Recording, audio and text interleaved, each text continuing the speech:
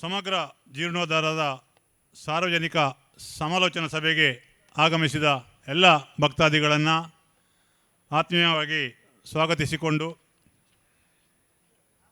ಈಗಾಗಲೇ ನಿಮಗೆಲ್ಲ ತಿಳಿದಿರುವಂತೆ ಪೆರಡೂರು ಶ್ರೀ ಅನಂತಪದ್ಮನಾಭ ದೇವಾಲಯವು ನಮ್ಮ ಈ ಭಾಗದ ಬಹಳಷ್ಟು ಪುರಾತನ ದೇಗುಲವಾಗಿದ್ದು, ಇತಿಹಾಸದ ಪುರಾವೆಗಳ ಪ್ರಕಾರ ಸುಮಾರು 1200 ವರ್ಷಗಳ ಇತಿಹಾಸವನ್ನು ಹೊಂದಿರುವಂತಹ ದೇವಳವಾಗಿರುತ್ತದೆ. ಅದೇ ರೀತಿ ನಮ್ಮ ದಾಖಲೆಗಳ ಪ್ರಕಾರ ಸುಮಾರು 550 ವರ್ಷಗಳ ಹಿಂದೆ ಈ ದೇವಳವು ಸಮಗ್ರ ಜೀರ್ಣೋದ್ಧಾರದ ಬಗ್ಗೆ ಪುರಾವೆಗಳು ಲಭಿಸುತ್ತವೆ. ಅದೇ ರೀತಿ ಬಹುಶಃ ನಮ್ಮ ಈ ಭಾಗದಲ್ಲಿ 200 ವರ್ಷಗಳ ಹಿಂದೆ ಯಾವುದಾದ್ರೂ ದೇವಾಲಯ ಒಂದು ಇಲಾಖೆಯಿಂದ, ನಮ್ಮ ಸರ್ಕಾರದಿಂದ ಅದು ಎಂಡೋಮೆಂಟಿಗೆ ಸೇರಬೇಕಾದ್ರೆ 200 ವರ್ಷಗಳ ಹಿಂದೆ ನಮ್ಮ ಇಂಗ್ಲೀಷರ ಆಡಳಿತದಲ್ಲಿ ಬಹುಶಃ ಆ ಸಮಯದಲ್ಲಿ ನಮ್ಮ ಪೆರಡೂರು ಶ್ರೀ ಅನಂತಪದ್ಮನಾಭ ದೇವಸ್ಥಾನವು ಧಾರ್ಮಿಕ ಮತ್ತು ದತ್ತಿ ಇಲಾಖೆಗೆ ನೋಂದಾಯಿಸಲ್ಪಟ್ಟಿತ್ತು. ಅಂದರೆ ಆ ಸಮಯದಲ್ಲಿ ಕೂಡ ಪೆರಡೂರು ದೇವಳಕ್ಕೆ ಭಾಳಷ್ಟು ಆದಾಯ ಇದ್ದ ಒಂದು ರೀತಿ ಕಂಡುಬರ್ತದೆ. ಆದರೆ 550 ವರ್ಷಗಳ ನಂತರ ಬಹುಶಃ ಇಷ್ಟು ದೀರ್ಘ ವರ್ಷದಲ್ಲಿ ಇದುವರೆಗೆ ಮತ್ತೊಮ್ಮೆ ಒಂದು ಸಂಪೂರ್ಣ ಜೀರ್ಣೋದ್ಧಾರವಾದ ಬಗ್ಗೆ ಯಾವುದೇ ಪುರಾವೆಗಳಿರುವುದಿಲ್ಲ. ಭಾಳಷ್ಟು ಸಲ ಅಲ್ಲಿ ಭಾಗವಾಗಿ ಭಾಗಶಃ ಎಲ್ಲೆಲ್ಲಿ ಯಾವ ಭಾಗದಲ್ಲಿ ತುರ್ತು ಅಗತ್ಯವಿದ್ದಂಥ ಸಂದರ್ಭದಲ್ಲಿ ಆ ಭಾಗದಲ್ಲಿ ಜೀರ್ಣೋದ್ಧಾರವನ್ನು ಮಾಡಿಕೊಂಡು ಆ ಬಳಿಕ ಬ್ರಹ್ಮಕಲಶೋತ್ಸವಗಳನ್ನು ನಡೆಸಿಕೊಂಡು ದೇವಳವು ಮುಂದೆ ಬಂದಿರುತ್ತದೆ. ಅದೇ ರೀತಿ 2003ನೇ ಇಸವಿಯಲ್ಲಿ ಇಲ್ಲಿ ಮತ್ತೊಮ್ಮೆ ಸಮಗ್ರ ಬ್ರಹ್ಮಕಲಶವಾಗಿರುತ್ತದೆ. ಆದರೆ ಯಾವುದೇ ರೀತಿಯ ದೊಡ್ಡ ಮಟ್ಟದ ಜೀರ್ಣೋದ್ಧಾರವಾಗಿರುವುದಿಲ್ಲ. ಬಹಳ ವರ್ಷಗಳಿಂದ ಈ ಭಾಗದ ಈ ದೇವರ ಭಕ್ತಾದಿಗಳ ಒಂದು ಬಹಳ ದೊಡ್ಡ ಬೇಡಿಕೆ, ಈ ದೇವಳವು ಸಮಗ್ರ ಜೀರ್ಣೋದ್ಧಾರ ಆಗಬೇಕೆಂದು ಭಾಳಷ್ಟು ಜನ ಒತ್ತಾಯ ಮಾಡ್ತಾಯಿದ್ರು, ದೇವರಲ್ಲಿ ಬೇಡಿಕೊಳ್ತಾ ಇದ್ದರು. ಆದರೆ ಅದಕ್ಕೆ ಸರಿಯಾದ ಸಮಯ ಕೂಡಿ ಬಂದಿರಲಿಲ್ಲ. ಈಗ ಬಹುಶಃ ಈ ವರ್ಷ ಈ ಒಂದು ದೇವಳದ ಸಮಗ್ರ ಜೀರ್ಣೋದ್ಧಾರ ಮಾಡಬೇಕೆಂಬ ಉದ್ದೇಶದಿಂದ ನಮ್ಮ ಈಗ ವ್ಯವಸ್ಥೆಯಲ್ಲಿರುವಂಥ ವ್ಯವಸ್ಥಾಪನಾ ಸಮಿತಿಯವರು ಒಂದು ಜೀರ್ಣೋದ್ಧಾರ ಸಮಿತಿಯನ್ನು, 20 ಜನರ ಜೀರ್ಣೋದ್ಧಾರ ಸಮಿತಿಯನ್ನು ಅವರದನ್ನು ಕಳಿಸಿಕೊಟ್ಟು ಸರ್ಕಾರಕ್ಕೆ ಇಂಥವರನ್ನು ಜೀರ್ಣೋದ್ಧಾರ ಸಮಿತಿಯನ್ನು ಮಾಡಬಹುದು ಎನ್ನುವ ಒಂದು ಇದರ ಪ್ರಕಾರ ಸರ್ಕಾರವು, ನಮ್ಮ ಧಾರ್ಮಿಕ ಮತ್ತು ದತ್ತಿ ಇಲಾಖೆಯು 20 ಜನರ ಜೀರ್ಣೋದ್ಧಾರ ಸಮಿತಿಯನ್ನು ರಚಿಸಿದೆ. 2003ನೇ ಇಸವಿಯಲ್ಲಿ ಯಾವ ಒಂದು ಬ್ರಹ್ಮಕಲಶವಾಗಿತ್ತ ಆ ಸಂದರ್ಭದಲ್ಲಿ ಆ ಬ್ರಹ್ಮಕಲಶದ ಅಧ್ಯಕ್ಷತೆಯನ್ನು ವಹಿಸಿರುವಂಥ ಹಾಗೂ ನಮ್ಮ ಪೆರಡೂರಿನಲ್ಲಿ ಸುಮಾರು 50 ವರ್ಷಗಳಿಂದ ಬೇರೆ ಬೇರೆ ಒಂದು ಇದರಲ್ಲಿರ್ಬೋದು, ಕ್ಷೇತ್ರಗಳಲ್ಲಿರ್ಬೋದು, ಎಲ್ಲ ಕ್ಷೇತ್ರಗಳಲ್ಲಿ ತನ್ನನ್ನು ತಾನು ತೊಡಗಿಸಿಕೊಂಡು ಈ ಒಂದು ದೇವಸ್ಥಾನದ ಅಭಿವೃದ್ಧಿಯಲ್ಲಿ ಕೂಡ ತನ್ನ ಕೊಡುಗೆಯನ್ನು ನೀಡಿರುವಂತಹ ಹಿರಿಯರಾದ ಶ್ರೀಯುತ ಶಾಂತಾರಾಮ್ ಸೂಡ್ರವರ ಅಧ್ಯಕ್ಷತೆಯಲ್ಲಿ ಈ ಒಂದು ಜೀರ್ಣೋದ್ಧಾರ ಸಮಿತಿಯನ್ನು ರಚಿಸಲಾಗಿದೆ. ಆ ಪ್ರಕಾರವಾಗಿ ಈ ಜೀರ್ಣೋದ್ಧಾರ ಸಮಿತಿ ಕಾರ್ಯರೂಪಕ್ಕೆ ಬಂದ ನಂತರದಲ್ಲಿ ಇಲಾಖೆಯಲ್ಲಿ ಯಾವುದೇ ಇಲಾಖೆ ಆದೇಶ ಇಲ್ಲದೆ ಯಾವುದೇ ಕೆಲಸ ಮಾಡುವಾಗಿಲ್ಲ. ಆದರೆ ಯಾವುದೇ ಕೆಲಸವನ್ನು ಕೈಗೆತ್ತಿಕೊಳ್ಳಬೇಕಾದ್ರೆ ಸಮಸ್ತ ಭಕ್ತರ ಒಂದು ಅಭಿಪ್ರಾಯವನ್ನು ಕ್ರೋಢೀಕರಿಸಿಕೊಂಡು, ಸಮಸ್ತ ಭಕ್ತರ ಒಂದು ಒಪ್ಪಿಗೆಯನ್ನು ಪಡೆದುಕೊಂಡು ಈ ಒಂದು ಸಮಗ್ರ ಜೀರ್ಣೋದ್ಧಾರಕ್ಕೆ ಕೈ ಹಾಕುವ ಆಲೋಚನೆಯನ್ನು ಜೀರ್ಣೋದ್ಧಾರ ಸಮಿತಿಯವರು ಮತ್ತು ವ್ಯವಸ್ಥಾಪನಾ ಸಮಿತಿಯವರು ಮಾಡಿದ್ದೇವೆ. ಆದ್ದರಿಂದ ಈ ದಿನ ನಮ್ಮ ದೇವಳದ ಎಲ್ಲ ತಂತ್ರಿಗಳ ಮುಂದಾಳತ್ವದಲ್ಲಿ, ಅವರ ಮಾರ್ಗದರ್ಶನದಲ್ಲಿ ಹಾಗೂ ನಮ್ಮ ಜೀರ್ಣೋದ್ಧಾರ ಸಮಿತಿಯ ಅಧ್ಯಕ್ಷರು ಹಾಗೂ ಎಲ್ಲ ಸದಸ್ಯರ ಒಂದು ಮುಖಂಡತ್ವದಲ್ಲಿ ಹಾಗೂ ವ್ಯವಸ್ಥಾಪನಾ ಸಮಿತಿಯ ಅಧ್ಯಕ್ಷರು ಮತ್ತು ಸದಸ್ಯರ ಮುಖಂಡತ್ವದಲ್ಲಿ ಈ ಒಂದು ಸಮಾಲೋಚನಾ ಸಭೆಯನ್ನು ಆಯೋಜಿಸಲಾಗಿದೆ. ಈ ಸಮಾಲೋಚನಾ ಸಭೆಯ ಅಧ್ಯಕ್ಷತೆಯನ್ನು ಜೀರ್ಣೋದ್ಧಾರ ಸಮಿತಿ ಅಧ್ಯಕ್ಷರಾದ ಶ್ರೀ ಕೆ ಶಾಂತಾರಾಮ್ ಸೂಡ್ರವರು ವಹಿಸಿಕೊಳ್ಬೇಕಾಗಿ ಅವರ ಹತ್ರ ಕೇಳಿಕೊಳ್ತಾ ಇದ್ದೇನೆ. ಅವರು ವೇದಿಕೆಗೆ ಬರಬೇಕು. ಅದೇ ರೀತಿ ಈ ಒಂದು ಜೀರ್ಣೋದ್ಧಾರ ಸಮಿತಿಯ ಗೌರವಾಧ್ಯಕ್ಷರುಗಳಾದ ಶ್ರೀ ಗುರ್ಮೆ ಸುರೇಶ್ ಶೆಟ್ಟಿ, ಶ್ರೀ ವಿನಯ್ ಕುಮಾರ್ ಸೊರಕೆ, ಶ್ರೀ ಲಾಲಾಜಿ ಆರ್ ಮೆಂಡರ್ರವರು, ಇವರು 3 ಜನ ಬರಬೇಕಿತ್ತು. ಅವರ ಕಾರ್ಯನಿಮಿತ್ತ ಇವತ್ತು ಬರಲಿಕ್ಕೆ ಆಗೋದಿಲ್ಲ, ನೀವು ಸಭೆಯನ್ನು ಮುಂದುವರಿಸಿ ಅಂತ ಹೇಳಿದ್ದಾರೆ. ಆದ್ದರಿಂದ ಇನ್ನೋರ್ವ ಗೌರವಾಧ್ಯಕ್ಷರಾದ ಶ್ರೀತಾ ಕೃಷ್ಣಾಡಿಗರವರು ನಮ್ಮ ವೇದಿಕೆಯಲ್ಲಿದ್ದಾರೆ. ಹಾಗೆ ವ್ಯವಸ್ಥಾಪನಾ ಸಮಿತಿ ಅಧ್ಯಕ್ಷರಾದ ಶ್ರೀಯುತ ಪ್ರಮೋದ್ ರೈ ಪಳ್ಳಾಜಿ ಅವರು ಕೂಡ ವೇದಿಕೆಗೆ ಬರಬೇಕು. ಅದೇ ರೀತಿ ದೇವಳದ ತಂತ್ರಿಗಳಾದ ಶ್ರೀ ಕೆ ಜಿ ವಿಠ್ಠಲ್ ತಂತ್ರಿ ಕೊರಂಗ್ರಪಾಡಿ ಹಾಗೂ ಶ್ರೀಯುತ ಕುಮಾರಗುರು ತಂತ್ರಿ ಕೊರಂಗ್ರಪಾಡಿ ಹಾಗೂ ನಮ್ಮ ವಾಸ್ತು ತಜ್ಞರಾದ ಸುಬ್ರಹ್ಮಣ್ಯ ಭಟ್ರು ಗುಂಡಿಬೈಲಿ ಇವರು ಕೂಡ ವೇದಿಕೆಗೆ ಬರಬೇಕು ಅವರ ಕೇಳಿಕೊಳ್ಳುತ್ತಾ, ಜೀರ್ಣೋದ್ಧಾರ ಸಮಿತಿ ಎಲ್ಲ ಸದಸ್ಯರುಗಳು ದಯವಿಟ್ಟು ವೇದಿಕೆಗೆ ಬರಬೇಕು. ಹಾಗೆ ವ್ಯವಸ್ಥಾಪನಾ ಸಮಿತಿ ಎಲ್ಲ ಸದಸ್ಯರುಗಳು ಕೂಡ ವೇದಿಕೆಗೆ ಬರಬೇಕು.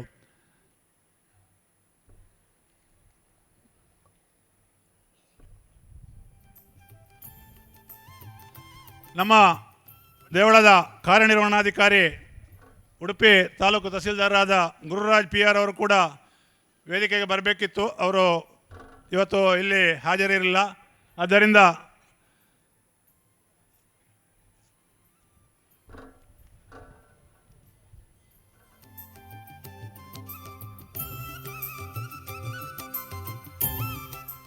ಶ್ರೀಯುತ ಚನ್ನಕೇಶವ ಭಟ್ ಅವರು, ದೇವಸ್ಥಾನದ ವ್ಯವಸ್ಥಾಪಕರು ಚನ್ನಕೇಶವ ಭಟ್ ಅವರು ದಯವಿಟ್ಟು ವೇದಿಕೆಗೆ ಬರಬೇಕಾಗಿ ಕೇಳಿಕೊಳ್ತಾ ಇದ್ದೇನೆ.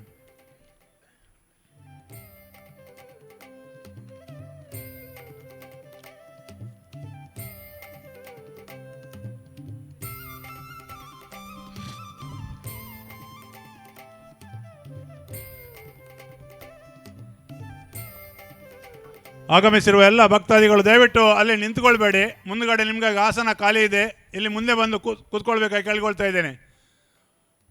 ಮುಂದೆ ಬನ್ನಿ, ದಯವಿಟ್ಟು ಮುಂದೆ ಬಂದು ನೀನು ಕೂತ್ಕೊಳ್ಳಿ. ಇಲ್ಲಿ ಬೇಕಾದಷ್ಟು ಆಸನ ಖಾಲಿ ಇದೆ, ಮುಂದಕ್ಕೆ ಬಂದು ಕೂತ್ಕೊಳ್ಬೇಕು. ಅಲ್ಲಿ ಹಿಂದೆ ಇರುವ ನಮ್ಮ ಸ್ವಾಗತ ಸಮಿತಿ ಸದಸ್ಯರುಗಳು ಅಥವಾ ದೇವಸ್ಥಾನದ ಕಾರ್ಯಕರ್ತರು ದಯವಿಟ್ಟು ಅವರನ್ನೆಲ್ಲ ಮುಂದೆ ಕಳಿಸಿ. ಇಲ್ಲಿ ಕೂತ್ಕೊಳ್ಳಿಕ್ಕೆ ಜಾಗ ಇದೆ, ಅವರನ್ನು ಮುಂದೆ ಕಳಿಸ್ಬೇಕು ಕೇಳ್ಕೊಳ್ತೇನೆ. ಈಗ ಕಾರ್ಯಕ್ರಮದ ಆರಂಭದಲ್ಲಿ ಪ್ರಾರ್ಥನೆ ಕುಮಾರಿ ಸುಚೇತಾ ಭಟ್ ಇವರಿಂದ.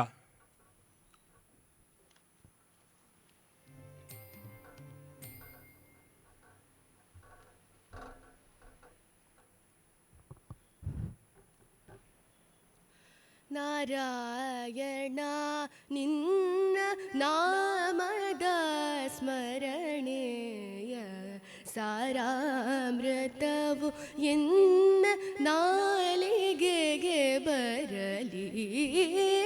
ನಾರಾಯಣ ನಿನ್ನ ನಾಮದ ಸ್ಮರಣೆಯ ಸಾರಾಮೃತವು ಎನ್ನ ನಾಲಿಗೆಗೆ ಬರಲಿ. ನಾರಾಯಣ ಕಷ್ಟದಲ್ಲಿರಲಿ ಉತ್ಕೃಷ್ಟದಲ್ಲಿರಲಿ ಎಷ್ಟಾದರೂ ಮತಿಗೆಟ್ಟಿರಲಿ. ಕಷ್ಟದಲ್ಲಿರಲಿ ಉತ್ಕೃಷ್ಟದಲ್ಲಿರಲಿ ಎಷ್ಟಾದರೂ ಮತಿಗೆಟ್ಟಿರಲಿ. ಕೃಷ್ಣ ಕೃಷ್ಣ ಎಂದು ಶಿಷ್ಟರು ಪೇಳುವ, ಕೃಷ್ಣ ಕೃಷ್ಣ ಎಂದು ಶಿಷ್ಟರು ಪೇಳುವ ಅಷ್ಟಾಕ್ಷರ ಮಹಾ ಮಂತ್ರದ ನಾಮವ. ನಾರಾಯಣ ನಿನ್ನ ನಾಮದ ಸ್ಮರಣೆಯ ಸಾರಾಮೃತವು ಇನ್ನ ನಾಲಿಗೆಗೆ ಬರಲಿ. ನಾರಾಯಣ ನಾರಾಯಣ ನಾರಾಯಣ. ಧನ್ಯವಾದ.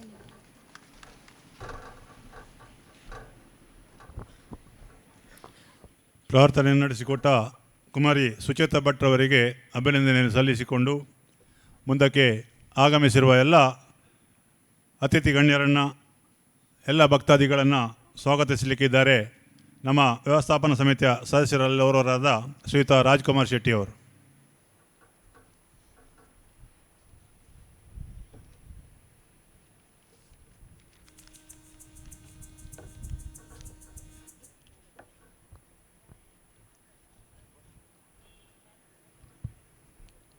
ಕ್ಷೇತ್ರಸ್ವಾಮಿ ಅನಂತ ಪದ್ಮನಾಭನ ಭಕ್ತಿಪೂರ್ವಕವಾಗಿ ನೆನೆಸಿಕೊಳ್ಳುತ್ತಾ ವೇದಿಕೆಯಲ್ಲಿರುವ ತಂತ್ರಿವರ್ಯರೇ, ವಾಸ್ತುತಜ್ಞರೇ, ಅರ್ಚಕರೇ, ವ್ಯವಸ್ಥಾಪನಾ ಸಮಿತಿಯ ಅಧ್ಯಕ್ಷರೇ, ಜೀರ್ಣೋದ್ಧಾರ ಸಮಿತಿಯ ಅಧ್ಯಕ್ಷರೇ ಹಾಗೂ ಎಲ್ಲ ಜೀರ್ಣೋದ್ಧಾರ ಸಮಿತಿಯ ಸದಸ್ಯರೇ, ವ್ಯವಸ್ಥಾಪನಾ ಸಮಿತಿಯ ಸದಸ್ಯರೇ ಹಾಗೂ ಎಲ್ಲ ಅನಂತ ಪದ್ಮನಾಭನ ಭಕ್ತರೇ, ಕಳೆದ ಮೇ ತಿಂಗಳಲ್ಲಿ ಉದಯವಾಣಿ ಪೇಪರ್ ಅವರು ಒಂದು ರಿಪೋರ್ಟ್ ಮಾಡ್ತಾರೆ. ಏನಂದರೆ, ಈ ನಗಾರಿ ಗೋಪುರವನ್ನು ಕೂಡಲೇ ತೆರವು ಮಾಡದೇ ಇದ್ದರೆ ಇದು ಭಾಳ ಅಪಾಯದಲ್ಲಿದೆ ಅಂತ ಒಂದು ರಿಪೋರ್ಟ್ ಮಾಡ್ತಾರೆ. ಅದು ಆಗಿನ ಡಿ ಸಿ ಅವರಿಗೆ ಗೊತ್ತಾಗಿ ಕೂಡಲೇ ಅದಕ್ಕೆ PW ಅವ್ರನ್ನ ಕಟ್ಟಡ ಪರಿಶೀಲನೆಗೆ ಕಳಿಸಿಕೊಡ್ತಾರೆ. ಆದರೆ ಆ ಕಟ್ಟಡ ಪರಿಶೀಲನೆ ನೋಡಿದ PW ಅವರು ತಕ್ಷಣವೇ ಅದನ್ನು ತೆರವು ಮಾಡಬೇಕು, ಇಲ್ಲಾದರೆ ಭಕ್ತರಿಗೆ ಅಪಾಯ ಇದೆ ಅಂತ ರಿಪೋರ್ಟನ್ನು DC ಅವರಿಗೆ ಮಾಡ್ತಾರೆ. DC ಅವರು ನಮ್ಮ ವ್ಯವಸ್ಥಾಪನಾ ಸಮಿತಿಯವರಿಗೆ ಒಂದು ಆದೇಶವನ್ನು ಮಾಡ್ತಾರೆ. ಅದರ ಮೊದಲು ನಾವು ಅವರಿಗೆ ಒಂದು ಮನವಿಯನ್ನು ಕೊಟ್ಟಿತ್ತು. ಅದನ್ನು ತೆರವು ಮಾಡಲಿಕ್ಕೆ ಮತ್ತು ಪುನಃ ಕಟ್ಟಲಿಕ್ಕೆ ನಾವು 2 ಮನವಿಯನ್ನು ಅರ್ಜಿಯನ್ನು ಅವ್ರಿಗೆ ಕೊಟ್ಟಿತ್ತು. ಅವರು ಕೂಡಲೇ ತೆರವು ಮಾಡಲಿಕ್ಕೆ ನಮಗೆ ಪರ್ಮಿಷನನ್ನು ಕೊಟ್ಟು ನಾವು ಕಟ್ಟುವ ಪರ್ಮಿಷನನ್ನು ಸರ್ಕಾರಕ್ಕೆ ಕಳಿಸ್ತಾರೆ. ತದನಂತರ ನಾವು ಆಗಲೂ ಇದೇ ರೀತಿ ಸಮಾಲೋಚನಾ ಸಭೆಯನ್ನು ಕರೆದಿತ್ತು. ಈ ಕಟ್ಟಡವನ್ನು ತೆಗೆಯುವಾಗ ಯಾಕಂದರೆ ದೇವಸ್ಥಾನ ಊರಿದ್ದು ನಾವು ಇಲ್ಲಿ ಈಗ ಒಂದು ನಾಮಕಾವಸ್ಥೆಯಲ್ಲಿ ಕೆಲಸ ಮಾಡ್ತೇವಿದ್ದೆ ಅಂದರೆ ದೇವಸ್ಥಾನ ಊರಿದ್ದು. ಆಗಲೂ ಊರಿನ ಜನರನ್ನು ನಾವು ಕರೆದು ಎಲ್ಲರ ಒಪ್ಪಿಗೆ ತೆಗೆದು ಅದನ್ನು ಕೇವಲ 6 ದಿವಸದಲ್ಲಿ ತೆರವು ಮಾಡಿದ್ದೇವೆ. ತೆರವು ಮಾಡಿದ್ದೆ ಅಂದರೆ ಭಕ್ತರು ನಾವಲ್ಲ, ಭಕ್ತರು ಎಲ್ಲ ಸೇರಿ ಎಲ್ಲ ಸಂಘ ಸಂಸ್ಥೆಯವರು, ಜಾತಿ ಸಂಘದವರು ಮತ್ತು ಅನಂತ ಪದ್ಮನಾಭನ ಎಲ್ಲ ಭಕ್ತರು ಸೇರಿ 6 ದಿನದಲ್ಲಿ ಅದನ್ನು ತೆರವುಗೊಳಿಸಿದ್ದಾರೆ. ತದನಂತರ ನಾವು ಜುಲೈ 3ಕ್ಕೆ ಭಾಳ ವಿಜೃಂಭಣೆಯಿಂದ ಇಲ್ಲಿ ಶಿಲಾನ್ಯಾಸ ಕಾರ್ಯಕ್ರಮವನ್ನು ಮಾಡಿದ್ದೆವು. ನೀವೆಲ್ಲ ಅದಕ್ಕೆ ಸಾಕ್ಷಿಯಾಗಿದ್ದೀರಿ. ಭಾಳ ಒಳ್ಳೆಯ ರೀತಿಯಲ್ಲಿ ಶಿಲಾನ್ಯಾಸ ಕಾರ್ಯಕ್ರಮ ಆದಿ. ಆಮೇಲೆ ನಮ್ಮ ನಗಾರಿ ಗೋಪುರದ ಫೌಂಡೇಶನ್ ಕೆಲಸವನ್ನು ಜಡಿಮಳೆಯಲ್ಲಿಯೂ ನಾವು ನೆರವೇರಿಸಿದ್ದೇವೆ. ಆಗ ಏನೋ ಪದ್ಮನಾಭನಿಗೆ ಟೈಮ್ ಒಳ್ಳೆಯದಿಲ್ವೋ ಏನೋ ಅಲ್ಲಿಗೆ ಕೆಲಸ ಸ್ಥಗಿತವಾಯಿತು. ಆ ನಂತರ ನಾವು ಆಗಸ್ಟ್ ತಿಂಗಳಲ್ಲಿ ಅಷ್ಟಮಂಗಲ ಪ್ರಶ್ನೆಯಲ್ಲಿ ತೋರಿದ ಎಲ್ಲ ಪ್ರಾಯಶ್ಚಿತ್ತಗಳನ್ನು ಕುಮಾರಗುರು ತಂತ್ರಿಗಳ ಮಾರ್ಗದರ್ಶನದಲ್ಲಿ ಹಾಗೂ ರಘುಪ್ರಸಾದ್ ಅಡಿಗ ಅವರು ಸರದಿ ಅರ್ಚಕರು ಅವರ ಮುಂದಾಳತ್ವದಲ್ಲಿ ಎಲ್ಲ ಅದಕ್ಕೆ ಏನು ಪ್ರಾಯಶ್ಚಿತ್ತ ಏನು ಹೇಳಿದ್ದಾರೆ ಅದನ್ನು ಎಲ್ಲ ನಾವು ಪೂರೈಸಿ ಆಮೇಲೆ ಅಲ್ಲಿಗೆ ಒಂದು ಸರಿಯಾದ ಕೆಲಸ ಮುಗೀತು. ಮತ್ತೊಂದು 3-4 ತಿಂಗಳು ಹಾಗೆ ಇತ್ತು. ಆನಂತರ ಕೋರ್ಟಿನಲ್ಲಿ ಅದು ಇತ್ಯರ್ಥವಾಯಿತು ಕೇಸು. ಕೋರ್ಟಿನಲ್ಲಿ ಇತ್ಯರ್ಥ ಆದಮೇಲೆ ಸರ್ಕಾರದ ಒಂದು ಸುತ್ತೋಲೆ ಬಂತು. ಒಂದು ಜೀರ್ಣೋದ್ಧಾರ ಸಮಿತಿಯನ್ನು ವ್ಯವಸ್ಥಾಪನಾ ಸಮಿತಿಯವರು ಶಿಫಾರಸು ಮಾಡಿ ಕಳಿಸ್ಬೇಕು ಅಂತ. ನಾವು ಹಳೇದು ತೂಗಿ 20 ಜನರ ವ್ಯವಸ್ಥಾಪನಾ ಸಮಿತಿಯ ಅವರೇ ನಿರ್ಣಯ ಮಾಡಿ 20 ಜನರ ಒಂದು ಜೀರ್ಣೋದ್ಧಾರ ಸಮಿತಿಯನ್ನು ನಾವು ಸರ್ಕಾರಕ್ಕೆ ಕಳಿಸ್ತೇವೆ. ಅದು ಸರ್ಕಾರದಿಂದ ಆಯುಕ್ತರಿಗೆ ಬಂದು ಆಯುಕ್ತರು ಅದನ್ನು ಮಂಜೂರಾತಿ ಮಾಡಿ ಮಾರ್ಚ್ 6ನೇ ತಾರೀಕಿಗೆ ಆಗಿರ್ತದೆ.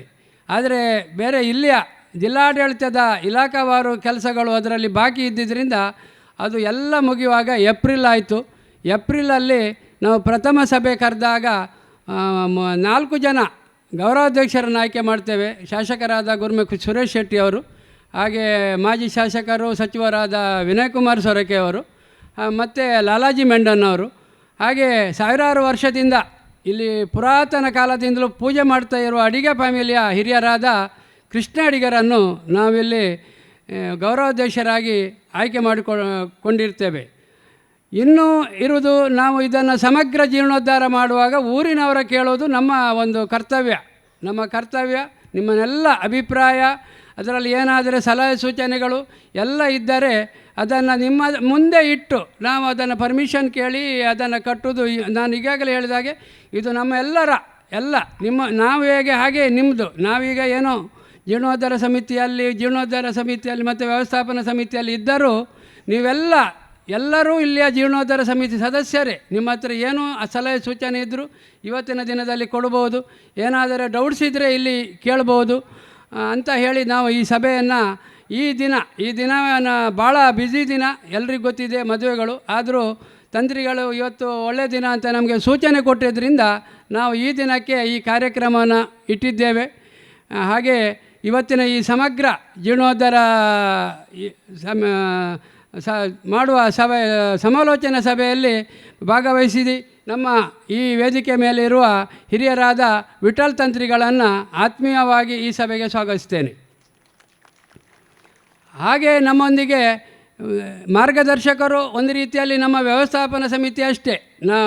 ಮತ್ತು ನಾವು ಏನೇ ಸಮಸ್ಯೆ ಇದ್ದರೂ ಕುಮಾರಗುರು ತಂತ್ರಿಗಳಲ್ಲಿಗೆ ಹೋಗಿ ತಿಳಿಸ್ತೇವೆ. ಏನು ತಲೆಬಿಸಿ ಮಾಡಬೇಡಿ, ಅದಕ್ಕೆ ಹಾಗೆ ಮಾಡುವ ಹೀಗೆ ಮಾಡುವ ಅಂತ ನಮಗೆ ಎಲ್ಲ ರೀತಿಯಲ್ಲಿಯೂ ಒಳ್ಳೆಯ ಒಂದು ಮಾರ್ಗದರ್ಶನ ಕೊಡ್ತಾ ಮುಂದಿನ ದಿನದಲ್ಲಿಯೂ ಅವರ ಸಹಕಾರವನ್ನು ಬೇಡುತ್ತಾ ನಾವು ಅವರನ್ನು ಮೊನ್ನೆ ಹೋಗಿ ಕರೆದಾಗ ಇಲ್ಲಿಗೆ ಆಗಮಿಸಿದ್ದಾರೆ. ಕುಮಾರಗುರು ತಂತ್ರಿಗಳನ್ನು ಆತ್ಮೀಯವಾಗಿ ಈ ಸಭೆಗೆ ಸ್ವಾಗತಿಸ್ತೇನೆ.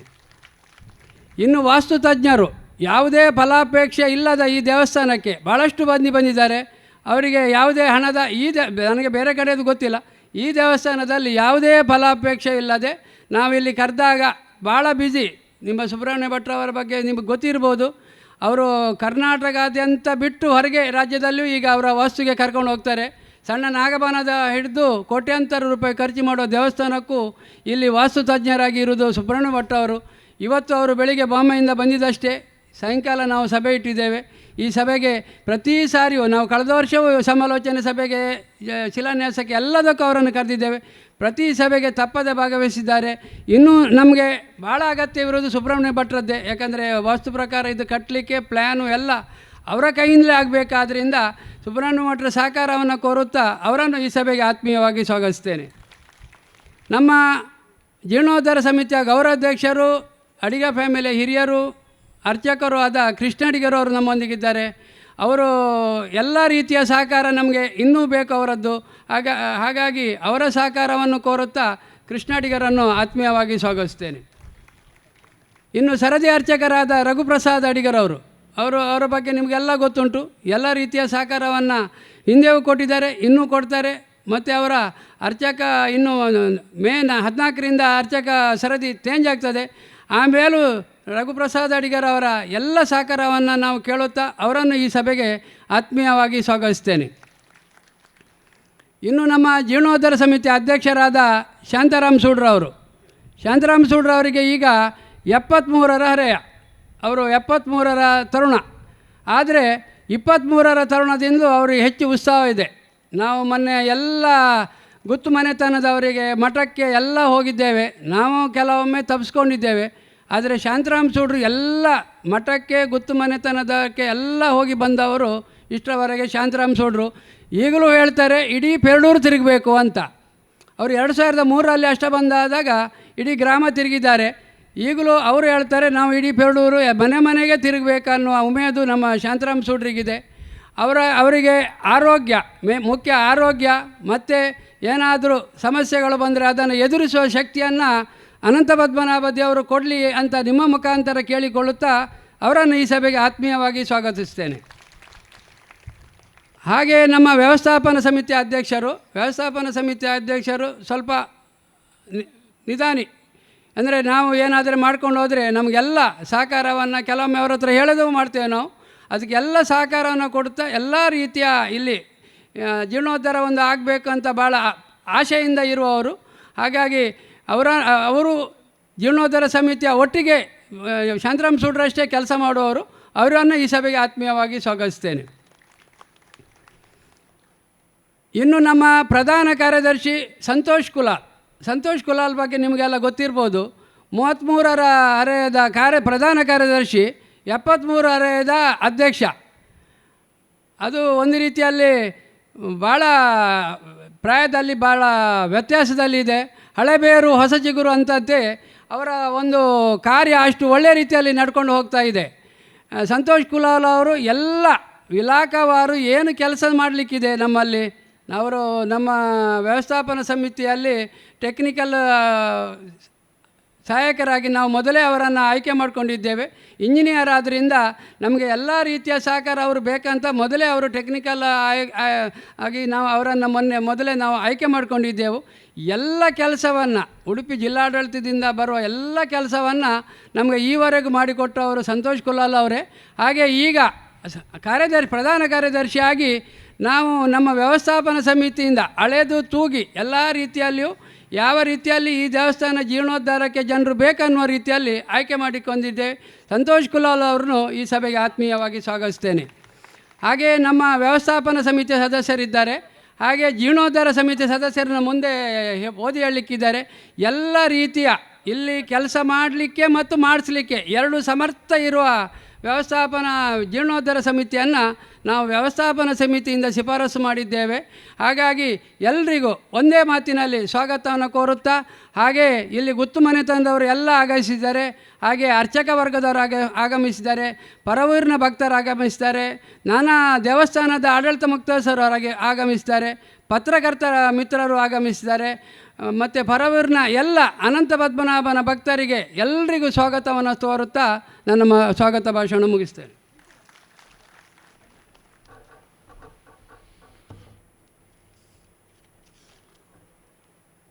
ಎಲ್ಲರನ್ನೂ ಆತ್ಮೀಯವಾಗಿ ಸ್ವಾಗತಿಸಿದ ಶ್ರೀಯುತ ರಾಜ್ಕುಮಾರ್ ಶೆಟ್ಟಿಯವರಿಗೆ ಕೂಡ ನಮ್ಮೆಲ್ಲರ ಪರವಾಗಿ ಹಾರ್ದಿಕವಾದ ಸ್ವಾಗತವನ್ನು ಬಯಸ್ತೇನೆ. ಹಾಗೆ ಆಗಮಿಸಿರುವ ನಮ್ಮ ಅತಿಥಿಗಳಿಗೆ ಪುಷ್ಪಗುಚ್ಛವನ್ನು ನೀಡಿ ಸ್ವಾಗತಿಸಬೇಕಾಗಿ ನಮ್ಮ ಜೀರ್ಣೋದ್ಧಾರ ಸಮಿತಿ ಅಧ್ಯಕ್ಷರಾದ ಶ್ರೀ ಕೆ ಶಾಂತರಾಮ್ ಸೂಡ್ರಲ್ಲಿ ಕೇಳಿಕೊಳ್ತೇನೆ. ಮೊದಲಾಗಿ ಹಿರಿಯರಾದ ಶ್ರೀ ವಿಠಲ್ ತಂತ್ರಿಗಳಿಗೆ ಪುಷ್ಪಗುಚ್ಛವನ್ನು ನೀಡಿ ಸ್ವಾಗತಿಸಬೇಕು ಕೇಳಿಕೊಳ್ತಾ ಇದ್ದೆ.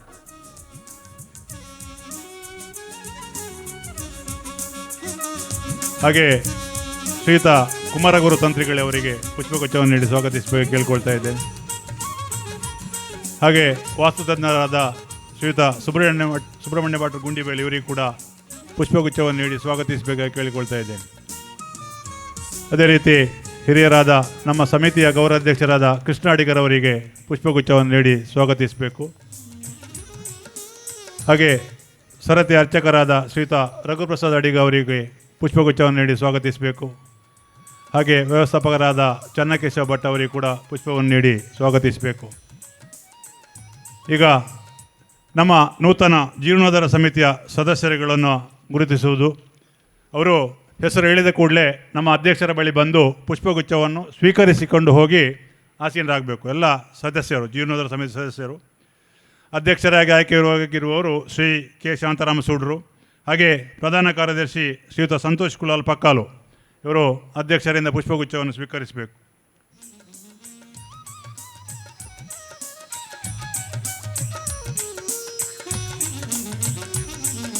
ವ್ಯವಸ್ಥಾಪನಾ ಸಮಿತಿ ಅಧ್ಯಕ್ಷರು ಮತ್ತು ಜೀರ್ಣೋದ್ಧಾರ ಸಮಿತಿ ಅಧ್ಯಕ್ಷರ ಜೊತೆಗೂಡಿ ಅವರನ್ನು ಗುರುತಿಸಬೇಕು. ಹಾಗೆ ಶಬರೀಶ್ ಸುವರ್ಣ, ಹಾಗೆ ಶ್ರೀ ರಮೇಶ್ ಪೂಜಾರಿ,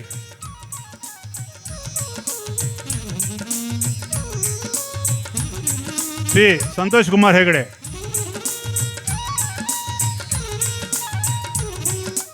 ಶ್ರೀ ರವೀಂದ್ರ ಬಂಡಿಯವರು,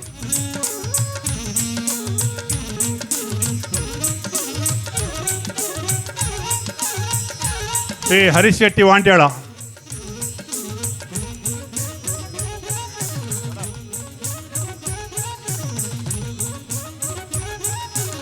ರಮೇಶ್ ಆಚಾರ್ಯ ಬುಕ್ಕಿಗುಡ್ಡೆ,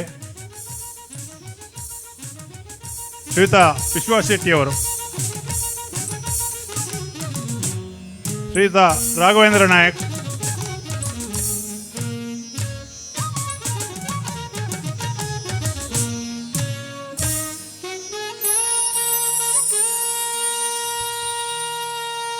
ಶ್ರೀ ಬಾಲಕೃಷ್ಣ ಶೆಟ್ಟಿ ಕುಕ್ಕುಂಜಾರು,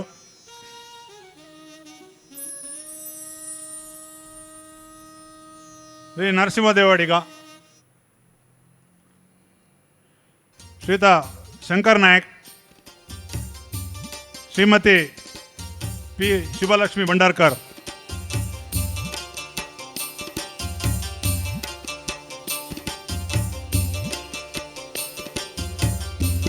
ಹಾಗೆ ಈ ಒಂದು ಸಮಿತಿಯಲ್ಲಿ ಪದನಿಮಿತ್ತ ಸದಸ್ಯರಾಗಿದ್ದಾರೆ ಶ್ರೀಯುತ ಪ್ರಮೋದ್ ರೈ ಪಳಜೆ ವ್ಯವಸ್ಥಾಪನಾ ಸಮಿತಿ ಅಧ್ಯಕ್ಷರು, ಹಾಗೆ ರಾಜ್ಕುಮಾರ್ ಶೆಟ್ಟಿಯವರು, ಹಾಗೆ ದಿನೇಶ್ ಪೂಜಾರಿಯವರು ಮತ್ತು ರಂಜಿತ್ ಪ್ರಭು.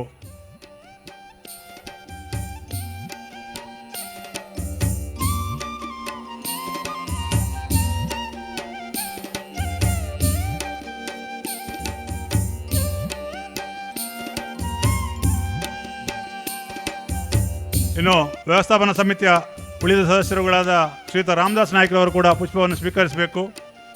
ಹಾಗೆ ಶ್ರೀಮತಿ ಲಲಿತಾಂಬ ಹಾಗೂ ಶ್ರೀಮತಿ ಶಾಂತಾ ಶೆಟ್ಟಿ ಹಾಗೂ ಶ್ರೀ ರಾಮಕುಲಾಲ್ ಇವರು ಕೂಡ ಅಧ್ಯಕ್ಷರಿಂದ ಪುಷ್ಪಗುಚ್ಛವನ್ನು ಸ್ವೀಕರಿಸಬೇಕು.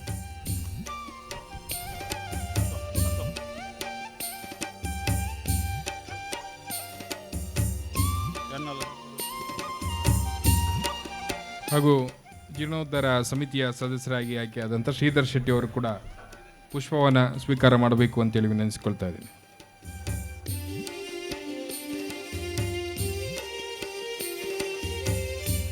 ಹಾಗೂ ನಿತ್ಯ ಸ್ವಾಗತ ಸಮಿತಿಯ ಅಧ್ಯಕ್ಷರಾದ ಸಂದೀಪ್ ಶೆಟ್ಟಿ ಅವರು ಕೂಡ ಒಂದು ಪುಷ್ಪವನ್ನು ಪಡ್ಕೊಳ್ಬೇಕಾಗಿ ವಿನಂತಿಸಿಕೊಳ್ತಾ ಇದ್ದೀನಿ.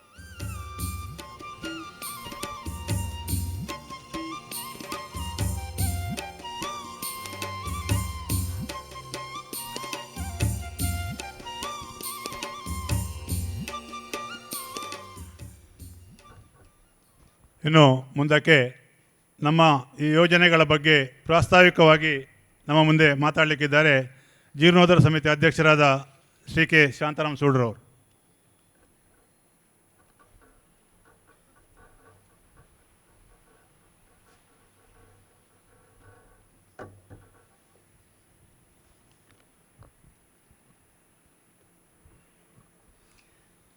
ವೇದಿಕೆಯಲ್ಲಿ ಉಪಸ್ಥಿತರಿರುವ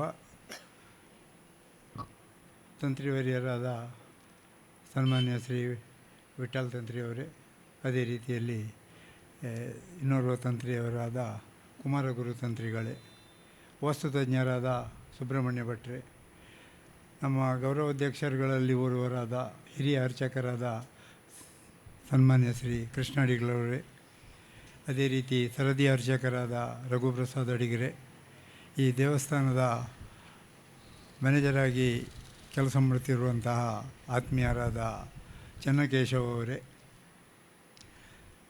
ವ್ಯವಸ್ಥಾಪನಾ ಸಮಿತಿಯ ಅಧ್ಯಕ್ಷರು ಆತ್ಮೀಯರಾದ ಪ್ರಮೋದ್ ರೈ ಅವರೇ, ಹಾಗೂ ಈ ವೇದಿಕೆಯಲ್ಲಿ ಉಪಸ್ಥಿತರಿರುವಂತಹ ಎಲ್ಲ ಜೀರ್ಣೋದ್ಧಾರ ಸಮಿತಿಯ ಸದಸ್ಯರುಗಳೇ, ವ್ಯವಸ್ಥಾಪನಾ ಸಮಿತಿಯ ಸದಸ್ಯರುಗಳೇ, ನೆರೆದಿರುವಂತಹ ಎಲ್ಲ ಭಕ್ತವೃಂದದವರೇ, ಬಹುಶಃ ಭಾಳಷ್ಟು ದೂರದಿಂದ ಐತಾಳರ ಸಹೋದರರು ಹುಬ್ಬಳ್ಳಿ ಧಾರವಾಡದಿಂದ ಈ ಕಾರ್ಯಕ್ರಮದಲ್ಲಿ ಇವತ್ತು ಭಾಗವಹಿಸಿದ್ದೇವೆ. ಅವರಿಗೆ ವಿಶೇಷವಾದ ಒಂದು ಕೃತಜ್ಞತೆಯನ್ನು ಅರ್ಪಿಸುವುದರೊಂದಿಗೆ ಹಿರಿಯರಾದ ರಾಮದಾಸ್ ಆಚಾರ್ಯರಿದ್ದಾರೆ, ನಟರಾಜ್ ಹೆಗಡೆಯವರಿದ್ದಾರೆ. ಹಾಗೆ ಎಲ್ಲರ ಹೆಸರನ್ನು ಹೇಳಲಿಕ್ಕೆ ಹೋಗೋದಿಲ್ಲ, ನಾನು ಹೇಳಿದರೆ ಬಹುಶಃ ಹೆಸರು ಹೇಳುವ ಕಾರ್ಯಕ್ರಮವೇ ದೊಡ್ಡದಾಗಬಹುದು. ಅದರಿಂದ ಇಲ್ಲಿ ನೆರೆದಿರುವಂಥ ಎಲ್ಲ ಪದ್ಮನಾಭನ ಭಕ್ತರುಗಳೇ, ಬಹುಶಃ ಭಾಳಷ್ಟು ಸಮಯದಿಂದ ಸುಮಾರು ಒಂದು 10-15 ವರ್ಷಗಳಿಂದ ಈ ದೇವಸ್ಥಾನದ ಜೀರ್ಣೋದ್ಧಾರ ಆಗಬೇಕು, ಸಮಗ್ರ ಜೀರ್ಣೋದ್ಧಾರ ಆಗಬೇಕನ್ನೋ ಒಂದು ಪರಿಕಲ್ಪನೆ ಬಹುಶಃ ಎಲ್ರಿಗೂ ಇತ್ತು. ಪೆರಡೂರಿನ ಜನತೆಗೆ ಮಾತ್ರ ಅಲ್ಲ, ಈ ದೇವಸ್ಥಾನದ ಅರ್ಚಕ ವರ್ಗ ಇರ್ಬೋದು, ತಂತ್ರಿಗಳವರು ಇರ್ಬೋದು, ಚಾಕರಿಯ ಭಾಳಷ್ಟು ಜನರಿದ್ದಾರೆ ಇಲ್ಲಿ. ಅದೇ ರೀತಿಯಲ್ಲಿ ಪರವೂರ ಪದ್ಮನಾಭನ ಭಕ್ತರು ಭಾಳಷ್ಟು ಲಕ್ಷಾಂತರ ಜನರಿದ್ದಾರೆ. ಇದೆಲ್ಲರ ಮನಸ್ಸಿನಲ್ಲಿಯೂ ಕ್ಷೇತ್ರ ಸ್ವಾಮಿಯ ಒಂದು ಜೀರ್ಣೋದ್ಧಾರ ಆಗಬೇಕು, ಅದು ಭಾಳಷ್ಟು ಅದ್ಧೂರಿಯಾಗಿ ಆಗಬೇಕು ಅನ್ನೋದು ಎಲ್ಲರ ಕನಸು, ನನ್ನಿಂದ ಹಿಡಿದು ಮತ್ತೆಲ್ಲರದ್ದು. ಆದರೆ ಹಲವಾರು ಕಾರಣಗಳಿಂದ ಅದು ಸ್ಥಗಿತಗೊಂಡು ಹಿಂದೆ ಹೋಗಿ ಎಲ್ರಿಗೂ ಹೆಚ್ಚಿನವರಿಗೆ ವಿಷಯ ಗೊತ್ತುಂಟು. ಆ ಬಗ್ಗೆ ನಾನು ಏನು ಚರ್ಚೆ ಮಾಡಲಿಕ್ಕೆ ಅಥವಾ ಅದರ ಬಗ್ಗೆ ಬಿಡಿಸಿ ಮಾತನಾಡಲಿಕ್ಕೆ ಹೋಗೋದಿಲ್ಲ. ಈಗ ಒಂದು ರೀತಿಯಲ್ಲಿ ಆ ಗಳಿಗೆ ಕೂಡಿ ಬಂದಿದೆ ಅಂತ ಹೇಳೋದು ನಮಗೆ ಈಗಿನ ಪರಿಸ್ಥಿತಿಯಲ್ಲಿ ಕಾಣುವಂತಹ ವಿಷಯ. ಬಹುಶಃ ವ್ಯವಸ್ಥಾಪನಾ ಸಮಿತಿ, ಹಿಂದಿನ ವ್ಯವಸ್ಥಾಪನಾ ಸಮಿತಿ ಮತ್ತು ಹಿಂದಿನ ಜೀರ್ಣೋದ್ಧಾರ ಸಮಿತಿಗಳು, ವ್ಯವಸ್ಥಾಪನಾ ಸಮಿತಿಯ ಸಮಯ ಮುಗಿದು ಅದು ಬರ್ಖಾಸ್ತಾದರೆ ಜೀರ್ಣೋದ್ಧಾರ ಸಮಿತಿ ಕೋರ್ಟ್ನಲ್ಲಿದ್ದರಿಂದ ಬಹುಶಃ ಬಹಳಷ್ಟು ಸಮಯ ಕೋರ್ಟ್ನ ವ್ಯವಹಾರಗಳು ನಡೆದು ಇತ್ತೀಚೆಗಷ್ಟೇ ಅದು ಬರ್ಖಾಸ್ತುಗೊಂಡು ಮಾನ್ಯ ಉಚ್ಚ ನ್ಯಾಯಾಲಯ ಅದನ್ನು ತೆಗೆದುಹಾಕಿತು. ಆ ನಂತರ ಸರ್ಕಾರಕ್ಕೆ ಇಲ್ಲಿಯ ಎಲ್ಲ ವಿಷಯಗಳು ತಿಳಿದ ಮೇಲೆ ಪುನಃ ಇಲ್ಲಿ ಧಾರ್ಮಿಕ ದತ್ತಿ ಇಲಾಖೆಯಿಂದ ಈ ದೇವಸ್ಥಾನದ ಜೀರ್ಣೋದ್ಧಾರ ಆಗುವುದರ ಬಗ್ಗೆ ಈಗ ಇರುವಂತಹ ವ್ಯವಸ್ಥಾಪನಾ ಸಮಿತಿಯವರಿಗೆ ಒಂದು ಆದೇಶವನ್ನು ಕೊಡ್ತಾರೆ. ಆದಷ್ಟು ಶೀಘ್ರದಲ್ಲಿ ನೀವು ಜೀರ್ಣೋದ್ಧಾರ ಸಮಿತಿಯ ರಚನೆಯನ್ನು ಮಾಡಬೇಕಂತ ಹೇಳುವ ಒಂದು ಸುತ್ತೋಲೆ ಬಂದದ್ರಿಂದ ವ್ಯವಸ್ಥಾಪನಾ ಸಮಿತಿಯವರು ಭಾಳಷ್ಟು ಜನರ ಹತ್ರ ಚರ್ಚಿಸಿ ಒಂದು ಬಹಳ ಸಮತೋಲಿತ ವ್ಯವಸ್ಥಾಪನಾ ಸಮಿತಿಯವರು ರಚಿಸಿದಂತಹ ಒಂದು ಜೀರ್ಣೋದ್ಧಾರ ಸಮಿತಿ ಏನುಂಟು ಅದು ಬಹಳ ಸಮತೋಲಿತ ಒಂದು ಸಮಿತಿಯಾಗಿದೆ ಅಂಥೇಳಿ ನನ್ನ ಮನಸ್ಸು ಹೇಳ್ತದೆ. ಬಹುಶಃ ನನ್ನನ್ನು ಅಧ್ಯಕ್ಷನಾಗಿ ಆಯ್ಕೆ ಮಾಡಿದ್ದಕ್ಕೆ ನಾನು ವ್ಯವಸ್ಥಾಪನಾ ಸಮಿತಿ, ತಂತ್ರಿ ವರ್ಗದವರು, ಅರ್ಚಕ ವರ್ಗದವರು ಹಾಗೂ ಇಡೀ ಪದ್ಮನಾಭನ ಭಕ್ತ ಸಮೂಹಕ್ಕೆ ಚಿರಋಣಿಯಾಗಿದ್ದೇನೆ. ಬಹುಶಃ ಇದು ನನ್ನ ತಾಕತ್ತಿಗೆ ಮೀರಿದಂಥ ವಿಷಯ. ಒಂದು ದೇವಸ್ಥಾನದ ಜೀರ್ಣೋದ್ಧಾರ ಸಮಿತಿಯ ಅಧ್ಯಕ್ಷನಾಗುವುದು ಬಹುಶಃ ಅಷ್ಟು ಸುಲಭದ ವಿಷಯವೂ ಅಲ್ಲ, ಅಷ್ಟು ನನಗದಕ್ಕೆ ಸರಿಯಾದ ಶಬ್ದ ಸಿಗ್ತಾ ಇಲ್ಲ. ಬಹುಶಃ ಇದಕ್ಕಿಂತ ನನ್ನಿಂದ ಹೆಚ್ಚು ಸಮರ್ಥರು ಈ ಊರಿನಲ್ಲಿ ಖಂಡಿತವಾಗಿಯೂ ಇದ್ದಾರೆ. ಆದರೆ ಅದು ಏನೋ ಯೋಗ ನನಗೆ ಆ ಅವಕಾಶ ಬಂದಿದೆ. ಬಹುಶಃ ಸುಮಾರು 2003ರಲ್ಲಿ ಇಲ್ಲಿ ಅಷ್ಟಬಂಧ ಬ್ರಹ್ಮಕಲಶ ಆಗಿತ್ತು. ಆಗ ಭಾಳಷ್ಟು ಹೆಚ್ಚಿನವರೆಲ್ಲ ಚಿಕ್ಕವರಿದ್ದರು. ಆಗ ನಮಗೆ ಸ್ವಲ್ಪ ಹುಡುಗಾಟಿಕೆ ಇತ್ತು, ಭಾಳ ಉಮೇದು ಕೂಡ ಇತ್ತು. ಬಹುಶಃ ನನ್ನೊಟ್ಟಿಗೆ ಕಾರ್ಯದರ್ಶಿಯಾಗಿ ಇವತ್ತು ನಮ್ಮೊಟ್ಟಿಗೆ ಇಲ್ಲದಿದ್ದರೂ ಕೂಡ ನನ್ನ ಗುರುಗಳಾದ ರಾಮಚಂದ್ರ ಐತಾಳ್ರವರು ಕಾರ್ಯದರ್ಶಿಯಾಗಿ, ಮುದ್ದಣ್ಣ ಸೋಮಯ್ಯಜಿಯವರು ನನಗೆ ಖಜಾಂಜಿಯಾಗಿ ಕೆಲಸ ಮಾಡಿದ್ದು ಇವತ್ತಿಗೂ ನೆನಪುಂಟು. ಆಗ ಬಹುಶಃ ಸರದಿ ಅರ್ಚಕರಾದ ರಾಘವೇಂದ್ರ ಅಡಿಗರವರು ಆ ಪೂಜೆಯ ಜವಾಬ್ದಾರಿಯನ್ನು ವಹಿಸಿಕೊಂಡಿದ್ದರು. ಭಾಳಷ್ಟು ಅದ್ದೂರಿಯಾಗಿ ಬಹುಶಃ ಆ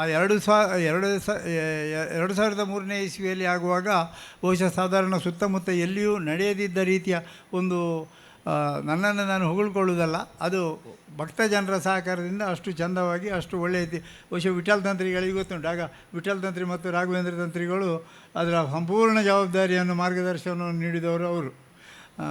ರಾಘವೇಂದ್ರ ತಂತ್ರಿಗಳು ನನ್ನ ಕ್ಲಾಸ್ಮೇಟ್ ಕೂಡ. PUCಯಿಂದ MJMನಲ್ಲಿ ಕೊನೆಯ ವರ್ಷದವರೆಗೆ ನಾವು ಒಟ್ಟಿಗೆ ಕಲ್ತಿದ್ದೆ. ಅವರು ಮುಂದಿನ ಬೆಂಚಿನಲ್ಲಿದ್ದರು, ನಾನು ಹಿಂದಿನ ಬೆಂಚಿನಲ್ಲಿದ್ದೆ. ವ್ಯತ್ಯಾಸ ಅಷ್ಟೇ ಇದ್ದದ್ದು. ಮೊನ್ನೆ ಕೂಡ ಅವರಿಗೆ ಹೋದಾಗ ಭಾಳ ಸಂತೋಷ ಆಯಿತು. ಆಗಲಿ ನಿಮಗೆ ಇನ್ನೂ ದೇವರು ಆರೋಗ್ಯ ಕೊಡಲಿ, ಆ ಕೆಲಸ ಮಾಡುವಂಥದ್ದು ತಾಕತ್ತನ್ನು ಕೊಡಲಿ ಅಂತೇಳಿ ಅವರು ಕೂಡ ನಾನು ಪದ್ಮನಾಭನಲ್ಲಿ ಬೇಡಿಕೊಳ್ತೇನೆ ಅಂತೇಳಿ ನನಗೆ ಆಶೀರ್ವಾದ ಮಾಡಿದ್ದಾರೆ. ಇದಿಷ್ಟು ನಮ್ಮ ಜೀರ್ಣೋದ್ಧಾರ ಸಮಿತಿ ಆಗುವಂಥ ಒಂದು ಪ್ರಕ್ರಿಯೆಯ ಬಗ್ಗೆ ನಾನು ಹೇಳಿದ್ದು. ಆ ನಂತರ ಸುಮಾರು ಬಹುಶಃ 6/3/2026ಕ್ಕೆ ಈ ಆದೇಶ ಆಗಿದೆ. ಜೀರ್ಣೋದ್ಧಾರ ಸಮಿತಿಯನ್ನು ಆದೇಶ ಮಾಡಿ ಸರ್ಕಾರ ಆದೇಶವನ್ನು ಹೊರಡಿಸಿತ್ತು. ಆದರೆ ಹಲವಾರು ಬೇರೆ, ಯಾಕಂದರೆ ನಮಗೆ ಆದೇಶದ ಪ್ರತಿ ಸಿಗದೆ ಯಾವುದೇ ಮುಂದುವರಿಯುವುದು ಸರಿಯಲ್ಲ ಅನ್ನುವ ದೃಷ್ಟಿಯಿಂದ ನಾವು ಅದನ್ನು ತಟಸ್ಥವಾಗಿ ಇಟ್ಟಿತ್ತು. ಆದರೆ ಬೇರೆ ಎಲ್ಲ ಪ್ರಕ್ರಿಯೆಗಳು ಮುಗಿದು ಸಮಿತಿಯ ಪ್ರಥಮ ಸಭೆ 14/4/2026ಕ್ಕೆ ನಾವು ಪ್ರಥಮ ಸಭೆಯನ್ನು ಆಯೋಜನೆ ಮಾಡ್ತೀವಿ. ಅದರಲ್ಲಿ ನಮ್ಮ 20 ಜನರು ಹಾಗೂ ವ್ಯವಸ್ಥಾಪನಾ ಸಮಿತಿಯ ಎಲ್ಲ ಸದಸ್ಯರು ಇದ್ದು ಅದರಲ್ಲಿ 2 ಮುಖ್ಯ ನಿರ್ಣಯಗಳನ್ನು ಮಾಡ್ತೀವಿ. ಒಂದು, ಪ್ರಥಮವಾಗಿ ಆದಷ್ಟು ಶೀಘ್ರದಲ್ಲಿ ಊರಿನವರನ್ನು ಸೇರಿಸಿ ಸಮಾಲೋಚನಾ ಸಭೆಯನ್ನು ಮಾಡಬೇಕು. ಇನ್ನೊಂದು, ಈ ಸಂಸ್ಥೆಗೆ ಜೀರ್ಣೋದ್ಧಾರ ಸಮಿತಿಗೆ ಯಾರ್ಯಾರನ್ನು ಗೌರವಾಧ್ಯಕ್ಷರನ್ನಾಗಿ ಮಾಡಬೇಕನ್ನೋದ್ರ ಬಗ್ಗೆ ಚರ್ಚೆಯಾಗಿ, ಶಾಸಕರಾಗಿ ಈ ಕ್ಷೇತ್ರವನ್ನು ಮುನ್ನಡೆಸುತ್ತಿರುವಂತಹ ಸನ್ಮಾನ್ಯ ಶ್ರೀ ಗುರುಮೆ ಸುರೇಶ್ ಶೆಟ್ಟಿ ಅವರನ್ನು ಒಂದು, 2 ಮಾಜಿ ಸಚಿವರಾದ ವಿನಯ್ ಕುಮಾರ್ ಸೊರಕೆ ಅವರು, ಇನ್ನೊಂದು ಮಾಜಿ ಶಾಸಕರಾದ ಲಾಲಾಜಿ ಆರ್ ಮೆಂಡನ್ರವರು ಹಾಗೂ ಹಿರಿಯ ಅರ್ಚಕರು, ಅರ್ಚಕ ವರ್ಗದಲ್ಲಿಯೇ ನಮ್ಮಲ್ಲಿ ಹಿರಿಯರಾದ ಭಾಳಷ್ಟು ದೇವಸ್ಥಾನದ ಬಗ್ಗೆ, ಈ ಕ್ಷೇತ್ರದ ಬಗ್ಗೆ ತಿಳುವಳಿಕೆ ಇರುವಂತಹ ಹಿರಿಯರಾದ ನನ್ನ ಆತ್ಮೀಯರೂ ಆಗಿರುವಂತಹ ಸನ್ಮಾನ್ಯ ಶ್ರೀ ಪಿ ಕೃಷ್ಣ ಅಡಿಗರವರನ್ನು 4 ಜನವನ್ನು ನಾವು ಗೌರವಾಧ್ಯಕ್ಷರುಗಳನ್ನಾಗಿ ಆಯ್ಕೆ ಮಾಡುವುದು ಅಂಥೇಳಿ ನಿರ್ಣಯಿಸಿ, ಅದೇ ರೀತಿಯಲ್ಲಿ ನಿರ್ಣಯದ ಬೆನ್ನಿಗೆ ಅಲ್ಲಿಗೆ ಹೋಗಿ ಎಲ್ಲರನ್ನು ನಾವು ಭೇಟಿಯಾಗಿ ಅವರನ್ನು ಕೇಳಿಕೊಂಡ ಮೇರೆಗೆ ಅವರೆಲ್ಲರೂ ಭಾಳ ಸಂತೋಷದಿಂದ ಒಪ್ಪಿ ನಮ್ಮೊಂದಿಗೆ ಕೆಲಸ ಮಾಡುವುದಕ್ಕೆ, ಮಾರ್ಗದರ್ಶನ ಮಾಡುವುದಕ್ಕೆ ಸಂಪೂರ್ಣವಾದ ಒಪ್ಪಿಗೆಯನ್ನು ಕೊಟ್ಟಿದ್ದಾರೆ. ಆದರೆ ಇವತ್ತು 3 ಜನ ಗೌರವಾಧ್ಯಕ್ಷರುಗಳು ಈ ಸಭೆಯಲ್ಲಿಲ್ಲ. ತುಂಬ ಜನರಿಗೆ ಆ ಪ್ರಶ್ನೆ ಮನಸ್ಸಿನಲ್ಲಿ ಬರ್ಬೋದು, ಯಾಕೆ ಇಲ್ಲ ಅಂತ ಹೇಳಿದರೆ, ಬಹುಶಃ ಅವರಿಗೆಲ್ಲರಿಗೂ ಅದಕ್ಕಿಂತ ಮುಂಚೆ ನಮಗೆ ಈ 3ನೇ ತಾರೀಕಿಗೆ ಯಾಕೆ ಮಾಡ್ತೀವಿ ನಾವು ಹೇಳಿದರೆ, ಇವತ್ತು ತುಂಬ ಕಾರ್ಯಕ್ರಮಗಳಿತ್ತು. ಆದರೆ ತಂತ್ರಿಗಳು ಹೇಳಿದರು, ಒಂದು ನಮ್ಮ ವಾಸ್ತುತಜ್ಞರಾದ ಸುಬ್ರಹ್ಮಣ್ಯ ಭಟ್ರಿಗೆ ಅವರು ಬಾಂಬೆಯಲ್ಲಿದ್ದರು, ಇವತ್ತು ತಾನೇ ಅವರು ಬಂದು ಪುನಃ ನಾಳೆಯಿಂದ ಅವರು ಬೇರೆ ಕಾರ್ಯಕ್ರಮದಲ್ಲಿ ಭಾಗವಹಿಸಲಿಕ್ಕಿದೆ. ಆದ್ದರಿಂದ ಅವರು ಈ ಕಾರ್ಯಕ್ರಮದಲ್ಲಿ ನಮಗೆ ಭಾಳ ಅಗತ್ಯ ಇತ್ತು. ನಾವು ಆದ್ದರಿಂದ 3ನೇ ತಾರೀಖನ್ನು ಫಿಕ್ಸ್ ಮಾಡಿಕೊಳ್ತು. ಆದರೆ ಗುರುಮೆಯವರಿಗೆ ತುಳುಕೂಟದ್ದು ಬ್ಯಾಂಗ್ಳೂರಿನಲ್ಲಿ ಅವರು ಅದರಲ್ಲಿ ಗೌರವಾಧ್ಯಕ್ಷರು. ಇವತ್ತು ಆ ಕಾರ್ಯಕ್ರಮ ಬ್ಯಾಂಗ್ಳೂರಿನಲ್ಲಿ ನಡೀತಾ ಉಂಟು. ಆದ್ದರಿಂದ ನೀವು ತಪ್ಪು ತಿಳ್ಕೊಳ್ಳಿಕ್ಕೆ ಕೂಡದು. ನಾನು ಖಂಡಿತವಾಗಿ ಇನ್ನು ಮುಂದಿನ ಕಾರ್ಯಕ್ರಮಗಳಲ್ಲಿ ಭಾಗವಹಿಸ್ತೇನೆ ಹಾಗೂ ನಮ್ಮವರನ್ನೆಲ್ಲ ಇದರಲ್ಲಿ ಸೇರಿಸಿಕೊಂಡು ಕೆಲಸ ಮಾಡುವ ರೀತಿಯಲ್ಲಿ ನಾನು ಅದಕ್ಕೆ ಪ್ರಯತ್ನ ಮಾಡ್ತೇನೆ ಅನ್ನುವ ಒಂದು ಮಾತನ್ನು ನನಗೆ ಹೇಳಿದರು. ನಾವು ಅವರ ಮನೆಯಲ್ಲಿ ಹೋಗಿ ಬಹಳಷ್ಟು ಹೊತ್ತು ಕೂತು ಅದರ ಬಗ್ಗೆ ಚರ್ಚೆ ಮಾಡಿ ಬಂದಿದ್ದೇನೆ. ಅದೇ ರೀತಿಯಲ್ಲಿ ಲಾಲಾಜಿ ಮೆಂಡನ್ರವರು ಅದನ್ನೇ ಹೇಳಿದರು. ನಾನು ಗುರುಮೆಯವರು ಬರುವಾಗಲೇ ನಾನು ಕೂಡ ಅವರೊಟ್ಟಿಗೆ ಬರ್ತೇನೆ ಅಂತೇಳಿ. ವಿನಯ್ ಕುಮಾರ್ ಸೊರಕೆ ಅವರಿಗೆ ಕೊಪ್ಪದಲ್ಲಿ ಅದು ಸುಮಾರು 1 ತಿಂಗಳು ಮುಂಚೆಯೇ ಅವರಿಗೆ ಪ್ರೋಗ್ರಾಮ್ ಫಿಕ್ಸ್ ಆಗಿತ್ತು. ಅದು ಯಾವುದೋ ಅವರದ್ದು ಸರ್ವಧರ್ಮ ಯಾವುದೋ ಒಂದು ಕಾರ್ಯಕ್ರಮ ಹೇಳಿದರು. ಆದರೆ ಇವತ್ತು ಇಲ್ಲಿ ಅಟೆಂಡ್ ಆಗಿ ಹೋಗ್ತೇನೆ ಹೇಳಿದರು. ಬಹುಶಃ ಅವರಿಗೆ ಬರಲಿಕ್ಕೆ ಅವಕಾಶ ಆಗಲಿಲ್ಲ. ಆದ್ದರಿಂದ ಅವರು 3 ಜನವು ಇನ್ನು ಮುಂದಿನ ನಮ್ಮ ಮೀಟಿಂಗ್ಗಳಲ್ಲಿ ಖಂಡಿತವಾಗಿ ಅವರ ಮಾರ್ಗದರ್ಶನ ಹಾಗೂ ಅವರ ಸಹಾಯ ನಮಗೆ ಎಲ್ಲರದ್ದು ಉಂಟಂತ ಹೇಳೋದು ತಿಳ್ಕೊಂಡು ಹಿರಿಯರಾದ ಕೃಷ್ಣ ಅಡಿಗರು ವೇದಿಕೆಯಲ್ಲಿದ್ದಾರೆ. ಅದೇ ರೀತಿಯಲ್ಲಿ ಇಷ್ಟು ಕಾರ್ಯಕ್ರಮ ಆದಮೇಲೆ ನಾವು ಅವರನ್ನೆಲ್ಲ ಭೇಟಿಯಾಗಿ ಈ ವಿಷಯಗಳನ್ನೆಲ್ಲ ಚರ್ಚಿಸಿ ಒಂದು ಹಂತಕ್ಕೆ ತಂದಿದ್ದೇವೆ. ಆನಂತರ 19/4/26ರಂದು ನಿತ್ಯ ಸ್ವಾಗತ ಸಮಿತಿ ಹಾಗೂ ವ್ಯವಸ್ಥಾಪನಾ ಸಮಿತಿ ಜೀರ್ಣೋದ್ಧಾರ ಸಮಿತಿಯವರು ಕುಳಿತು ಒಂದು ಮೀಟಿಂಗನ್ನು ಮಾಡ್ತು. ಆ ಮೀಟಿಂಗ್ ಯಾವುದರ ಬಗ್ಗೆ ಅಂತ ಹೇಳಿದರೆ ಈ ಕಾರ್ಯಕ್ರಮ ಇವತ್ತಿನ ಕಾರ್ಯಕ್ರಮಕ್ಕೆ ಯಾವ ರೀತಿಯಲ್ಲಿ ನಾವು ಪ್ರಚಾರವನ್ನು ಕೈಗೊಳ್ಳಬೇಕು, ಪ್ರತಿ ಜನರಿಗೆ ಈ ವಿಷಯ ಮುಟ್ಟಬೇಕು, ಅದಕ್ಕೆ ಏನು ಮಾಡಬೇಕು ಅಂತ ಹೇಳೋದ್ರ ಬಗ್ಗೆ ಅದಕ್ಕೆಲ್ಲ ನಮ್ಮ ನಿತ್ಯ ಸ್ವಾಗತ ಸಮಿತಿಯವರು ಬಹಳಷ್ಟು ಒಂದು ಸಂತೋಷದಿಂದ ಒಪ್ಪಿ ಮನೆ ಭೇಟಿ ಕಾರ್ಯಕ್ರಮವನ್ನು ಅವರು ಹಮ್ಮಿಕೊಂಡರು. ಅದರಲ್ಲಿ ನಮ್ಮ ಜೀರ್ಣೋದ್ಧಾರ ಸಮಿತಿಯ ಸದಸ್ಯರು ಸೇರಿದ್ದಾರೆ, ವ್ಯವಸ್ಥಾಪನಾ ಸಮಿತಿಯ ಸದಸ್ಯರು ಸೇರಿದ್ದಾರೆ. ಒಟ್ಟಾರೆಯಾಗಿ ಪೆರಡೂರಿನಲ್ಲಿ ಸುಮಾರು 4ರಿಂದ 4,500 ಮನೆಗಳಿದ್ದಾವೆ.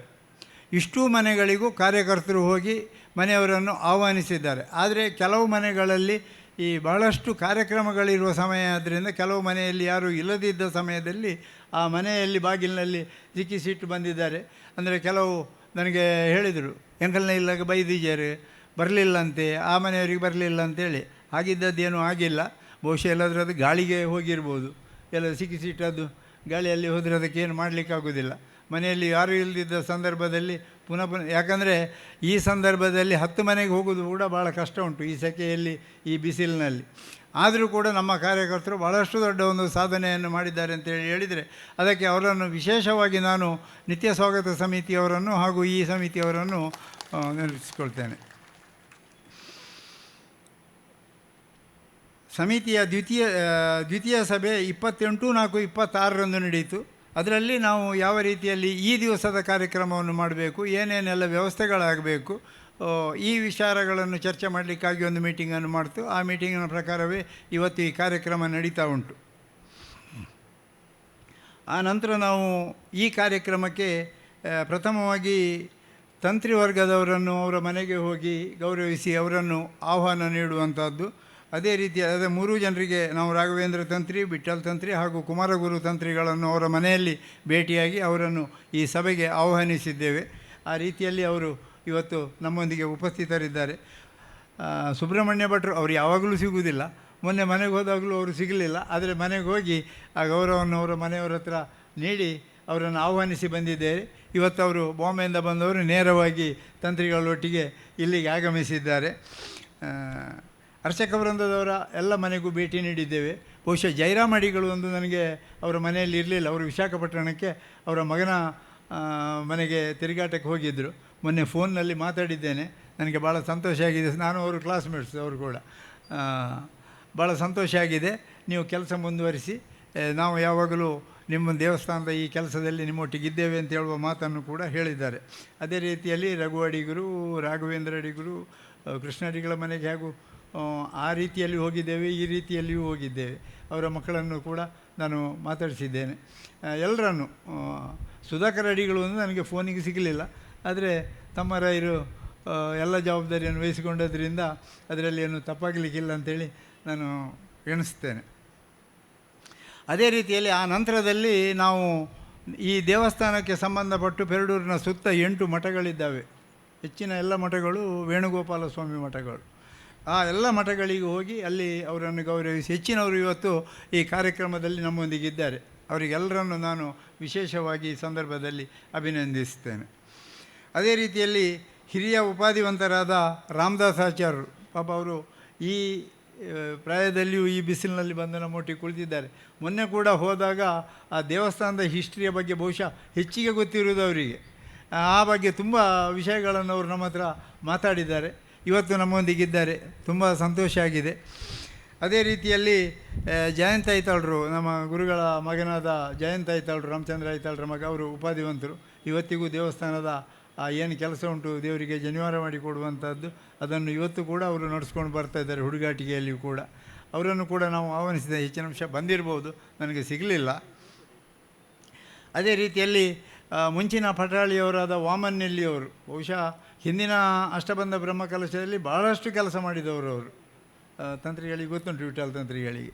ಅವರ ಮನೆಗೆ ಹೋಗಿ ಅವರನ್ನು ಮಾತಾಡಿಸಿ ಬಂದಿದ್ದೇವೆ. ಅವರ ಮಗ ಇವತ್ತು ನಮ್ಮೊಟ್ಟಿಗಿದ್ದಾರೆ.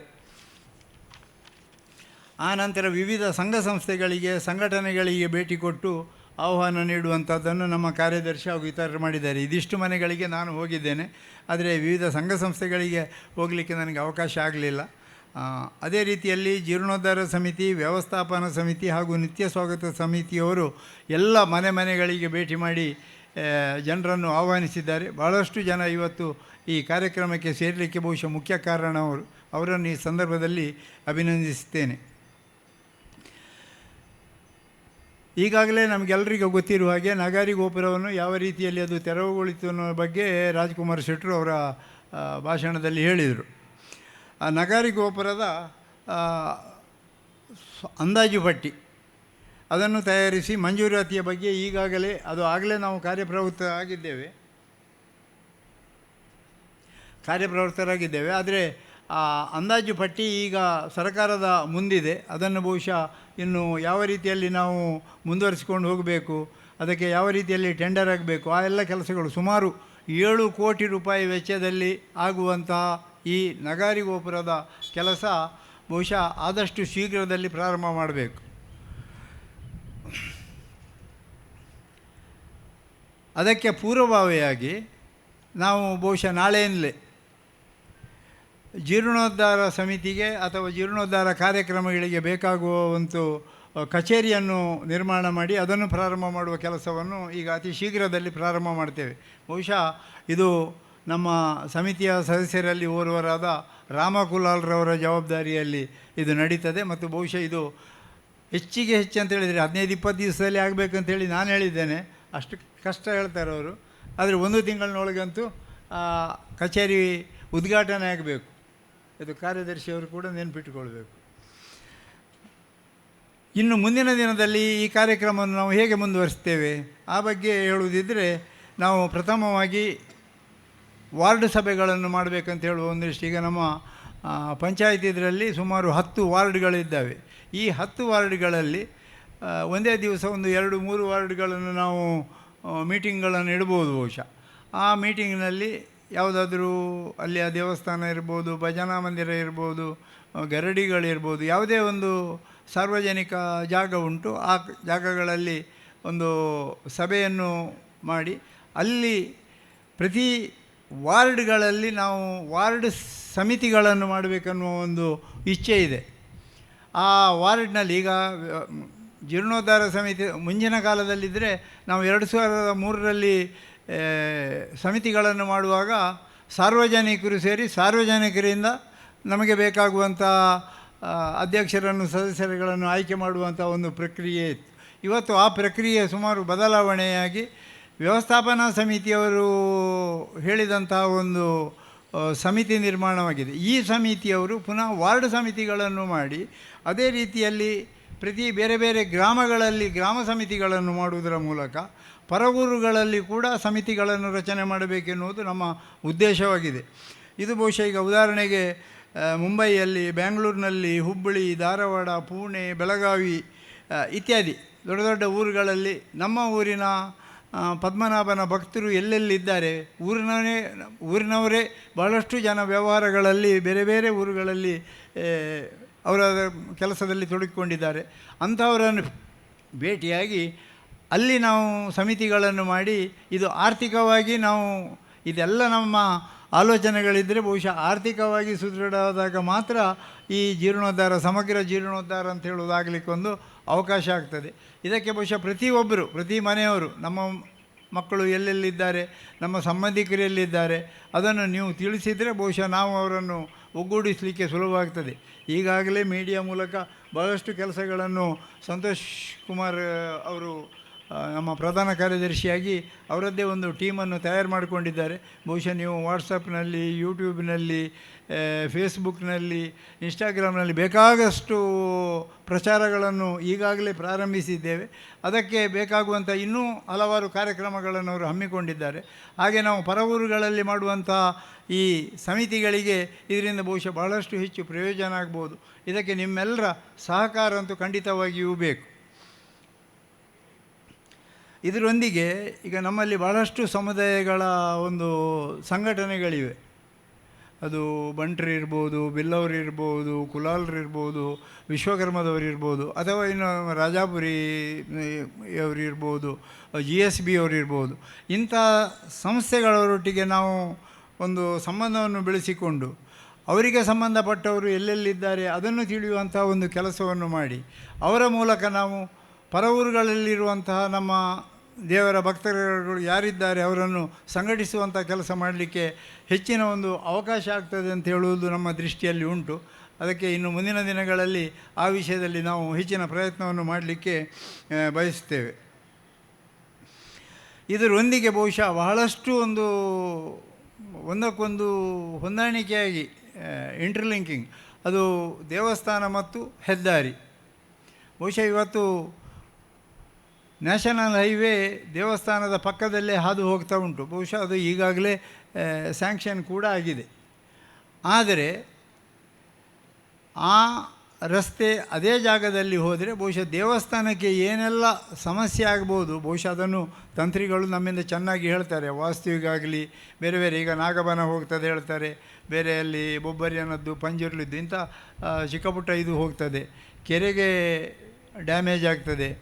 ಬಹುಶಃ 40 ಮೀಟರ್ ಬಿಡುವಂಥ ಒಂದು ಪ್ರಮೇಯ ಬಂದರೆ, ಯಾಕಂದರೆ ಸರ್ಕಾರದ ಕಾನೂನಿನ ಪ್ರಕಾರ ರಸ್ತೆಯ ಸೆಂಟ್ರ್ ಪಾಯಿಂಟ್ನಿಂದ 40 ಮೀಟರ್ನಲ್ಲಿ ಯಾವುದೇ ಅಭಿವೃದ್ಧಿ ಕಾರ್ಯ ಮಾಡಲಿಕ್ಕೆ ಅವಕಾಶ ಇಲ್ಲ. ಹಾಗಾಗುವಾಗ ಅದು ಬಹುಶಃ ಅಂಗಣ ಸುತ್ತಿಗೆ ಈಚೆಯಿಂದ KG ರೋಡ್ ಸೈಡಿಂದ ಬಂದರೆ ದೇವಸ್ಥಾನದ ಗರ್ಭಗುಡಿಗೆ ತೊಂದರೆ ಆಗುವಂಥ ಒಂದು ಪರಿಸ್ಥಿತಿ ಇದೆ. ಆದ್ದರಿಂದ ದೇವಸ್ಥಾನದ ಎದುರಿನಲ್ಲಿ ಈಗ ನೀವು ಕೂತ ಈಚೆ ಭಾಗದಲ್ಲಿ ಸುಮಾರು 80ರಿಂದ 100 ಮೀಟರ್ನ ಮಧ್ಯದಲ್ಲಿ ಹೈವೇಯನ್ನು ಬದಲಾವಣೆ ಮಾಡಿ ಬೈಪಾಸನ್ನು ಮಾಡಿದರೆ ಬಹುಶಃ ಅದರ ಹೆಚ್ಚಿನ ವಿವರಣೆಯನ್ನು ಸಂತೋಷ್ ಕುಲಾಲರು ನಿಮಗೆ ಕೊಡ್ತಾರೆ. ಮಾಡಿದರೆ ಬಹುಶಃ ಇಲ್ಲಿ ಒಂದು ಸ್ವಾಗತ ಗೋಪುರ ಮಾಡಿದರೆ ಪೆರಡೂರಿನ ಸಂಪೂರ್ಣ ಅಭಿವೃದ್ಧಿಗೆ ಅದು ಭಾಳ ಒಂದು ಕಲಶಪ್ರಾಯವಾಗಿ ಮೂಡಿ ಬರ್ತದೆ ಅಂತ ಹೇಳುವುದಕ್ಕೆ ಎರಡು ಮಾತಿಲ್ಲ. ಯಾವುದೇ ಬಹುಶಃ ವಾಣಿಜ್ಯ ಸಂಕೀರ್ಣಗಳಿರ್ಬೋದು, ದೇವಸ್ಥಾನದ ಎದುರಿನ ಎಲ್ಲ ಭಾಗವು ಒಂದು ದೇವರ, ಅದು ಅಲ್ಲಿಂದ ಬರುವಾಗಲೇ ಒಂದು ಅನಂತ ಪದ್ಮನಾಭನ ದೇವಸ್ಥಾನದ ಒಂದು ಇಮೇಜನ್ನು ಯಾವ ರೀತಿಗೆ ತರ್ತದೆ ಅಂತ ಹೇಳುವುದನ್ನು ಬಹುಶಃ ಅದನ್ನು ನೀವು ಇನ್ನೀಗ ನೋಡಲಿಕ್ಕಿದ್ದೀರಿ. ಈ ಬಗ್ಗೆ ನಾವು ಪ್ರಯತ್ನ ಅನ್ನಂತೂ ಖಂಡಿತ ಮಾಡ್ತಾ ಉಂಟು. ಬೈಪಾಸ್ ಆಗಬೇಕನ್ನುವುದು ನಮ್ಮೆಲ್ಲರ ಭಕ್ತಾದಿಗಳ ಪ್ರಯತ್ನ. ಅದು ಎಷ್ಟರ ಮಟ್ಟಿಗೆ ಪದ್ಮನಾಭ ಅದಕ್ಕೆ ಫಲ ಕೊಡ್ತಾನೆ ಅದು ನನಗೆ ಗೊತ್ತಿಲ್ಲ, ಅದು ಪದ್ಮನಾಭನಿಗೆ ಗೊತ್ತು. ಆಗ್ಬೋದು, ಆಗದೆಯೂ ಇರಬಹುದು. ಆದರೆ ಎಲ್ಲರೂ ಆಗಬೇಕಂತ ಹೇಳುವ ಪ್ರಯತ್ನ ಮಾಡಿದರೆ, ಎಲ್ಲರ ಹಾರೈಕೆ ಆಗಬೇಕಂತೇಳಿದರೆ ಖಂಡಿತ ಪದ್ಮನಾಭ ಅದನ್ನು ನಡೆಸ್ತಾನೆ ಅನ್ನುವ ಒಂದು ಆಸೆ ನಮ್ಮೆಲ್ಲರಲ್ಲಿಯೂ ಇದೆ. ಇನ್ನು ನಾನು ವಿಶೇಷವಾಗಿ ವ್ಯವಸ್ಥಾಪನಾ ಸಮಿತಿಯವರ ಬಗ್ಗೆ ಹೇಳಬೇಕು. ಬಹುಶಃ ವ್ಯವಸ್ಥಾಪನಾ ಸಮಿತಿ ಭಾಳ ಒಂದು ಒಳ್ಳೆಯ ವ್ಯವಸ್ಥಾಪನಾ ಸಮಿತಿ ಇದೆ. ನೀವು ಆ ದಿವಸ ಪದಪ್ರಧಾನ ಆದಾಗ ನೋಡಿದ್ದೀರಿ.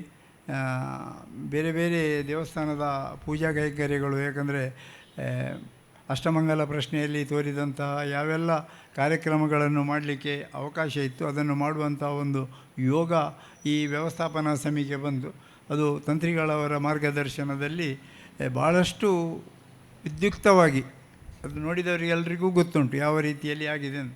ಒಂದೇ ದಿವಸದಲ್ಲಿ ಒಂದು 70ರಿಂದ 100 ಜನ ಬ್ರಾಹ್ಮಣರು ಪೂಜೆ ಮಾಡೋದು ನಾನಂತೂ ನೋಡಿಲ್ಲ ನನ್ನ ಈ ಸರ್ವಿಸ್ನಲ್ಲಿ. ಅಷ್ಟು ಚಂದದ ಒಂದು ಪೂಜೆಯನ್ನು ನೋಡಲಿಕ್ಕೆ ಸಿಗುವುದೇ ಒಂದು ಭಾಗ್ಯ. ಅಂಥ ಒಂದು ಕಾರ್ಯಕ್ರಮಗಳನ್ನು ಈ ದೇವಸ್ಥಾನದಲ್ಲಿ ಆಗಲಿಕ್ಕೆ ಬಹುಶಃ ವ್ಯವಸ್ಥಾಪನಾ ಸಮಿತಿಯವರು ಭಾಳ ಮುಖ್ಯ ಕಾರಣ.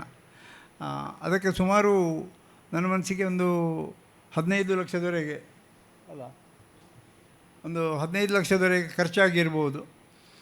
ಆ ಹಣ ಹೇಗೆ ಬಂತು, ಯಾರು ಕೊಟ್ಟರು, ಇದು ನಾನು ಕೇಳಿದ್ದೇನೆ ಭಾಳಷ್ಟು ಜನ. ಹೌದಾನೆ, ಯಾಕೆ ರಿಸೀಟ್ ದಂತಿನ ಮತ್ತು ದುಡ್ಡು ಬೈದನಿಗೆ ಅಂತೇಳಿ. ಹೌದು, ವಿಷಯ ಸತ್ಯ. ಯಾಕಂದರೆ ಹಣ ಕೇಳುವಾಗ, ಹಣ ಕೊಡುವಾಗಲೂ ಕೊಟ್ಟವರಿಗೆ ಹೇಳಿದ್ದಾರೆ ವ್ಯವಸ್ಥಾಪನಾ ಸಮಿತಿಯವರು, ಇದಕ್ಕೆ ರಸೀದಿ ಕೊಡಲಿಕ್ಕಾಗೋದಿಲ್ಲ. ಯಾಕಂದರೆ ದೇವಸ್ಥಾನದ ಧಾರ್ಮಿಕ ದತ್ತಿ ಇಲಾಖೆಯಲ್ಲಿ ಕೆಲವು ಕಟ್ಟುಪಾಡುಗಳಿವೆ. ಅದನ್ನು ಇಲ್ಲಿ ಸ್ವಾಗತ ಗೋಪುರವನ್ನು ತೆರವುಗೊಳಿಸುವಾಗ ಅದಕ್ಕೆ ಭಾಳಷ್ಟು ಜನ ಶ್ರಮದಾನದಲ್ಲಿ ಕೆಲಸ ಮಾಡಿದ್ದಾರೆ ಸ್ವತಃ. ಬಹುಶಃ ವಿಶೇಷವಾಗಿ ವಿಶ್ವಕರ್ಮ ಸಮುದಾಯದವರು, ಬಹುಶಃ ರಮೇಶಾಚಾರ್ಯರವರ ನೇತೃತ್ವದಲ್ಲಿ ಇಡೀ ವಿಶ್ವ ಸಮುದಾಯದವರು ಬಂದು ಇಲ್ಲಿ ಕೆಲಸ ಮಾಡಿದ್ದಾರೆ. ಹೆಸರು ಹೇಳಲಿಕ್ಕೆ ಸಾಧ್ಯ ಇಲ್ಲ, ಅಷ್ಟು ಜನ ಬಂದಿದ್ದಾರೆ. ಬೇರೆಯವರಿಗೆ, ನನ್ನಂಥವರಿಗೆ ತುಂಬ ಜನರಿಗೆ ಕೆಲಸ ಮಾಡಲಿಕ್ಕೆ ಮನಸ್ಸುಂಟು, ಕೆಲಸ ಮಾಡಲಿಕ್ಕೆ ಸಾಧ್ಯ ಇಲ್ಲ ನಮ್ಮ ಹತ್ರ. ಆಗ 5 ಜನರದ್ದು, 10 ಜನರದ್ದು, 25 ಜನರದ್ದು ಅವರ ಸಂಭಾವನೆಯನ್ನು ಅವರು ಕೊಟ್ಟಿದ್ದಾರೆ. ಅದಕ್ಕೆ ರಸೀದಿ ಕೊಡುವ ಪ್ರಶ್ನೆ ಬರುವುದಿಲ್ಲ. ಆ ಹಣವನ್ನು ಲೇಬರ್, ಯಾರನ್ನು ನಾವು ಜನ ನೇಮಕ ಮಾಡಿದ್ದೇವೆ ಅವರಿಗೆ ಹಣ ಕೊಡುವಂಥ ಒಂದು ಕ್ರಮದಲ್ಲಿ ಅದನ್ನು ವ್ಯವಸ್ಥಾಪನಾ ಸಮಿತಿಯವರು ಮಾಡಿದ್ದಾರೆ. ಬಹುಶಃ ಚೆನ್ನಕೇಶವ ಭಟ್ರಿಗೆ ಅದು ಭಾಳ ಸ್ಪಷ್ಟವಾಗಿ ಗೊತ್ತುಂಟು ಮತ್ತು ಅದರ ಲೆಕ್ಕವನ್ನು ಸ್ಪಷ್ಟವಾಗಿ ಇಟ್ಟವರಿದ್ದರೆ ಅವರು ಅದನ್ನು ಯಾರಾದರೂ ಬೇಕಾದರೆ ರಸ್ತೆಯಲ್ಲಿ ಮಾತಾಡೋದಕ್ಕಿಂತ ಬಂದು ಆಫೀಸ್ನಲ್ಲಿ ಕೇಳುವುದು ಒಳ್ಳೆಯದು. ಆಗ ಅದು ನಿಮಗೂ ಸಮಾಧಾನ, ನಮಗೂ ಸಮಾಧಾನ, ಅವರಿಗೂ ಸಮಾಧಾನ. ಯಾಕಂತೇಳಿದರೆ ದೇವರ ಹಣ ತಿಂದು ಒಳ್ಳೆಯದಾದವರು ಯಾರೂ ಇಲ್ಲ. ಆದ್ದರಿಂದ ಯಾರು ತಿಂತಾರೆ ಅಂತೇಳಿ ತಪ್ಪು ತಿಳ್ಕೊಳ್ಳೋದು ಬೇಡ. ತಿಂದರೆ ತಿಂದವರಿಗೆ ಮಾತ್ರ ಬರ್ತದೆ ಅದು. ಆದ್ದರಿಂದ ಅದರ ಬಗ್ಗೆ ಹೆಚ್ಚು ಯಾರೂ ತಲೆ ಕೆಡಿಸ್ಕೊಳ್ಳುವ ಅಗತ್ಯ ಇಲ್ಲ. ಆ ರೀತಿಯಲ್ಲಿ ಆ ಕೆಲಸವನ್ನು ವ್ಯವಸ್ಥಾಪನಾ ಸಮಿತಿ ಮಾಡಿದೆ. ಅದಕ್ಕಾಗಿ ನಾನು ಅವರನ್ನು ವಿಶೇಷವಾಗಿ ಈ ಸಂದರ್ಭದಲ್ಲಿ ಅಭಿನಂದಿಸಲಿಕ್ಕೆ ಇಚ್ಛೆಪಡ್ತೇನೆ. ಅದೇ ರೀತಿ ನಿತ್ಯ ಸ್ವಾಗತ ಸಮಿತಿಯವರ ಬಗ್ಗೆ ನಾನು ಈಗಾಗಲೇ ಹೇಳಿದ್ದೇನೆ, ಪುನಃ ಹೇಳುವ ಅಗತ್ಯ ಇಲ್ಲ.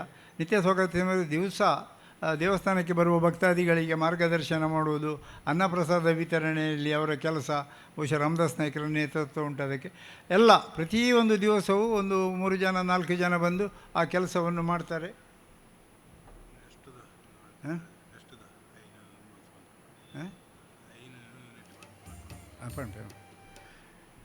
ಅವರ ಬಗ್ಗೆ ನಾನು ಹೆಚ್ಚಿಗೆ ಹೇಳಲಿಕ್ಕೆ ಹೋಗಿದೆ. ಈಗಾಗಲೇ ನಾನು ಭಾಳಷ್ಟು ಹೊತ್ತು ತಗೊಂಡಾಗಿದೆ, ಮಾತಾಡದೆ ಉಪಾಯ ಇಲ್ಲ. ತಂತ್ರಿಗಳವರ ಬಗ್ಗೆ ಕೂಡ ಅಷ್ಟೇ, ಅವರು ಯಾವ ರೀತಿಯಲ್ಲಿ ಕೆಲಸ ಮಾಡ್ತಾರೆ ಇಲ್ಲಿ ಬಂದ ಭಕ್ತರಿಗೆ ಪ್ರತಿಯೊಬ್ಬರಿಗೂ ಗೊತ್ತುಂಟು. ಆದ್ದರಿಂದ ಸ್ವಾಮಿ, ನಿಮ್ಮ ಬಗ್ಗೆ ನಾನು ಸುಮ್ಮನೆ ಹೊಗಳಲಿಕ್ಕೆ ಹೋಗೋದಿಲ್ಲ. ಇನ್ನು ಮುಂದಿನ ದಿವಸದಲ್ಲಿ ಎಲ್ಲವೂ ನಿಮ್ಮ ಮಾರ್ಗದರ್ಶನದಲ್ಲಿ, ನಿಮ್ಮ ಉಸ್ತುವಾರಿಯಲ್ಲಿಯೇ ನಡೆಯುವುದರಿಂದ ಅದೇ ರೀತಿಯಲ್ಲಿ ಅರ್ಚಕ ವೃಂದದವರು, ಕೃಷ್ಣಡಿಗಳಾದಿಯಾಗಿ ಎಲ್ಲ ಅರ್ಚಕರವರು, ರಘುಪ್ರಸಾದ್ ಅಡಿಗರು ಇರಲಿ, ಇನ್ನು ಮುಂದಿನ ಪೂಜೆ ಮಾಡುವಂಥ ಎಲ್ಲ ಅರ್ಚಕ ವರ್ಗದವರನ್ನು ಈ ಸಂದರ್ಭದಲ್ಲಿ ನಾನು ವಿಶೇಷವಾಗಿ ಸ್ಮರಿಸಿಕೊಳ್ತೇನೆ. ನಾನು 2 ಮಾತು ಹೇಳಬೇಕು ಸಂತೋಷ್ ಕುಲಾಲ್ರ ಬಗ್ಗೆ. ಆಗಲೇ ಹೇಳಿದರು, ನಾನು ನನ್ನ ಪ್ರಾಯಕ್ಕೂ ಅವನ ಪ್ರಾಯಕ್ಕೂ ಬಹುಶಃ ಭಾಳಷ್ಟು ಡಿಫರೆನ್ಸ್ ಉಂಟು. ಆದರೂ ನಮಗೆ ಒಟ್ಟಿಗೆ ಕೆಲಸ ಮಾಡೋದ್ರಲ್ಲಿ ಭಾಳ ಖುಷಿ ಕೂಡ ಉಂಟು. ಮತ್ತು ನನಗಾದರೂ ಸಿಟ್ಟು ಬರ್ತದೆ, ಯಾರಿಗಾದರೂ ಕೂಡಲೇ ರಿಯಾಕ್ಟ್ ಮಾಡ್ತೇನೆ ನಾನು. ಅವನಿಗೆ ಪುಣ್ಯಾತ್ಮನಿಗೆ ಸಿಟ್ಟೇ ಬರುವುದಿಲ್ಲ. ಈ ಪ್ರಾಯದಲ್ಲಿ ಸಿಟ್ಟು ಬರ್ತಿದ್ರೆ ಅವ ಇನ್ನು ಯಾವುದೋ ಜಾಗಕ್ಕೆ ಹೋಗ್ಲಿಕ್ಕೆ ಉಂಟು.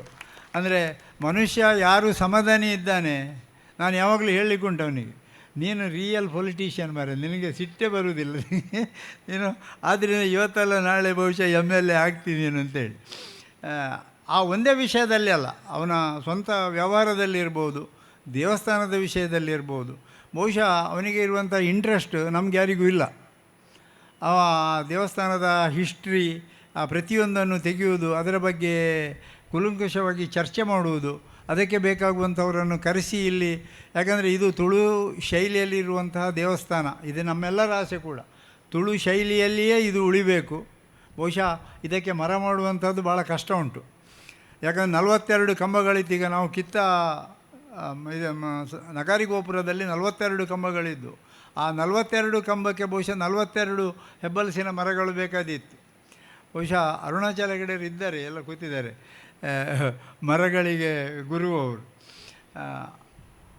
ಅಷ್ಟು ಮರ ಮಾಡಲಿಕ್ಕೆ ಬಹುಶಃ ಇವತ್ತಿನ ದಿವಸದಲ್ಲಿ ಕಷ್ಟ ಉಂಟು. ಈ ಸಂದರ್ಭದಲ್ಲಿ ನಾನು ಭಕ್ತಾದಿಗಳಲ್ಲಿ ಒಂದು, ನಿಮ್ಮ ಪಟ್ಟ ಜಾಗದಲ್ಲಿ ಒಳ್ಳೆಯ ಹೆಬ್ಬಲಸಿನ ಮರ, ಬೋಗಿ ಮರಗಳು ಇದ್ದರೆ ದಯವಿಟ್ಟು ದೇವರಿಗೆ ಅರ್ಪಿಸುವ ಮನಸ್ಸಿದ್ದರೆ ಅದನ್ನು ಈಗಲೇ ನೋಟ್ ಮಾಡಿ ಇಡಿ ಮತ್ತು ನಮಗೆ ತಿಳಿಸಿ.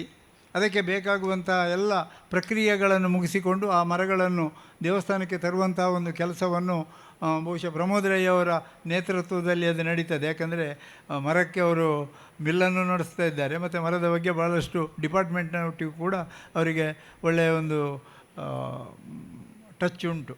ಆದ್ದರಿಂದ ಅದರಲ್ಲಿ ಯಾವುದೇ ಅದನ್ನು ನೀವು ಸೇವಾ ರೂಪದಲ್ಲಿ ಕೂಡ ಕೊಡ್ಬೋದು.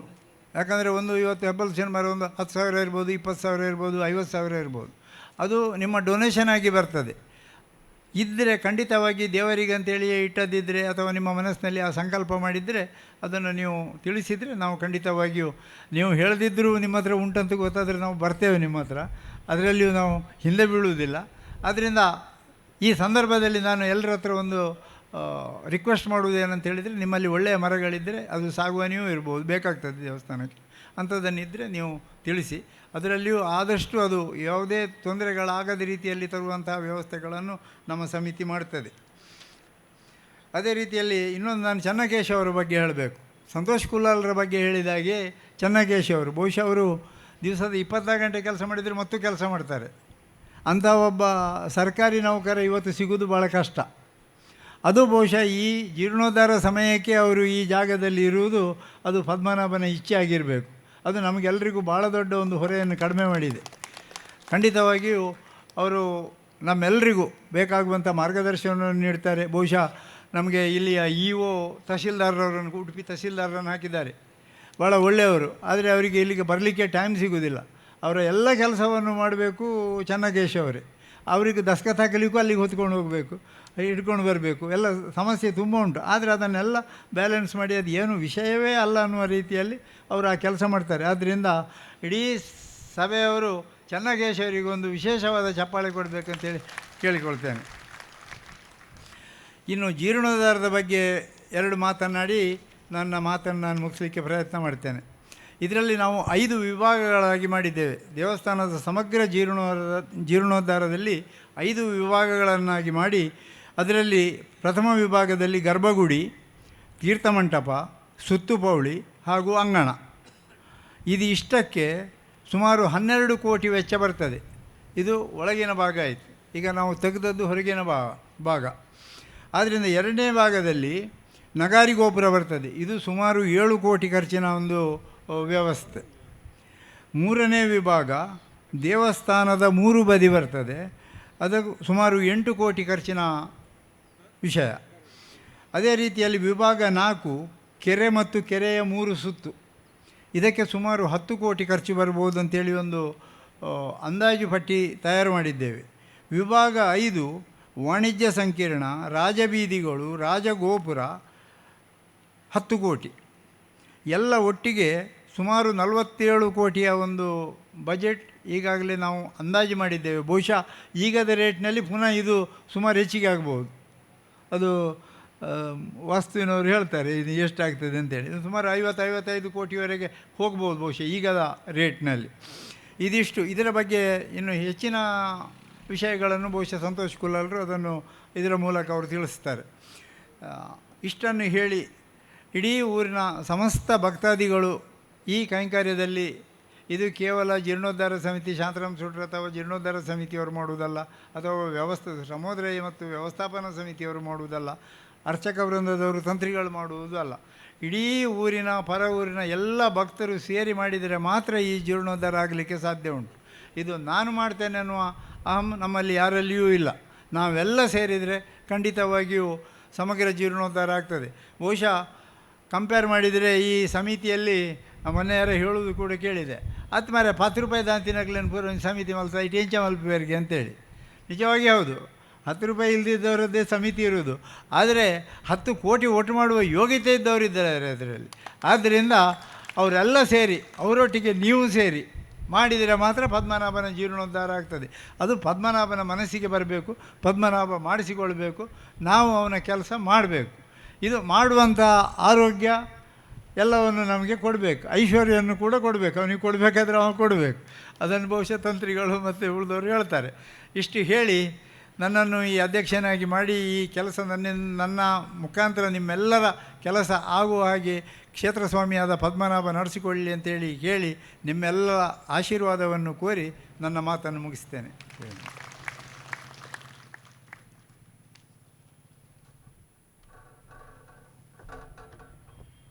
ಪ್ರಾಸ್ತಾವಿಕವಾಗಿ ಮಾತನಾಡಿದ ಜೀರ್ಣೋದ್ಧಾರ ಸಮಿತಿ ಅಧ್ಯಕ್ಷರಾದ ಶ್ರೀ ಕೆ ಶಾಂತರಾಮ ಸೂಡ್ರವರಿಗೆ ಅಭಿನಂದನೆ ಸಲ್ಲಿಸಿಕೊಂಡು ಆಗಮಿಸಿದ ಎಲ್ಲ ಭಕ್ತಾದಿಗಳು ಶ್ರೀ ಕೆ ಶಾಂತರಾಮ ಸೂಡ್ರವರಿಗೆ ನಿಮ್ಮ ಅಧ್ಯಕ್ಷತೆಯನ್ನು ನಾವು ಒಪ್ಪಿಕೊಂಡಿದೆ ಎನ್ನುವ ಒಂದು ಸಂದೇಶವನ್ನು ಗಟ್ಟಿಯಾಗಿ ಚಪ್ಪಳಿಯನ್ನು ತಟ್ಟುವ ಮೂಲಕ ಅವರಿಗೆ ನೀಡಬೇಕಾಗಿ ನಾವು ಕೇಳಿಕೊಳ್ತೇವೆ. ಈಗ ಮುಂದಿನ ಕಾರ್ಯಕ್ರಮ ದೇವಸ್ಥಾನದ ಜೀರ್ಣೋದ್ಧಾರದ ಯೋಚನೆ ಮತ್ತು ಯೋಜನೆಗಳ ಒಂದು ಪ್ರಸ್ತಾವನೆ. ಇದನ್ನು ದೃಶ್ಯ ಮಾಧ್ಯಮದ ಮೂಲಕ ವಿವರವಾಗಿ ಒಂದು 5 ನಿಮಿಷದಲ್ಲಿ ನಿಮ್ಮೆಲ್ಲರ ಮುಂದೆ ಇಡಲಿಕ್ಕಿದ್ದಾರೆ ನಮ್ಮ ದೇವಸ್ಥಾನದ ತಾಂತ್ರಿಕ ಸಲಹೆಗಾರರು, ಜೀರ್ಣೋದ್ಧಾರ ಸಮಿತಿಯ ಪ್ರಧಾನ ಕಾರ್ಯದರ್ಶಿಗಳು ಆಗಿರುವಂಥ ಶ್ರೀ ಸಂತೋಷ್ ಕುಲಾಲ್ರವರು.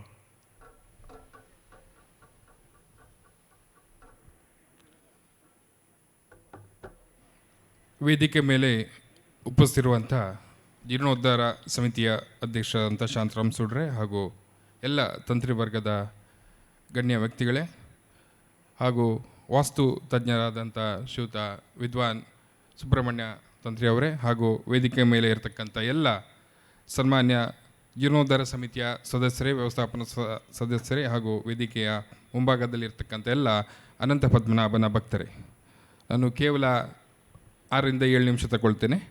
3 ನಿಮಿಷದ ವಿಡಿಯೋ ಮತ್ತು 4 ನಿಮಿಷದ ಮಾತು.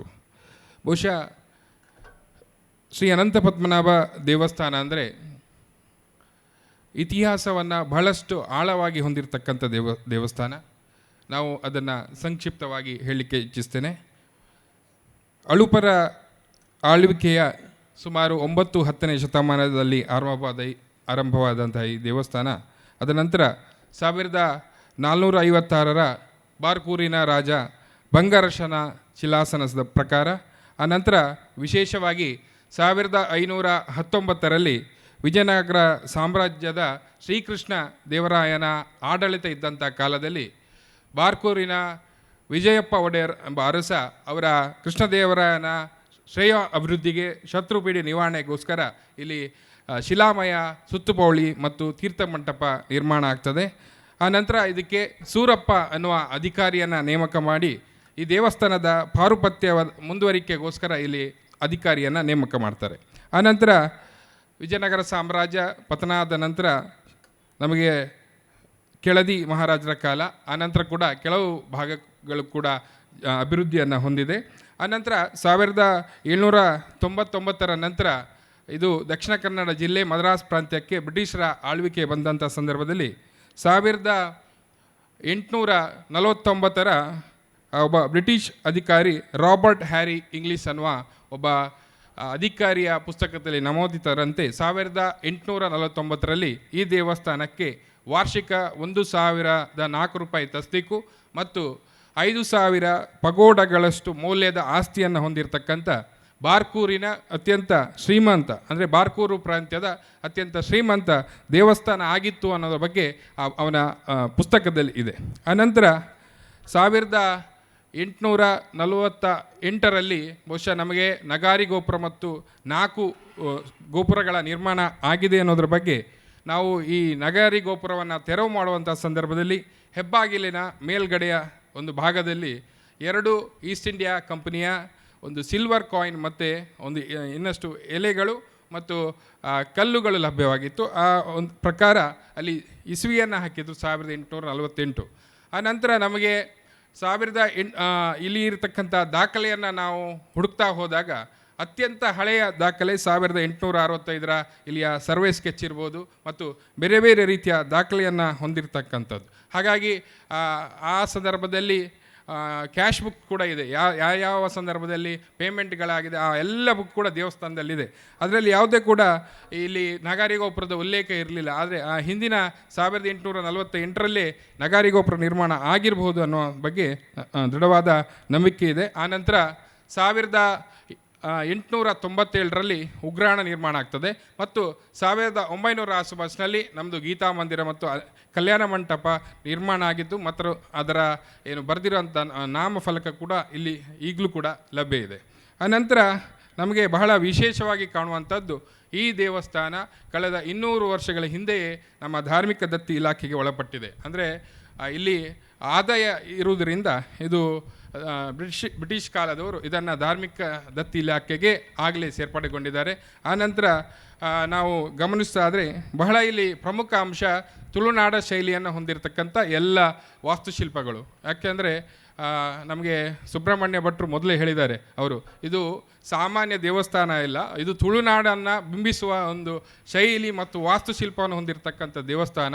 ಇದನ್ನು ಉಳಿಸ್ಕೋಬೇಕು ಮತ್ತು ನಾವು ಜೀರ್ಣೋದ್ಧಾರ ಮಾಡುವಂಥ ಸಂದರ್ಭದಲ್ಲಿ ಕೂಡ ಆ ಶೈಲಿಯನ್ನೇ ಬಳಕೆ ಮಾಡಬೇಕು ಅನ್ನೋ ಅವರ ಮಾರ್ಗದರ್ಶನದಂತೆ ನಾವು ನಗಾರಿ ಗೋಪುರವನ್ನು ಕೂಡ ಅವರು ನಮಗೆ ಪ್ಲ್ಯಾನನ್ನು ಕೊಟ್ಟಿದ್ದಾರೆ. ಈ ಹಿಂದಿನ ಶೈಲಿಯನ್ನು ಹೊಂದಿರುವಂಥದ್ದನ್ನು ಈಗಾಗಲೇ 3D ಮಾಡಿ ತಮಗೆ ತೋರಿಸಿದ್ದೇವೆ. ಹಾಗಾಗಿ ಮುಂದಿನ ಏನು ಎಲ್ಲ ಪ್ರಕಾರಗಳಲ್ಲಿ ಏನು ಬರ್ತದೆ ಅದರ ಬಗ್ಗೆ ಸಂಪೂರ್ಣ ಶೈಲಿಯ ಬಗ್ಗೆ ಅವರ ಜೊತೆ ಚರ್ಚಿಸಿ ಅವರು ಏನು ನಮಗೆ ಮಾರ್ಗದರ್ಶನ ಮಾಡ್ತಾರೆ, ಯಾವ ಶೈಲಿಯಲ್ಲಿ ನಿರ್ಮಾಣ ಆಗಬೇಕು ಅನ್ನೋ ಅವರ ಸಂಪೂರ್ಣ ಮಾರ್ಗದರ್ಶನವನ್ನು ಪಡೆದುಕೊಂಡು ಅದಕ್ಕೆ ಸಂಬಂಧಪಟ್ಟಂಥ 3D ವಾಕ್ ಥ್ರೂ ಡಿಸೈನ್ಗಳನ್ನು ಮಾಡಿ ನಾವು ನಿಮ್ಮ ಮುಂದೆ ಪ್ರಸ್ತುತಪಡಿಸಲಿಕ್ಕಿದ್ದೇವೆ. ಈಗಾಗಲೇ ನಮ್ಮ ಅಧ್ಯಕ್ಷರು ಹೇಳಿದರು, ನಾವು 5 ವಿಭಾಗಗಳನ್ನಾಗಿ ನಾವು ಮಾಡಿದ್ದೇವೆ ಅಂತ ಹೇಳಿ. ಬಹುಶಃ ನಾನೊಂದು ಪ್ರಸ್ತಾವಿತ ನಕ್ಷೆಯನ್ನು ತಮಗೆ ತೋರಿಸಲಿಕ್ಕೆ ಇಚ್ಛಿಸ್ತೇನೆ. ಬಹುಶಃ ಇದು ಪೆರಡೂರಿನ ದೇವಸ್ಥಾನ ಮತ್ತು ದೇವಸ್ಥಾನದ ಭಾಗದಲ್ಲಿ ಇರತಕ್ಕಂಥ ಒಂದು ನಕ್ಷೆ. ಇಲ್ಲಿ ನೀವು ವಿಭಾಗ 1 ನೋಡಿರ್ಬೋದು, ಯೆಲ್ಲೋ ಕಲರಲ್ಲಿ ಮಾರ್ಕ್ ಮಾಡಿರುವಂಥದ್ದು ಗರ್ಭಗುಡಿ, ತೀರ್ಥಮಂಟಪ ಮತ್ತು ಸುತ್ತುಬವಳಿ ಮತ್ತು ಇನ್ನಿತರ. ಅದಕ್ಕೆ ಅಂದಾಜು ವೆಚ್ಚ 12 ಕೋಟಿ ಆಗಬಹುದೇನೋ ಅಂಥದ್ದು. ಇನ್ನೊಂದು ವಿಭಾಗ 2 ನಗಾರಿ ಗೋಪುರ, ಈಗಾಗಲೇ ನಾವು ತೆರವುಗೊಳಿಸಿದ್ದೇವೆ ಮತ್ತು ಅದನ್ನು ಆರಂಭಿಸುವಂಥ ಪ್ರಯತ್ನದಲ್ಲಿದ್ದೇವೆ. ಅದಕ್ಕೆ ಅಂದಾಜು ವೆಚ್ಚ 7 ಕೋಟಿ ರೂಪಾಯಿ. ಅನಂತರ ವಿಭಾಗ 3 ದೇವಸ್ಥಾನದ ಹೊರಾಂಗಣ ಸುತ್ತುಬದಿ, ಅಂದರೆ ಗರ್ಭಗುಡಿಯ ಸುತ್ತುಬಳಿಯ ಉಳಿದ ಹೊರಾಂಗಣ ಸುತ್ತುಬದಿ ಏನಿದೆ ಯೆಲ್ಲೋ ಮಾರ್ಕಲ್ಲಿ ತೋರಿಸಿರುವಂಥದ್ದು, ಅದಕ್ಕೆ ಅಂದಾಜು ವೆಚ್ಚ 8 ಕೋಟಿ. ಅನಂತರ ವಿಭಾಗ 4 ಕೆರೆ ಮತ್ತು ಕೆರೆಯ 3 ಬದಿಯ ಕಟ್ಟಡಗಳು, ಕೆರೆ ಮತ್ತು ಕೆರೆಯ 3 ಬದಿ ಕಟ್ಟಡಗಳು ಕೂಡ ನಿರ್ಮಾಣ ಆಗ್ತದೆ, ಅದಕ್ಕೆ ಅಂದಾಜು ವೆಚ್ಚ 10 ಕೋಟಿ. ಮತ್ತು ವಿಭಾಗ 5ರಲ್ಲಿ ರಾಜಗೋಪುರ, ವಾಣಿಜ್ಯ ಸಂಕೀರ್ಣ ಮತ್ತು ರಥಬೀದಿಯ ಅಭಿವೃದ್ಧಿ ಕೂಡ ಆಗ್ತದೆ. ಇಲ್ಲಿ ಬಹಳ ಪ್ರಮುಖವಾದ ಅಂಶ ಏನು ಕೇಳಿದರೆ, ನಮಗೆ ಇಲ್ಲಿ ರಸ್ತೆ ಅನ್ನುವಂಥದ್ದು, ಬೈಪಾಸ್ ಅನ್ನುವಂಥದ್ದು ಈ ಜೀರ್ಣೋದ್ಧಾರದ ಕೂಡ ಒಂದು ಭಾಗ. ಅದಕ್ಕೆ ಸಾಕಷ್ಟು ಇಂಪಾರ್ಟೆನ್ಸ್ ಕೂಡ ಇದೆ. ಇದರ ಬಗ್ಗೆ ತಮಗೆ ಒಂದು ವಿಡಿಯೋಗಳನ್ನು ಕೂಡ ನಾವು ಪ್ರಸ್ತುತಪಡಿಸ್ತೇವೆ. ನನ್ನ ಮಾತು ಮುಗಿಸ್ತಾ ಇದ್ದೇನೆ. ಆನಂತರ ವಿಡಿಯೋ 3 ನಿಮಿಷ ಪ್ಲೇ ಆಗ್ತದೆ.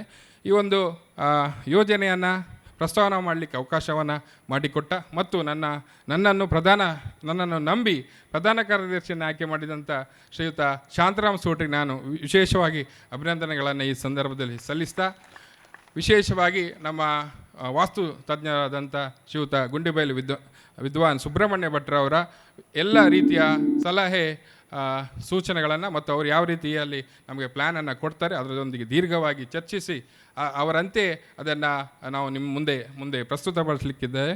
ಹಾಗಾಗಿ ತಮ್ಮ ವಿಡಿಯೋ ಕಂಟಿನ್ಯೂ ಆಗ್ತದೆ. ಅವಕಾಶಕ್ಕಾಗಿ ಹೊಂದಿಸ್ತಾ ನನ್ನ ಮಾತುಗಳನ್ನು ಮುಗಿಸ್ತೇನೆ.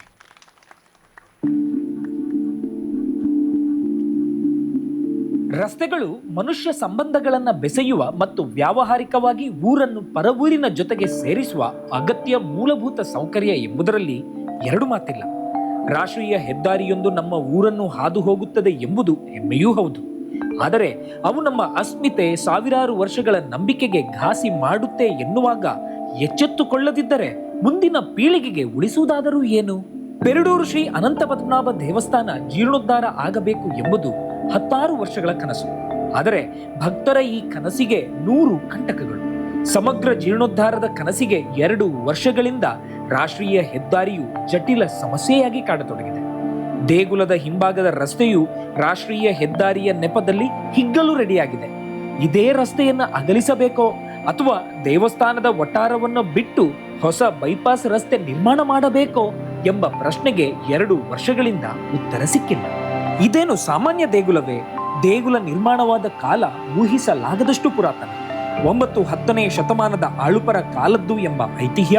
1446ರ ಶಿಲಾಶಾಸನ ಪ್ರಕಾರ ಬಾರ್ಕೂರು ಅರಸರ ಉಲ್ಲೇಖ. ವಿಜಯನಗರದ ಕೃಷ್ಣದೇವರಾಯರ ಕಾಲ ಅಂದರೆ 1519ರಲ್ಲಿ ದೇಗುಲ ಜೀರ್ಣೋದ್ಧಾರದ ಶಿಲಾಶಾಸನ. ರಾಯನ ಒಳಿತಿಗೆ ಬಾರ್ಕೂರು ಒಡೆಯ ವಿಜಯಪ್ಪ ಶಿಲಾಮಯ ಸುತ್ತುಪೌಳಿ ಕಟ್ಟಿಸಿದ ದಾಖಲೆ. 1848ರ ಆಸುಪಾಸು ಕೆಳದಿ ಮಹಾರಾಜರ ಆಳ್ವಿಕೆಯಲ್ಲಿ 4 ಸ್ವಾಗತ ಗೋಪುರ, ನಗಾರಿ ಗೋಪುರ ರಚನೆ. ಬ್ರಿಟಿಷ್ ಕಾಲದಲ್ಲೂ ಮಂಟಪಗಳು, ಛತ್ರ, ಕಚೇರಿ, ಕಟ್ಟಡದ ರಚನೆ, ರಿಪೇರಿ ಇನ್ನೇನು ಬೇಕು.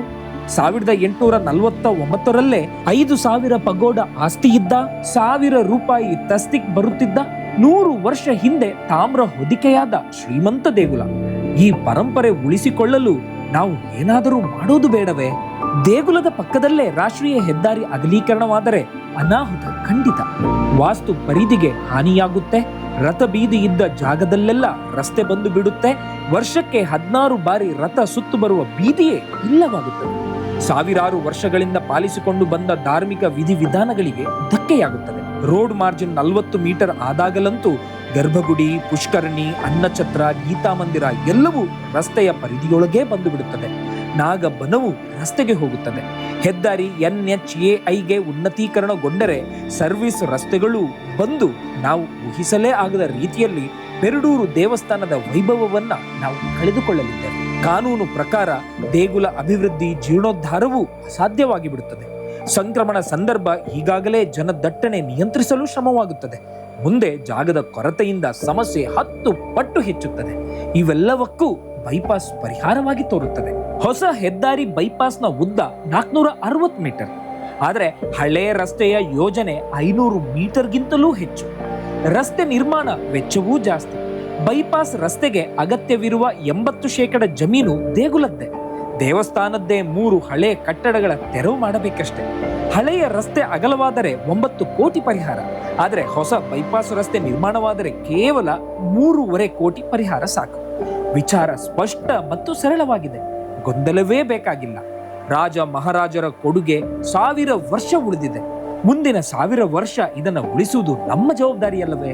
ಬೈಪಾಸ್ ರಸ್ತೆ ನಿರ್ಮಾಣವಾದರೆ ಸುಂದರವಾದ ಸ್ವಾಗತ ಗೋಪುರ 100 ಮೀಟರ್ ಅಂತರದಲ್ಲಿ ನಿರ್ಮಾಣ ಮಾಡುವ ಯೋಜನೆ ಹಾಕಿಕೊಳ್ಳಬಹುದು. ವಿಶಾಲವಾದ ಪಾರ್ಕಿಂಗ್ ವ್ಯವಸ್ಥೆ, ವ್ಯಾಪಾರಿ ಮಳಿಗೆಗಳು, ಕಟ್ಟಡ ರಚನೆಯನ್ನೂ ಮಾಡಬಹುದು. ಇನ್ನೂ ಹಲವು ಅನುಕೂಲಗಳಿವೆ. ಏನಂತೀರಿ?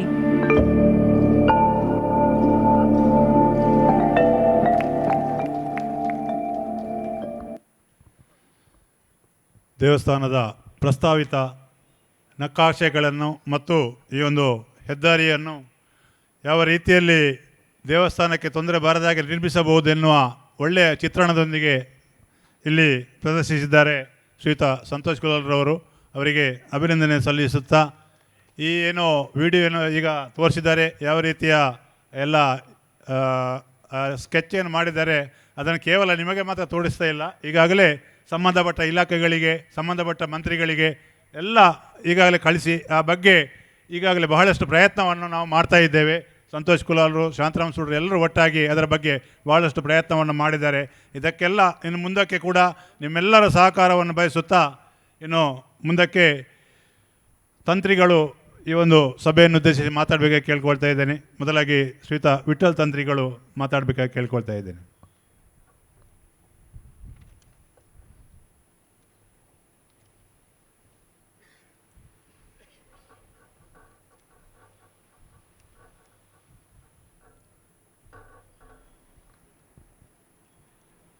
ಕೃಷ್ಣಂ ವಂದೇ ಜಗದ್ಗುರುಂ.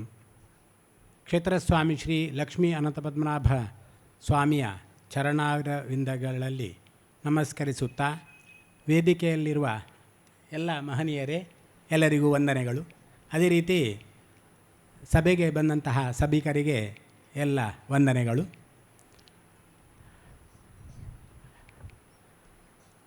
ಯಾವುದೇ ಒಂದು ಕೆಲಸವನ್ನು ಮಾಡುವಾಗ ಆ ಕೆಲಸ ಯಾಕಾಗಿ ಮಾಡ್ತಾ ಇದ್ದೇವೆ, ಆ ಕೆಲಸ ಮಾಡಿದರೆ ನಮಗೆ ಏನು ಲಾಭ, ಮಾಡದೇ ಇದ್ದರೆ ಏನು ನಷ್ಟ, ಇದನ್ನೆಲ್ಲ ಚಿಂತನೆ ಮಾಡಿ ಕೆಲಸವನ್ನು ಮಾಡು ಅಂತ ಶಾಸ್ತ್ರಕಾರರು ಹೇಳ್ತಾರೆ. ಅದು ಲೌಕಿಕ ಕೆಲಸವಾಗಿರಲಿ ಅಥವಾ ಧಾರ್ಮಿಕ ಕೆಲಸವಾಗಿರಲಿ, ಅದನ್ನು ಆಲೋಚನೆ ಮಾಡಿ ಮಾಡು ಅಂತ. ಈಗ ನಾವು ಕ್ಷೇತ್ರಸ್ವಾಮಿ ಶ್ರೀ ಲಕ್ಷ್ಮೀ ಅನಂತಪದ್ಮನಾಭ ಸ್ವಾಮಿಯ ಜೀರ್ಣೋದ್ಧಾರ ಉತ್ತಮ ರೀತಿಯಲ್ಲಿ ಆಗಬೇಕು ಅನ್ನುವಂತಹ ಒಂದು ಸದಿಚ್ಛಾಪೂರ್ವಕವಾಗಿ ಇಷ್ಟು ಜನ ನಾವು ಸೇರಿದ್ದೇವೆ. ನಮ್ಮ ಸುತ್ತಮುತ್ತ ಇರುವಂತಹ ಹೆಚ್ಚಿನ ವಿಚಾರವಾದಿಗಳು, ಬುದ್ಧಿಜೀವಿಗಳು ಎಲ್ಲ ಈ ಒಂದು ಪ್ರಕ್ರಿಯೆಗೆ ಪ್ರಮುಖವಾದಂತಹ ತಡೆ.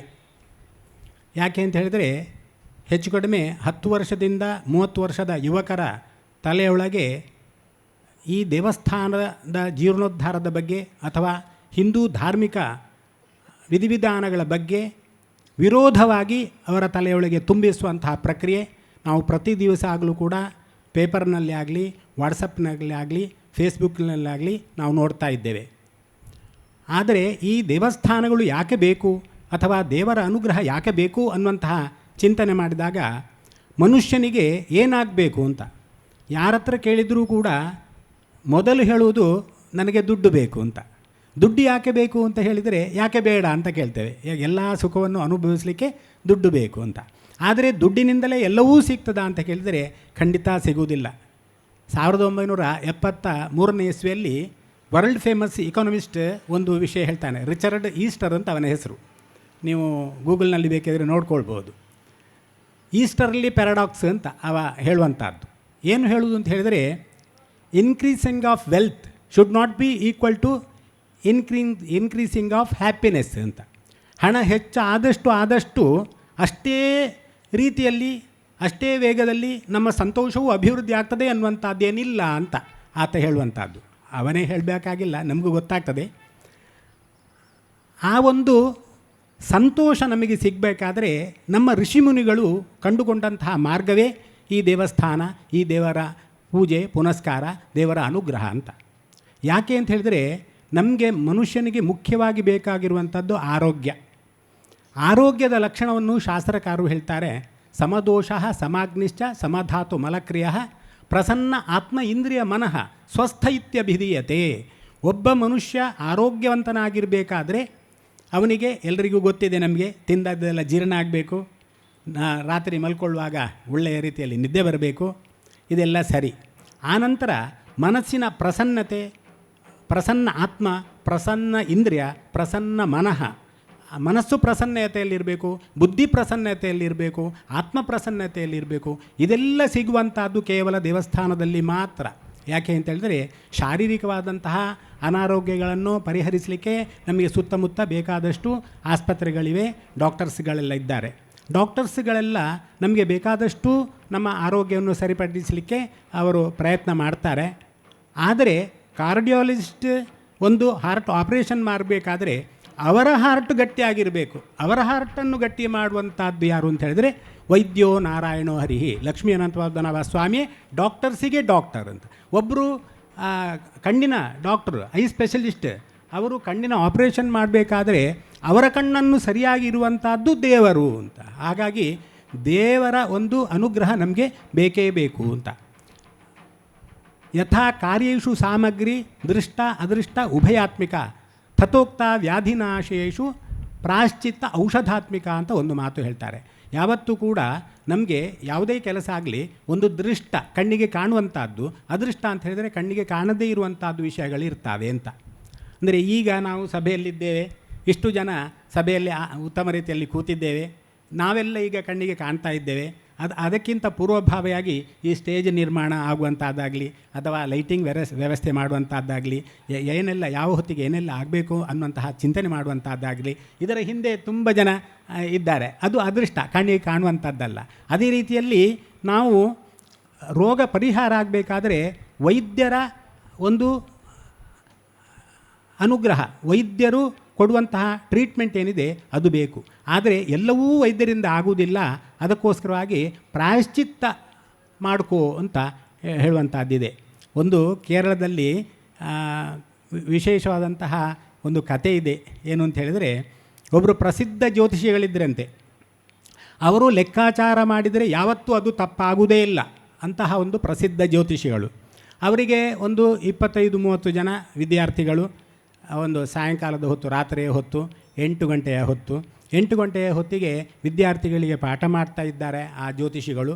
ಆ ಸಂದರ್ಭದಲ್ಲಿ ಊರಿನ ಒಬ್ಬ ವ್ಯಕ್ತಿ ಬರ್ತಾನಂತೆ, ಬಂದು ಅವನ ಜಾತಕ ತೋರಿಸ್ತಾನಂತೆ. ತೋರಿಸುವಾಗ ಅವರು ಒಂದು ಅರ್ಧ ಗಂಟೆ ಲೆಕ್ಕಾಚಾರ ಮಾಡ್ತಾರಂತೆ. ಲೆಕ್ಕಾಚಾರ ಮಾಡಿ, ನೀನು ನಾಳೆ ಬೆಳಿಗ್ಗೆ 9 ಗಂಟೆಗೆ ಬಾ, 9 ಗಂಟೆಗೆ ಬಂದಾಗ ನಿನಗೆ ವಿಷಯ ಎಲ್ಲ ಹೇಳ್ತೇನೆ ಅಂತ ಅವರನ್ನು ಕಳಿಸ್ತಾರೆ. ಕಳಿಸುವಾಗ ವಿದ್ಯಾರ್ಥಿಗಳೆಲ್ಲ ಹೇಳ್ತಾರಂತೆ, ನೀನು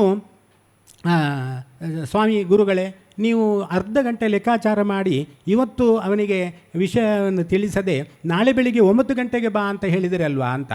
ಅದಕ್ಕೆ ಆ ಗುರುಗಳು ಹೇಳ್ತಾರಂತೆ, ಇಲ್ಲ, ನಾಳೆ ಬೆಳಿಗ್ಗೆ 8 ಗಂಟೆಗೆ ಅವನಿಗೆ ಮೃತ್ಯು ಕಂಟಕ ಇದೆ, ನಾಳೆ ಬೆಳಿಗ್ಗೆ ಅವರು 8 ಗಂಟೆಗೆ ಸಾಯ್ತಾನೆ. ನಾನೀಗ ನಾಳೆ ಬೆಳಿಗ್ಗೆ 8 ಗಂಟೆಗೆ ಅವನು ಸಾಯ್ತಾನೆ ಅಂತ ನಾನು ಹೇಳಿದರೆ ಅವನು ತುಂಬ ಟೆನ್ಷನ್ನಲ್ಲಿ ನಿದ್ದೆಯೇ ಬರುವುದಿಲ್ಲ. ಹಾಗಾಗಿ ಇವತ್ತು ನಿದ್ದೆಯಲ್ಲಿ ಒಳ್ಳೆಯ ರೀತಿಯಲ್ಲಿ ನಿದ್ದೆ ಮಾಡಲಿ, ನಾಳೆ ಬೆಳಿಗ್ಗೆ 9 ಗಂಟೆಗೆ ಬರುವುದಿಲ್ಲ ಅಂತ ಹೇಳಿದ್ರಂತೆ. ಆವಾಗ ಮರು ದಿವಸ ಬೆಳಿಗ್ಗೆ ಸ್ನಾನ ಎಲ್ಲ ಮುಗಿಸಿಕೊಂಡು ಅವರು ಪುನಃ ಪಾಠ ಮಾಡಲಿಕ್ಕೆ ಪ್ರಾರಂಭ ಮಾಡ್ತಾರೆ. ಪ್ರಾರಂಭ ಮಾಡುವಾಗ 9 ಗಂಟೆ ಹೊತ್ತಿಗೆ ಸರಿಯಾಗಿ ಆ ವ್ಯಕ್ತಿ ಬರ್ತಾನೆ. ಈ ಜ್ಯೋತಿಷಿಗಳಿಗೆ ತಲೆಬಿಸಿ ಆಗ್ತದೆ, ನನ್ನ ಲೆಕ್ಕಾಚಾರ ಎಲ್ಲಿ ತಪ್ಪಿತು ಅಂತ. ಆವಾಗ ಅವರು ಹೇಳ್ತಾರಂತೆ, ನೀನು ಬರುವಾಗ ಏನಾದರೂ ನಿನಗೆ ವಿಶೇಷವಾದಂತಹ ವಿಷಯ ಖಂಡಿತ ಅಥವಾ ಏನಾದರೂ ಆಲೋಚನೆ ಮಾಡಿದರೆ ನೀನು ಮನಸ್ಸಿನಲ್ಲಿ ಅಂತ. ಇಲ್ಲ, ಏನೂ ಇಲ್ಲ ಅಂತ. ಆದರೂ ಕೂಡ ಪುನಃ ನೆನಪು ಮಾಡಿಕೊ, ನಿನಗೆ ಏನಾದರೂ ವಿಶೇಷವಾದಂಥ ಘಟನೆ ನಿನ್ನ ಮನಸ್ಸಿನಲ್ಲಿ ಏನಾದರೂ ಆಲೋಚನೆ ಮಾಡಿದ್ಯಾ ಅಂತ. ಆಗ ಬರ್ತಾ ಇರುವಾಗ ಒಂದು ವಿಷ್ಣು ದೇವಸ್ಥಾನ ತುಂಬ ಜೀರ್ಣ ಆಗಿತ್ತು. ಆ ದೇವಸ್ಥಾನದ ಸುತ್ತಮುತ್ತ ಎಲ್ಲ ಅತ್ಯಂತ ಉತ್ಕೃಷ್ಟ ರೀತಿಯಲ್ಲಿ ಮನೆಯನ್ನು ಕಟ್ಟಿ ಆ ಊರಿನವರೆಲ್ಲ ವಾಸ ಮಾಡ್ತಾ ಇದ್ದಾರೆ. ಈ ಮನೆಗೆ ಖರ್ಚು ಮಾಡುವಂಥದ್ದು ಸ್ವಲ್ಪ ಮಟ್ಟಿನ ಹಣಗಳನ್ನೆಲ್ಲ ಒಟ್ಟು ಸೇರಿಸಿ ಈ ಒಂದು ದೇವಸ್ಥಾನವನ್ನು ಜೀರ್ಣೋದ್ಧಾರ ಮಾಡಿದರೆ ಆಗ್ತಿತ್ತು. ಪರಮಾತ್ಮ ನನಗೆ ಒಂದು ಒಳ್ಳೆ ಹಣ ಕೊಟ್ಟರೆ, ನನ್ನನ್ನು ಉದ್ಧರಿಸಿದರೆ ಈ ದೇವಸ್ಥಾನವನ್ನು ನಾನು ಜೀರ್ಣೋದ್ಧಾರ ಮಾಡ್ತೇನೆ ಅಂತ ಅವ ಎಣಿಸಿಕೊಂಡಂತೆ ಅದನ್ನೇ ಅವನು ಆ ಗುರುಗಳಿಗೆ ಹೇಳಿದಂತೆ, ನಾನು ಹೀಗೆ ಬರುವಾಗ ಒಂದು ಜೀರ್ಣವಾದಂತಹ ದೇವಸ್ಥಾನವನ್ನು ನೋಡಿದೆ, ಪರಮಾತ್ಮ ಒಂದು ವೇಳೆ ನನಗೆ ಅನುಗ್ರಹ ಕೊಟ್ಟರೆ ನಾನು ಈ ದೇವಸ್ಥಾನವನ್ನು ಜೀರ್ಣೋದ್ಧಾರ ಮಾಡ್ತೇನೆ ಅಂತ ನಾನು ಎಣಿಸಿದೆ ಅಂತ. ಆವಾಗ ಅವರು ಹೇಳ್ತಾರಂತೆ, ಈ ಎಣಿಸಿದ ಪ್ರಕ್ರಿಯೆ ಉಂಟಲ್ಲ, ಈ ಎಣಿಸಿದ ಪ್ರಕ್ರಿಯೆಯೇ ದೇವರ ಒಂದು ಅನುಗ್ರಹದಿಂದ ಅವನಿಗೆ ಆಯುಷ್ಯ ವೃದ್ಧಿ ಆಯಿತು ಅಂತ ಆ ಗುರುಗಳು ಹೇಳ್ತಾರಂತೆ.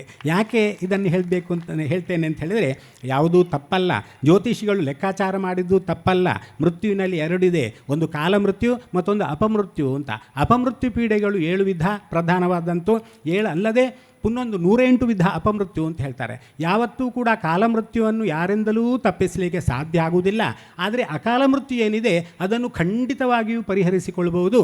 ಹಾಗಾಗಿ ಈ ಒಂದು ಜೀರ್ಣೋದ್ಧಾರ ಪ್ರಕ್ರಿಯೆ ಅನ್ನುವಂಥದ್ದು ಮನುಷ್ಯನಿಗೆ ಅತ್ಯಂತ ಒಂದು ಉತ್ಕೃಷ್ಟವಾದಂತಹ ಒಂದು ದೇವರ ಅನುಗ್ರಹ ಸಿಗುವಂತಹ ಒಂದು ಪ್ರಕ್ರಿಯೆ ಅನ್ನುವಂಥದ್ದು ಅಂತ. ಹಾಗಾಗಿ ನಾವು ಯಾರೆಲ್ಲ ಇಲ್ಲಿ ಸೇರಿದ್ದೇವೆ, ಯಾರೆಲ್ಲ ಪರವೂರಿನಲ್ಲಿದ್ದಾರೆ ಅವರೆಲ್ಲ ಅವರ ತನು, ಅವರ ಮನ, ಅವರ ಧನ, ಕೆಲವರಿಗೆ ಈಗ ತಾನೇ ಹೇಳಿದಾಗೆ ಸ್ವಾಗತ ಗೋಪುರವನ್ನು ಡೆಮಾಲಿಷ್ ಮಾಡುವಾಗ ಎಲ್ಲ ಸ್ವಯಂ ಸೇವಕರೆಲ್ಲ ಒಟ್ಟಿಗೆ ಸೇರಿ ಕೆಲಸ ಮಾಡಿದ್ದಾರೆ ಅಂತ. ಹಾಗಾಗಿ ಯುವಕರು ಯಾರೆಲ್ಲ ಇದ್ದಾರಾ ಅವರೆಲ್ಲ ಅವರ ತನುವನ್ನು ಅರ್ಪಿಸ್ಬೋದು. ಕೆಲವರಿಗೆ 2 ಆಗುವುದಿಲ್ಲ, ದೇವರು ಸಂಪತ್ತನ್ನು ಕೊಡಲಿಲ್ಲ, ಅದೇ ರೀತಿಯಲ್ಲಿ ದೈಹಿಕ ಸಾಮರ್ಥ್ಯವೂ ಇಲ್ಲ. ಅಂತಹ ಸಂದರ್ಭದಲ್ಲಿ ಅವರ ಮನಸ್ಸನ್ನು ಹುರಿದಿಂಬಿಸಿಕೊಂಡು ಅವರಿಗೆ ಪ್ರೋತ್ಸಾಹವನ್ನು ಕೊಡ್ಬೋದು. ಕೆಲವರ ಹತ್ರ ಧನ ಇದೆ, ಧನ ಇದ್ದರೂ ಕೂಡ ಕೆಲವರ ಮನೋಭಾವನೆ ಇರ್ತದೆ. ನಮ್ಮ ಊರಿನಲ್ಲಿ ಒಬ್ಬರು ವೆಲ್ಟುಡು ಅಂತ ನಾವೇನು ಹೇಳ್ತೇವೆ, ಅವರು ಅಮೇರಿಕಾದಲ್ಲಿರುವವರು, ಅವರಿಗೆ ಹೆಚ್ಚು ಕಡಿಮೆ 10-15 ಲಕ್ಷ ಪ್ರತಿ ತಿಂಗಳು ಹಣ ಬರ್ಬೋದು, ಸಂಬಳ ಬರ್ಬೋದು. ಅವರ ತಂದೆ ಹೇಳಿದ ಮಾತನ್ನು ನಾನು ಹೇಳೋದು, ಎನ್ನ ಮಗಕ್ಕೆ ಮಾರರೆ ಜೀರ್ಣೋದ್ಧಾರ ದೇವಸ್ಥಾನ ಅಂತೂ ಜೀರ್ಣೋದ್ಧಾರ ಬಣ್ಣಗೆ ಒಂಜಿ ಮೇಲೆ ದುರಪ್ಪೆ ಒಂಜಿ ನ್ಯಾಯ ಬೆಳೆಸಗೊಳ್ಬ್ರಿ. ಬೇಕಿದ್ದರೆ ಆಸ್ಪತ್ರೆ ಕಟ್ಟಲಿಕ್ಕೆ ಅಥವಾ ಬಡ ಮಕ್ಕಳಿಗೆ ಎಲ್ಲ ಸಹಾಯ ಮಾಡ್ತಾನೆ, ದೇವಸ್ಥಾನಕ್ಕೆ ಒಂದು ನ್ಯಾಯ ಪೈಸೆ ಕೊಡೋದಿಲ್ಲ ಅಂತ ಹೇಳ್ತಾನೆ. ಮಾರ ಏನು ಮಾಡೋದು ಅಂತ ಇಂತಹ ವ್ಯಕ್ತಿಗಳು ಇರ್ತಾರೆ. ಆದರೆ ನಾನು ಹೇಳೋದು ಏನು ಅಂತ ಹೇಳಿದರೆ, ಬಡವರಿಗೂ ನಾವು ಹಣ ಕೊಡಬೇಕು, ಆಸ್ಪತ್ರೆಗೂ ನಾವು ಹಣ ಕೊಡಬೇಕು, ಜೀರ್ಣೋದ್ಧಾರಕ್ಕೂ ಪ್ರಮುಖವಾಗಿ ನಾವು ಧನ ಸಹಾಯವನ್ನು ಮಾಡಬೇಕು. ಖಂಡಿತವಾಗಿಯೂ ದೇವರ ಅನುಗ್ರಹ ನಮಗೆ ಸಿಕ್ಕಿಯೇ ಸಿಗ್ತದೆ ಅಂತ.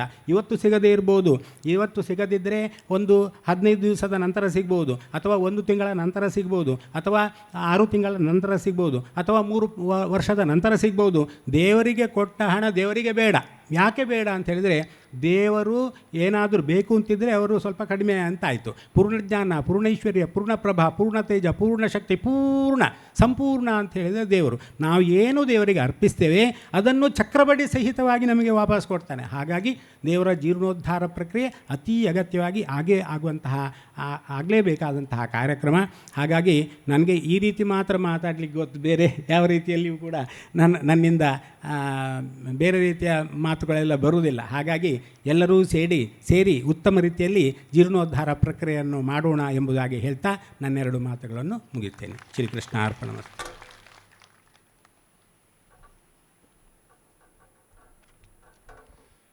ಹಿರಿಯರಾದ ಶ್ರೀಯುತ ವಿಠಲ್ ತಂತ್ರಿಯವರಿಗೆ ಅಭಿನಂದನೆ ಸಲ್ಲಿಸಿಕೊಂಡು ಈಗ ನಮ್ಮ ಕುಮಾರಗುರು ತಂತ್ರಿಗಳು ನಮ್ಮನ್ನು ಉದ್ದೇಶಿಸಿ ಮಾತಾಡಬೇಕಾಗಿ ಕೇಳ್ಕೊಳ್ತಾ ಇದ್ದೇನೆ.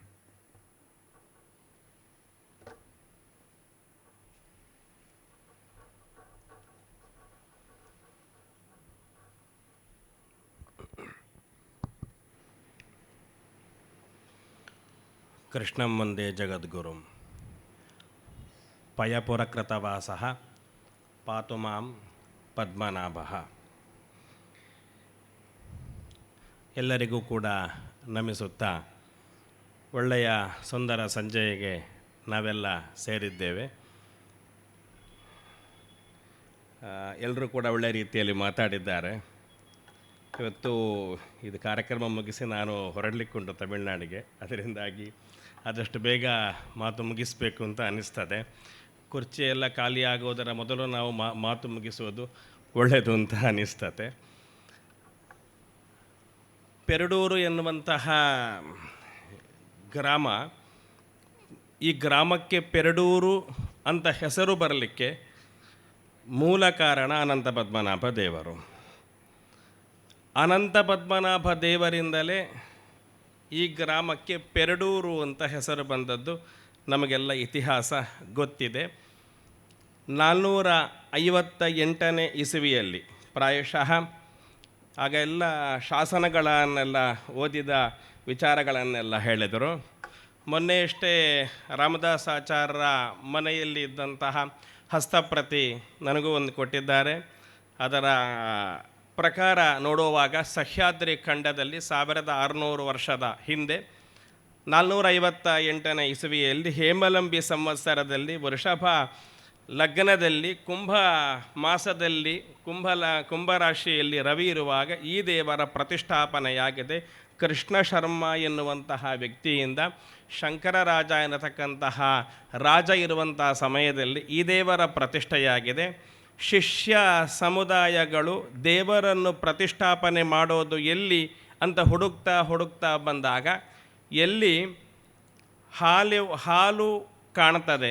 ಹೇಗೆ ಅಂತ ಕೇಳಿದ್ರೆ, ಸ್ವಯಂವಾಗಿ ದನಗಳು ಬಂದು ಯಾವ ಹುತ್ತದಲ್ಲಿ ಹಾವಿಗೆ ಹಾಲನ್ನು ಎರಿತದೋ ಅಲ್ಲಿ ಈ ದೇವರನ್ನು ಪ್ರತಿಷ್ಠಾಪನೆ ಮಾಡಿ ಅಂತ ಒಂದು ಮಾತು ಇದ್ದಾಗ, ಅದನ್ನು ಹುಡುಕ್ತಾ ಬಂದಾಗ ಇದೇ ಪದ್ಮ ಸರೋವರ, ಪದ್ಮ ಎನ್ನತಕ್ಕಂತಹ ಹೆಸರುಳ್ಳಂತಹ ಪದ್ಮಾಕೃತಿ ಉಳ್ಳಂತಹ ಸರೋವರದ ಹತ್ತಿರದಲ್ಲಿ ಹುತ್ತಕ್ಕೆ ತನ್ನಿಂದ ತಾನಾಗಿ ಒಂದು ಹಸು ಹಾಲು ಕೊಡ್ತಾ ಇತ್ತು. ಇದನ್ನು ಕಂಡ ಶಿಷ್ಯರು ಬೊಬ್ಬೆ ಹೊಡೆದರು. ಪೇರು ಉಂಡು ಅಂತ, ಅಂದರೆ ಹಾಲು ಉಂಟು ಅಂತ ಜೋರಾಗಿ ಕಿರ್ಚಿದರು. ಪೇರುಂಡು ಅಂತ ಕಿರ್ಚಿದರು. ಎಲ್ಲಿ ಗಟ್ಟಿಯಾಗಿ ಪೇರುಂಡು ಅಂತ ಕಿರ್ಚಿದರು ಅಲ್ಲಿಂದಲಾಗಾಯಿತು ಈ ಊರು ಪೇರುಂಡೂರು, ಅದು ಪೆರಡೂರು ಅಂತ ಆಯಿತು. ಆ ನಿಟ್ಟಿನಲ್ಲಿ ಪೆರಡೂರು ಎನ್ನುವಂತಹ ಗ್ರಾಮದ ಅಸ್ತಿತ್ವಕ್ಕೆ ಕಾರಣ ಯಾರು ಕೇಳಿದರೆ ಅನಂತ ಪದ್ಮನಾಭ ದೇವರು. ಪೆರಡೂರು ಎನ್ನುವಂತಹ ಗ್ರಾಮದಲ್ಲಿ ನಾನು ಹುಟ್ಟಿದ್ದೇನೆ, ನಾವು ಹುಟ್ಟಿದ್ದೇವೆ, ನಾವು ಇಲ್ಲಿ ದೇವರ ಕಾರ್ಯವನ್ನು ಮಾಡ್ತಾ ಇದ್ದೇವೆ ಅಂತ ಕೇಳಿದರೆ ಅದು ಪೆರಡೂರು ಎನ್ನುವಂತಹ ಗ್ರಾಮಕ್ಕೆ ಹೆಸರು ಕೊಟ್ಟಂತಹ ದೇವರ ಮಹಾತ್ಮೆಯಿಂದ. ಆ ನಿಟ್ಟಿನಲ್ಲಿ ನಮಗೆ ಮತ್ತು ನಿಮಗೆ ಮತ್ತು ನಾವೆಲ್ಲರೂ ಕೂಡ ವಾಸಿಸುವಂತಹ ಈ ಪೆರಡೂರು ಎನ್ನುವ ಗ್ರಾಮಕ್ಕೆ ಮೂಲ ಮನೆ ಯಾವುದು ಅಂತ ಕೇಳಿದರೆ ನಮ್ಮೆಲ್ಲರ ಮನೆ ಇವತ್ತು ಹತ್ತಿರದಲ್ಲಿ ಇಡೀ ಊರಿನಲ್ಲಿ ಇದೆ. ಈ ಎಲ್ಲ ಊರಿನಲ್ಲಿ ಇರತಕ್ಕಂತಹ ಎಲ್ಲ ಮನೆಗಳಿಗೂ ಕೂಡ ಮೊದಲು ಇದ್ದಂತಹ ಮನೆ ಅದು ಪೆರಡೂರು ಎನ್ನುವಂತಹ ದೇವಾಲಯ. ಅದರಿಂದ ಈ ದೇವಾಲಯ ನಮಗೆ ನಿಮಗೆ ಎಲ್ಲರಿಗೂ ಇದೊಂದು ಮೂಲ ಮನೆ ಅಂತ ಆಗ್ತದೆ. ನಮಗೆಲ್ಲರಿಗೂ ಮೂಲ ಮನೆಯಾಗಿರುವಂತಹ ದೇವಾಲಯವನ್ನು ಉದ್ಧರಿಸುವಂತಹದ್ದು ನಮ್ಮ ಕರ್ತವ್ಯ. ಜೀರ್ಣಸ್ಯ ಧಾರಣೆ ದೋಷಃ ಅಂತ. ಜೀರ್ಣವಾದದ್ದನ್ನು ಹಾಗೆ ಉಳಿಸಿಕೊಳ್ಳುವಂತಹದ್ದು ದೋಷ. ಸರಿಯಾಗಿ ಇರುವಂತಹದ್ದನ್ನು ಅದನ್ನು ನಾಶ ಮಾಡುವಂತಹದ್ದು ದೋಷ. ಜೀರ್ಣವಾದದ್ದನ್ನು ಹಾಗೆ ಉಳಿಸಿಕೊಳ್ಳುವಂತಹದ್ದು ಕೂಡ ದೋಷ. ಅದರಿಂದಾಗಿ ಇವತ್ತು ನಮ್ಮೆಲ್ಲರ ಮೂಲ ಮನೆ, ನಮ್ಮೆಲ್ಲರ ಅಸ್ತಿತ್ವಕ್ಕೆ ಕಾರಣೀಭೂತವಾಗಿರತಕ್ಕಂತಹ ಮೂಲ ಮನೆ ಜೀರ್ಣವಾದಾಗ ಅದನ್ನು ಉದ್ಧರಿಸುವಂತಹದ್ದು ನಮ್ಮೆಲ್ಲರ ಕರ್ತವ್ಯ ಅಂತ ಆಗ್ತದೆ. ನಾವು ಅದಕ್ಕೆ ತೊಡಗದೆ ಇದ್ದರೆ ಆ ಮೂಲ ಮನೆ ನಾಶ ಆದರೆ, ಆ ಮೂಲ ಮನೆಗೆ ತೊಡಕು ಬಂದರೆ ಅಲ್ಲಿರುವ ದೇವರಿಗೇನು ತೊಡಕಲ್ಲ, ನಮ್ಮೆಲ್ಲರ ಮನೆಯನ್ನು ನಾವು ನಾಶ ಮಾಡಿಕೊಂಡ ಹಾಗೆ ಅಂತ ಆಗ್ತದೆ. ಅದರಿಂದಾಗಿ ದೇವರ ಜೀರ್ಣೋದ್ಧಾರ ಅಂತ ಕೇಳಿದರೆ ಅದು ಕೇವಲ ದೇವತೆಗಳ ಅಲ್ಲಿರುವಂತಹ ದೇವರ ಜೀರ್ಣೋದ್ಧಾರ ಅಂತ ಮಾತ್ರ ಅರ್ಥ ಅಲ್ಲ, ಅದು ನಮ್ಮೆಲ್ಲರ ಬದುಕಿನ ಜೀರ್ಣೋದ್ಧಾರ ಅಂತ ಆಗ್ತದೆ. ಆ ನಿಟ್ಟಿನಲ್ಲಿ ದೇವಾಲಯದಲ್ಲಿ ಜೀರ್ಣೋದ್ಧಾರದ ಅವಶ್ಯಕತೆ ಏನು, ಯಾಕೆ ಜೀರ್ಣೋದ್ಧಾರವನ್ನು ಮಾಡಬೇಕು? ಸುಬ್ರಹ್ಮಣ್ಯ ಭಟ್ಟರು ಮಾತಾಡಲಿಕ್ಕಿದ್ದಾರೆ, ದೇವಾಲಯದ ಬಗ್ಗೆ ಹೇಳಲಿಕ್ಕಿದ್ದಾರೆ. ದೇವಾಲಯಕ್ಕೆ ಪ್ರಮುಖವಾಗಿ 2 ಮುಖ ಇದೆ. ನಮ್ಮ ದೇಹ ಹೇಗೋ ಹಾಗೆಯೇ ದೇವರಿಗೂ ಒಂದು ದೇವಾಲಯ ಅಂತ ಇರ್ತದೆ. ನಮ್ಮ ದೇಹಕ್ಕೆ ತಲೆ ಇದೆ, ಕುತ್ತಿಗೆ ಇದೆ, ಹೃದಯ ಇದೆ, ಹೊಟ್ಟೆ ಇದೆ, ಕೈಕಾಲುಗಳಿವೆ. ದೇವಸ್ಥಾನದಲ್ಲೂ ಕೂಡ ಅದೇ ಒಂದು ಸ್ವರೂಪ ಎನ್ನತಕ್ಕಂತಹದ್ದು ಇದ್ದೇ ಇದೆ. ದೇವರಿಗೆ 2 ಸ್ವರೂಪ, ಒಂದು ಸ್ಥೂಲ ಮತ್ತೊಂದು ಸೂಕ್ಷ್ಮ ಅಂತ ಅರ್ಥ. ಒಂದು ದೇಹ ಮತ್ತೊಂದು ಜೀವ ಅಂತ ಅರ್ಥ. ಒಳಗಡೆ ಬಿಂಬದಲ್ಲಿ ಇರತಕ್ಕಂತಹದ್ದು ಬಿಂಬ ಎನ್ನುವಂತಹದ್ದು ಜೀವ ಎಂದಾದರೆ, ಹೊರಗಡೆ ಕಟ್ಟಿರುವಂತಹದ್ದು ಇದೆಲ್ಲವೂ ಕೂಡ ದೇವರ ದೇಹ ಅಂತ ಅರ್ಥ. ಅದರಿಂದಾಗಿ ಈ ದೇಹ ಹೇಗಿರುತ್ತೆ ಅಂತ ಕೇಳಿದ್ರೆ, ಗೋಪುರದಲ್ಲಿ ಕಾಲಿಟ್ಟುಕೊಂಡು ಹೀಗೆ ಪಶ್ಚಿಮಕ್ಕೆ ತಲೆ ಹಾಕಿ 2 ಕೈಕಾಲುಗಳನ್ನು ಕೂಡ ಹೀಗೆ ಇಟ್ಟಿರತಕ್ಕಂತಹ, ಬಾಚಿ ಇಟ್ಟಿರತಕ್ಕಂತಹ ಮಲ್ಕೊಂಡಂತಹ ವ್ಯಕ್ತಿ, ವಿರಾಟ್ ಪುರುಷನಾದಂತಹ ವ್ಯಕ್ತಿ ಮಲ್ಕೊಂಡಿದ್ದರೆ ಯಾವ ರೀತಿಯಲ್ಲಿ ಇರ್ತದೋ ಅದೇ ರೀತಿಯಲ್ಲಿ ಒಂದು ದೇವಾಲಯ ಅಂತ ಇರ್ತದೆ. ಅದರಿಂದಾಗಿ ಇಡೀ ದೇವಾಲಯ ಎನ್ನುವಂತಹದ್ದೇ ದೇವರ ಸ್ವರೂಪ ಅಂತ ಅರ್ಥ. ಇವತ್ತೂ ಕೂಡ ನಮ್ಮಲ್ಲಿ ಆಚರಣೆಗಳು ಕಡಿಮೆ. ನಾವು ತಮಿಳುನಾಡು ಕಡೆಗೆ ಆ ಕಡೆ ಎಲ್ಲ ಹೋದರೆ ಈ ಬ್ರಹ್ಮಕಲಶಾಭಿಷೇಕವನ್ನು ಸೀದಾ ಶಿಖರಕ್ಕೆ ಹೋಗಿ ಅಭಿಷೇಕವನ್ನು ಮಾಡ್ತಾರೆ. ದೇವರ ಬಿಂಬಕ್ಕಲ್ಲ, ಶಿಖರಕ್ಕೆ ಹೋಗಿ ಬ್ರಹ್ಮಕಲಶಾಭಿಷೇಕವನ್ನು, ಅಷ್ಟು ಕಲಶವನ್ನು ಕೂಡ ಅಭಿಷೇಕ ಮಾಡ್ತಾರೆ. ಕಾರಣ ಏನು ಅಂತ ಕೇಳಿದರೆ, ಇಡೀ ಪ್ರಾಸಾದವೇ ದೇವರು ಎನ್ನುವಂತಹ ಉದ್ದೇಶದಲ್ಲಿ, ದೇವಾಲಯವೇ ದೇವರು ಎನ್ನುವ ಸಂಕಲ್ಪದಲ್ಲಿ ಅದಕ್ಕೆ ಕಲಶಾಭಿಷೇಕ ಅಂತ ಮಾಡ್ತಾರೆ. ಅದರಿಂದಾಗಿ ಇಡೀ ದೇವಾಲಯವೇ ದೇವರ ದೇಹ ಆಗಿರುವುದರಿಂದ ಈ ದೇಹ ಚೆನ್ನಾಗಿ ಇದ್ದರೆ ಮಾತ್ರ ನಮಗೂ ಹಾಗೆ, ನಮ್ಮ ದೇಹ ಚೆನ್ನಾಗಿ ಇದ್ದರೆ, ನಮ್ಮ ದಷ್ಟಪುಷ್ಟವಾಗಿ ದೇಹ ಇದ್ದು ಆ ದೇಹದಲ್ಲಿ ಯಾವುದೇ ರೀತಿಯ ಅನಾರೋಗ್ಯಾದಿಗಳು ಇಲ್ಲದೇ ಇದ್ದಾಗ ಜೀವಕ್ಕೆ ಸಂತೋಷ ಅಂತ ಅನ್ನಿಸ್ತದೆ. ದೇಹ ಹಾನಿಯಾದಾಗ, ದೇಹಕ್ಕೆ ನೋವು ಬಂದಾಗ ಮನಸ್ಸಿಗೆ ಏನು ಬೇಡ ಅಂತ ಅನ್ನಿಸ್ತದೆ. ಒಳ್ಳೆಯ ದೇಹ ಇದ್ದು ಮನಸ್ಸು ಒಳಗಡೆ ಇರತಕ್ಕಂಥ ಜೀವ ಹಾಳಾಗಿದ್ದರೂ ಕೂಡ ಅದಕ್ಕೂ ಕೂಡ ಅದು ಪ್ರಯೋಜನಕ್ಕೆ ಇಲ್ಲ. ಒಂದು ನಾಣ್ಯಕ್ಕೆ 2 ಮುಖ ಇದ್ದಂತೆ ದೇವಸ್ಥಾನಕ್ಕೆ ಬಿಂಬ ಮತ್ತು ಸಾನ್ನಿಧ್ಯ, ಅದು ಸೂಕ್ಷ್ಮ ಎಷ್ಟು ಪ್ರಮುಖವೋ ಅಷ್ಟೇ ಪ್ರಮುಖ ದೇವಾಲಯದ ನಿರ್ಮಾಣವೂ ಕೂಡ, ಅದು ದೇಹ ಅಂತ ಆಗಿರುವುದರಿಂದ. ಪ್ರಾಯಶಃ ಪೆರಡೂರು ಅನಂತ ಪದ್ಮನಾಭ ದೇವಸ್ಥಾನ ನಾನು ಕಂಡಂತೆ ಒಂದು ಪೂರ್ಣಾವಸ್ಥೆಯ ದೇವಸ್ಥಾನ. 4 ದ್ವಾರಗಳು ಇರತಕ್ಕಂತಹ ದೇವಸ್ಥಾನ. 4 ದಿಕ್ಕಿನಲ್ಲಿ, ಪೂರ್ವ, ದಕ್ಷಿಣ, ಪಶ್ಚಿಮ, ಉತ್ತರ, ಈ 4 ದಿಕ್ಕಿನಲ್ಲಿಯೂ ಕೂಡ ದ್ವಾರಗಳು ಇರತಕ್ಕಂತಹ ಒಂದು ರೀತಿಯ ಪೂರ್ಣಾವಸ್ಥೆಯ ದೇವಸ್ಥಾನ ಅಂತ ಹೇಳಬಹುದು. ಇಂತಹ ಪೂರ್ಣಾವಸ್ಥೆಯ ದೇವಸ್ಥಾನದಲ್ಲಿ ಮಾತ್ರ ವಿಶೇಷವಾಗಿ ಮಾಸೋತ್ಸವಾದಿಗಳು ಪ್ರತಿ ತಿಂಗಳು, ಆವಾಗ ಮಾತಾಡುವಾಗಲೂ ಕೂಡ ಹೇಳಿದರು, ಪ್ರತಿ ತಿಂಗಳು ಸಂಕ್ರಾಂತಿ, ಪ್ರತಿ ಸಂಕ್ರಾಂತಿಗೂ ಕೂಡ ಮಹೋತ್ಸವಗಳಾಗತಕ್ಕಂತಹ ಒಂದು ದೊಡ್ಡ ದೇವಸ್ಥಾನ ಅಂತ ಆಗಿರುವುದರಿಂದ, ಮತ್ತು ಪೂರ್ಣಾವಸ್ಥೆಯ ಒಂದು ದೇವಸ್ಥಾನವೂ ಕೂಡ ಆಗಿರುವುದರಿಂದ, ಇಂತಹ ದೇವಸ್ಥಾನವನ್ನು ಈ ಪೂರ್ಣಾವಸ್ಥೆಯಲ್ಲಿಯೇ ನಾವು ಉಳಿಸಿಕೊಳ್ಳಬೇಕಾಗಿದ್ದರೆ ಪ್ರಾಯಶಃ ನಾನು ಮೊನ್ನೆ ಹೇಳಿದ ಹಾಗೆ ನಮ್ಮದಾಗಿರತಕ್ಕಂತಹ ಪ್ರಯತ್ನ ಬಹಳಷ್ಟು ಬೇಕೇ ಬೇಕು. ಈ ಹಿಂದೆ ನಾನು ದೇವಸ್ಥಾನದಲ್ಲೂ ಕೂಡ ಮಾತಾಡುವಾಗಲೂ ಕೂಡ ರಸ್ತೆಯ ವಿಷಯದಲ್ಲಿ ನಮಗೆ ದೇವಸ್ಥಾನಕ್ಕೆ ತೊಡಕಾಗುವಂತಹ ಸಂಗತಿಗಳು ಬಹಳಷ್ಟು ಇದೆ ಅಂತ. ಅದು ಕೆಲವರು ಏನೋ ರಾಜಾಜ್ಞೆ, ಅದು ತಪ್ಪಿಸಲಿಕ್ಕಾಗಲಿಕ್ಕಿಲ್ಲ, ಹಾಗೆ ಹೀಗೆ ಅಂತ ಹೇಳಿದರು. ಅಲ್ಲ, ಏನಾದರೂ ಕೂಡ ನಾನು ಆವಾಗ ಹೇಳಿದ ಹಾಗೆ ನನ್ನ ಮೂಲ ಮನೆಯನ್ನು ಉಳಿಸಿಕೊಳ್ಳುವಂತಹದ್ದು ನನ್ನ ಕರ್ತವ್ಯ ಎನ್ನುವ ನಿಟ್ಟಿನಲ್ಲಿ ನಾವು ಹೊರಟಾಗ ಮಾತ್ರ, ಇದು ಕೇವಲ ಅರ್ಜಿ ಹಾಕೋದು ಮಾತ್ರ ಅಲ್ಲ, ಇದು ಒಂದು ಹೋರಾಟದ ರೂಪದಲ್ಲಿ ನಡೆದಾಗ ಮಾತ್ರ ರಸ್ತೆ, ಒಂದು ಕ್ಷೇತ್ರದ ಅಭಿವೃದ್ಧಿಗೆ ರಸ್ತೆ ಎನ್ನುವಂತಹದ್ದು ಅಗತ್ಯವಾಗಿ ಬೇಕು. ಆದರೆ ಈ ಗ್ರಾಮಕ್ಕೆ ಹೆಸರು ಕೊಟ್ಟಂತಹ ದೇವರ ಅಸ್ತಿತ್ವವನ್ನೇ ನಾಶ ಮಾಡುವಂಥ ರೀತಿಯಲ್ಲಿ ರಸ್ತೆ ಬಂದಾಗ ನಮ್ಮ ಗ್ರಾಮದಲ್ಲಿ ನಾವೆಲ್ಲರೂ ಕೂಡ ಹುಟ್ಟಿಯೂ ಕೂಡ ಪ್ರಯೋಜನಕ್ಕೆ ಇಲ್ಲ ಅಂತ ಆಗ್ತದೆ. ಆ ನಿಟ್ಟಿನಲ್ಲಿ ನಮ್ಮ ಗ್ರಾಮವನ್ನೇ ಬಿಂಬಿಸಿದಂತಹ, ನಮ್ಮ ಗ್ರಾಮವನ್ನೇ ಹೆತ್ತು ಹೊತ್ತಂತಹ ದೇವತೆ ಅನಂತ ಪದ್ಮನಾಭ ದೇವರ ಅಸ್ತಿತ್ವವನ್ನು ಕಾಪಾಡುವಂತಹದ್ದು ನಮ್ಮೆಲ್ಲರ ಕರ್ತವ್ಯವೂ ಕೂಡ ಆಗಿರುವುದರಿಂದ ಇವತ್ತಿನ ದಿವಸ ನಾವೆಲ್ಲರೂ ಕೂಡ ಹೋರಾಟವನ್ನೇ ಮಾಡಬೇಕಾಗ್ತದೆ ದೇವಸ್ಥಾನದ ಉಳಿವಿಗಾಗಿ. ಅದೇ ಯಾಕೆ ಉಳಿಬೇಕು ಅಂತ ಕೇಳಿದ್ರೆ, ನಾನು ಆವಾಗ ಹೇಳಿದ ಹಾಗೆ ಒಂದು ಪಕ್ಷ ಆ ಕಡೆಯ ಒಂದು ಅಂಗ, ಒಂದು ದೇವಸ್ಥಾನದ ಒಂದಿಷ್ಟು ಪರಿಧಿಗಳು ಅಂತ ಇರ್ತದೆ. ಒಂದು ದೇವರ ಬಿಂಬ ಅಂತ ಇದ್ದರೆ ಆ ದೇವರ ಬಿಂಬದ ಇಷ್ಟು ಸೂತ್ರದಲ್ಲಿ ಪರಿಧಿ ಅಂತ ಇರ್ತದೆ. ಈ ಪರಿಧಿಯ ಒಳಗಡೆ ಇಂತಹ ರಸ್ತೆಗಳು ಬಂದಾಗ ಅಲ್ಲಿ ಆಗತಕ್ಕಂತಹ ಮೈಲಿಗೆಗಳು ಕೂಡ ದೇವಾಲಯಕ್ಕೂ ಕೂಡ ಸ್ಪರ್ಶ ಆಗ್ತದೆ. ಅಲ್ಲದೆ ಮತ್ತೆ ಮತ್ತೆ ಆ ರಸ್ತೆಯ ಅಗಲೀಕರಣ ಮೇಲ್ಕಾಲಕ್ಕೆ ಆಗುವ ಸಮಯದಲ್ಲಿ ಒಂದು ಕಾಲದಲ್ಲಿ ಸರೋವರವೇ ಇಲ್ಲ ಅಥವಾ ಪೌಳಿಯೇ ಇಲ್ಲ ಎನ್ನುವಂತಹ ದೊಡ್ಡ ಪ್ರಮೇಯ ಬಂದರೂ ಕೂಡ ಅದು ಆಶ್ಚರ್ಯ ಅಂತ ಆಗಲಿಕ್ಕಿಲ್ಲ. ಅಲ್ಲಿಯ ತನಕ ನಾವು ಬಿಡಲಿಕ್ಕಿಲ್ಲ. ಮುಂದೆ ಬರುವ ಜನ್ರೇಷನ್ ನಮ್ಮನ್ನು ತೋರಿಸಬಾರದು.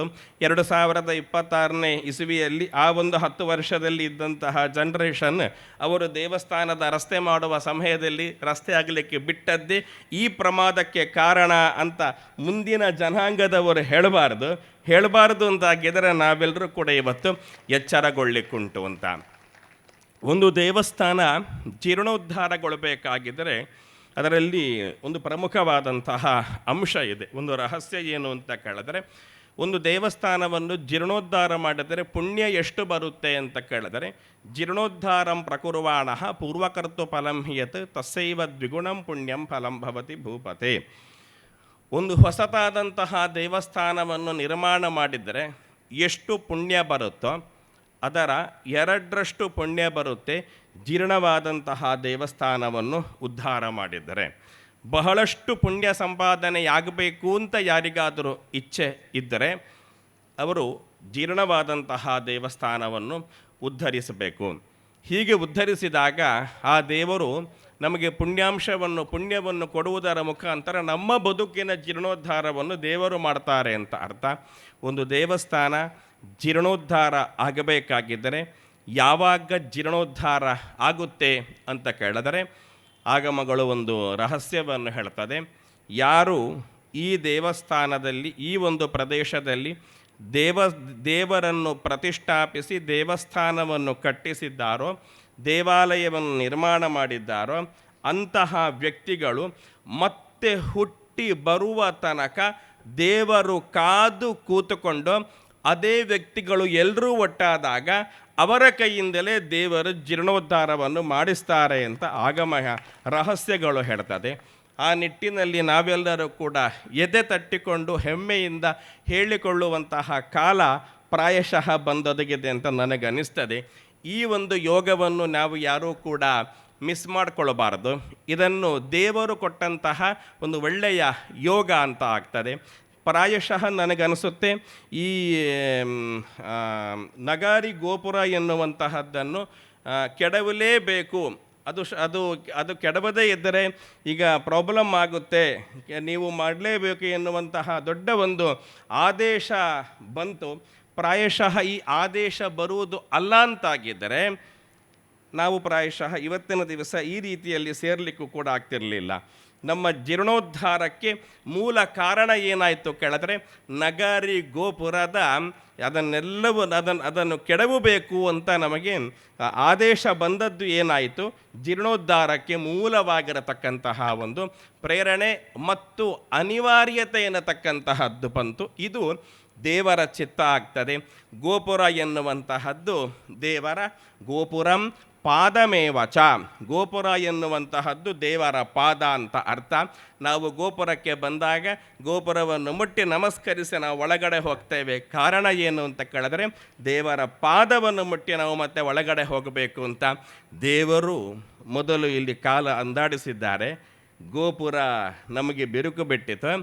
ನೀವು ಅದರ ಉದ್ದೇಶ ಏನು ಹೇಳಿದರೆ, ನಾವೆಲ್ಲರೂ ಕೂಡ ಸೇರಿಕೊಂಡು ದೇವರ ಪಾದವನ್ನು ಹಿಡಿದರೆ ನಮ್ಮೆಲ್ಲ ಕೆಲಸಗಳು ಕೂಡ ಆಗ್ತದೆ ಎನ್ನುವಂತಹದ್ದರ ದೊಡ್ಡ ಸೂಚನೆ ಆಯಿತು. ಮೊದಲು ನಗಾರಿ ಗೋಪುರವನ್ನು ತೆಗೆದು ಅದರ ಮುಖಾಂತರವಾಗಿ ಜೀರ್ಣೋದ್ಧಾರಕ್ಕೆ ದೊಡ್ಡ ಒಂದು ಚಾಲನೆ ಸಿಕ್ಕಿತು. ಪ್ರಾಯಶಃ ಇದು ದೇವರ ಚಿತ್ತ ಅಂತ ಆಗಿರ್ತದೆ. ಆ ನಿಟ್ಟಿನಲ್ಲಿ ದೇವಸ್ಥಾನದ ಜೀರ್ಣೋದ್ಧಾರಕ್ಕೆ ನಾವೆಲ್ಲರೂ ಕೂಡ ಕಟಿಬದ್ಧರಾಗಿ ಸೇರಿದ್ದೇವೆ ಅಂತ ಕೇಳಿದರೆ, ಒಂದಂತೂ ಸತ್ಯ, ನಮ್ಮ ಕಾಲದಲ್ಲಿ ನಮ್ಮ ಕಣ್ಣೆದುರುಗಡೆ 1600-650 ವರ್ಷದ ಇತಿಹಾಸವುಳ್ಳಂತಹ ಆ ಅನಂತ ಪದ್ಮನಾಭ ದೇವರು ಪುನಃ ಪ್ರತಿಷ್ಠೆಗೊಂಡದ್ದು ಹೌದು ಅಂತಾಗಿದ್ದರೆ ನಾವೆಲ್ಲರೂ ಕೂಡ ಹೆಮ್ಮೆ ಪಡಲಿಕ್ಕುಂಟು. ಏನು ಅಂದರೆ, 458ನೇ ಇಸವಿಯಲ್ಲಿ 1500-1600 ವರ್ಷದ ಹಿಂದೆ ನಾವೆಲ್ಲರೂ ಕೂಡ ಒಟ್ಟಾಗಿ ಇದ್ದುಕೊಂಡೇ ಆವತ್ತು ಈ ದೇವಸ್ಥಾನವನ್ನು ಪ್ರತಿಷ್ಠಾಪನೆ ಮಾಡಿದ್ದು ಹೌದು ಎನ್ನುವುದಾಗಿ ನಿರ್ಣಯ ಆಗ್ತದೆ. ಆ ನಿರ್ಣಯಕ್ಕೆ ನಾವೆಲ್ಲರೂ ಕೂಡ ಸೇರೋಣ. ಇಲ್ಲಿ ಬಹಳಷ್ಟು ನಮಗೆ ಭಿನ್ನಾಭಿಪ್ರಾಯಗಳು ಇರಬಹುದು. ಯಾವ ಭಿನ್ನಾಭಿಪ್ರಾಯಗಳು ಇದ್ದರೂ ಕೂಡ ಸೈದ್ಧಾಂತಿಕ ನೆಲೆಯಲ್ಲಿ ಇರಲಿ. ಆದರೆ ದೇವಸ್ಥಾನದ ವಿಷಯಕ್ಕಾಗುವಾಗ ನಾವೆಲ್ಲರೂ ಕೂಡ ಒಟ್ಟಾಗಿದ್ದುಕೊಂಡು, ನನಗೆ ಇಲ್ಲಿ ದೇವಸ್ಥಾನದಲ್ಲಿ ಏನು ಸ್ಥಾನ ಎನ್ನುವಂತಹದ್ದನ್ನು ಯಾರೂ ಕೂಡ ಕೇಳೋದು ಬೇಡ. ನನ್ನ ಅಭಿಪ್ರಾಯ, ದೇವಸ್ಥಾನಕ್ಕೆ ನನ್ನಿಂದ ಏನಾಗಲಿಕ್ಕುಂಟು ಎನ್ನುವಂತಹ ವಿಚಾರದಲ್ಲಿ ನಾವೆಲ್ಲರೂ ಕೂಡ ಮುಂದುವರಿಸೋಣ.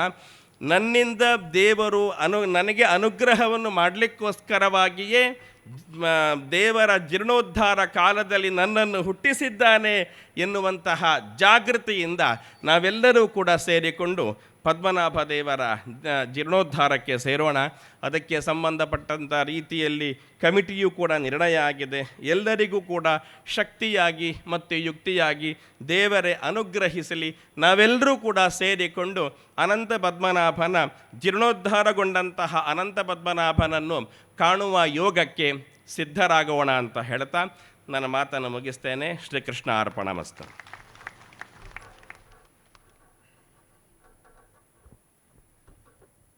ನಮ್ಮ ಈ ದೇವಸ್ಥಾನದ ಜೀರ್ಣೋದ್ಧಾರದ ಬಗ್ಗೆ ಹಾಗೂ ಈ ದೇವಸ್ಥಾನದ ಸುತ್ತಲಿರುವ ಎಲ್ಲ ವ್ಯವಸ್ಥೆಗಳ ಬಗ್ಗೆ ಹಾಗೂ ಮುಖ್ಯವಾಗಿ ಈ ಒಂದು ಹೆದ್ದಾರಿಯ ಬಗ್ಗೆ ಎಲ್ಲವನ್ನು ಸವಿಸ್ತಾರವಾಗಿ ಎಲ್ಲರ ಮನ ಮುಟ್ಟುವಂತೆ ತಿಳಿಸಿದ್ದಾರೆ ಶ್ರೀಯುತ ಕುಮಾರಗುರು ತಂತ್ರಿಗಳು.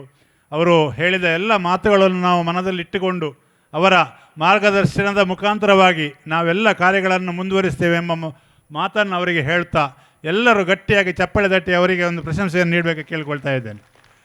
ಅದೇ ರೀತಿ ಈ ಒಂದು ಜೀರ್ಣೋದ್ಧಾರಕ್ಕೆ ಇನ್ನು ಮುಂದೆ ಯಾವ ರೀತಿಯಲ್ಲಿ ದೇವಸ್ಥಾನದ ನಿರ್ಮಾಣ ಆಗಬೇಕು, ಅದಕ್ಕೆ ಬೇಕಾದಂಥ ಎಲ್ಲ ವಾಸ್ತುಗಳು ಯಾವ ರೀತಿ ಎನ್ನುವ ಬಗ್ಗೆ ಅಮೂಲ್ಯವಾದ ಸಲಹೆಯನ್ನು ನೀಡಲಿಕ್ಕಿದ್ದಾರೆ ನಮ್ಮ ವಾಸ್ತುತಂತ್ರ ತಜ್ಞರಾದ ಶ್ರೀಯುತ ಸುಬ್ರಹ್ಮಣ್ಯ ಭಟ್ ಗುಂಡಿಬೇಲವರು.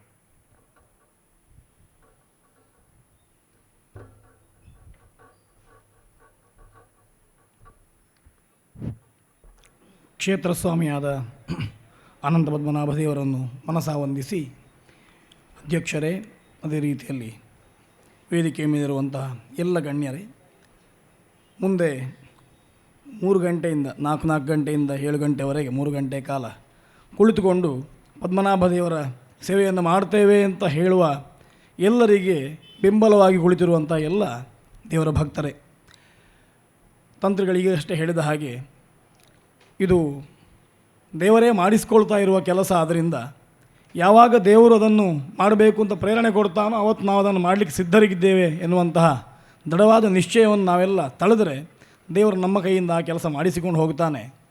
ಈ ಹಿಂದೆಯೂ ಕೂಡ ಇದೇ ವೇದಿಕೆಯಲ್ಲಿ ನಾನು ಜೀರ್ಣೋದ್ಧಾರದ ಬಗ್ಗೆ ಅನೇಕ ವಿಷಯಗಳನ್ನು ಹೇಳಿದ್ದೇನೆ. ಎಲ್ಲ ದೇವಸ್ಥಾನಕ್ಕೆ ಬೇಕಾದಷ್ಟು ಜಾಗ ಇರುವುದಿಲ್ಲ, ಜೀರ್ಣೋದ್ಧಾರ ಮಾಡಲಿಕ್ಕೆ ಬೇಕಾದಷ್ಟು ಅವಕಾಶ ಇರುವುದಿಲ್ಲ. ಆದರೆ ಪೆರಡೂರಿಗೆ ಆ ಅವಕಾಶ ಉಂಟು.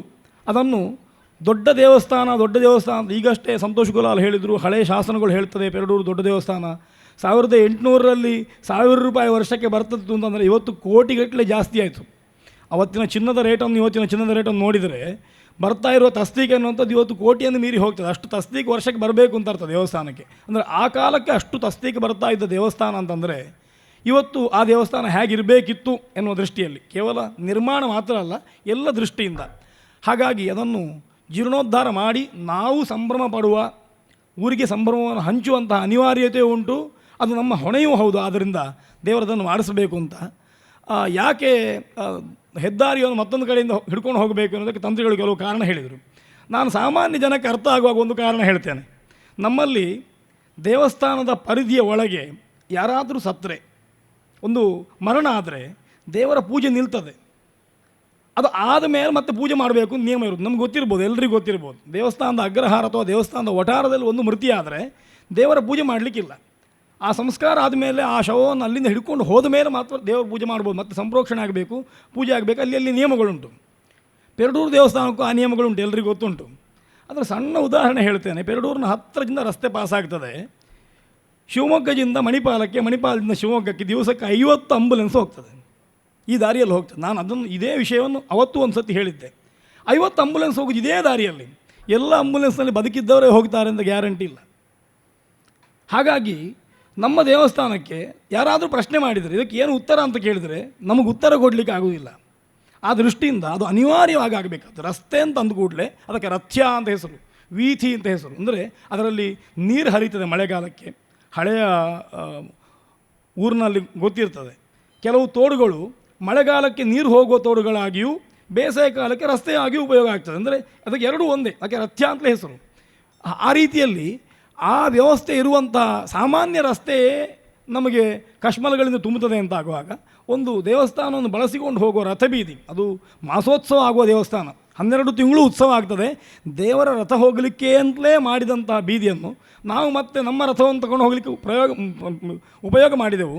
ಶಾಸ್ತ್ರ ಹೇಳ್ತದೆ ದೇವಸ್ಥಾನಕ್ಕೆ ಬರುವಾಗ ಹೇಗೆ ಬರಬೇಕು ಅಂತಂದರೆ ನಾವು ನಮ್ಮ ಪರಿಕರಗಳನ್ನೆಲ್ಲ ಹೊರಗೆ ತೆಗೆದಿಟ್ಟು ಬರಬೇಕು ಅಂತ. ಹಾಗಾಗಿ ದೇವಸ್ಥಾನದ ಬೀದಿಯಲ್ಲಿ ರಥವನ್ನು ಓಡಿಸ್ಲಿಕ್ಕಿಲ್ಲ, ನಮ್ಮ ಕಾರನ್ನು ತೊಗೊಂಡು ಹೋಗಲಿಕ್ಕಿಲ್ಲ. ಆದರೆ ಅನಿವಾರ್ಯ ಆಗಿದೆ, ಬೇರೆ ಜಾಗ ಇಲ್ಲ ನಮಗೆ ಅಂತ.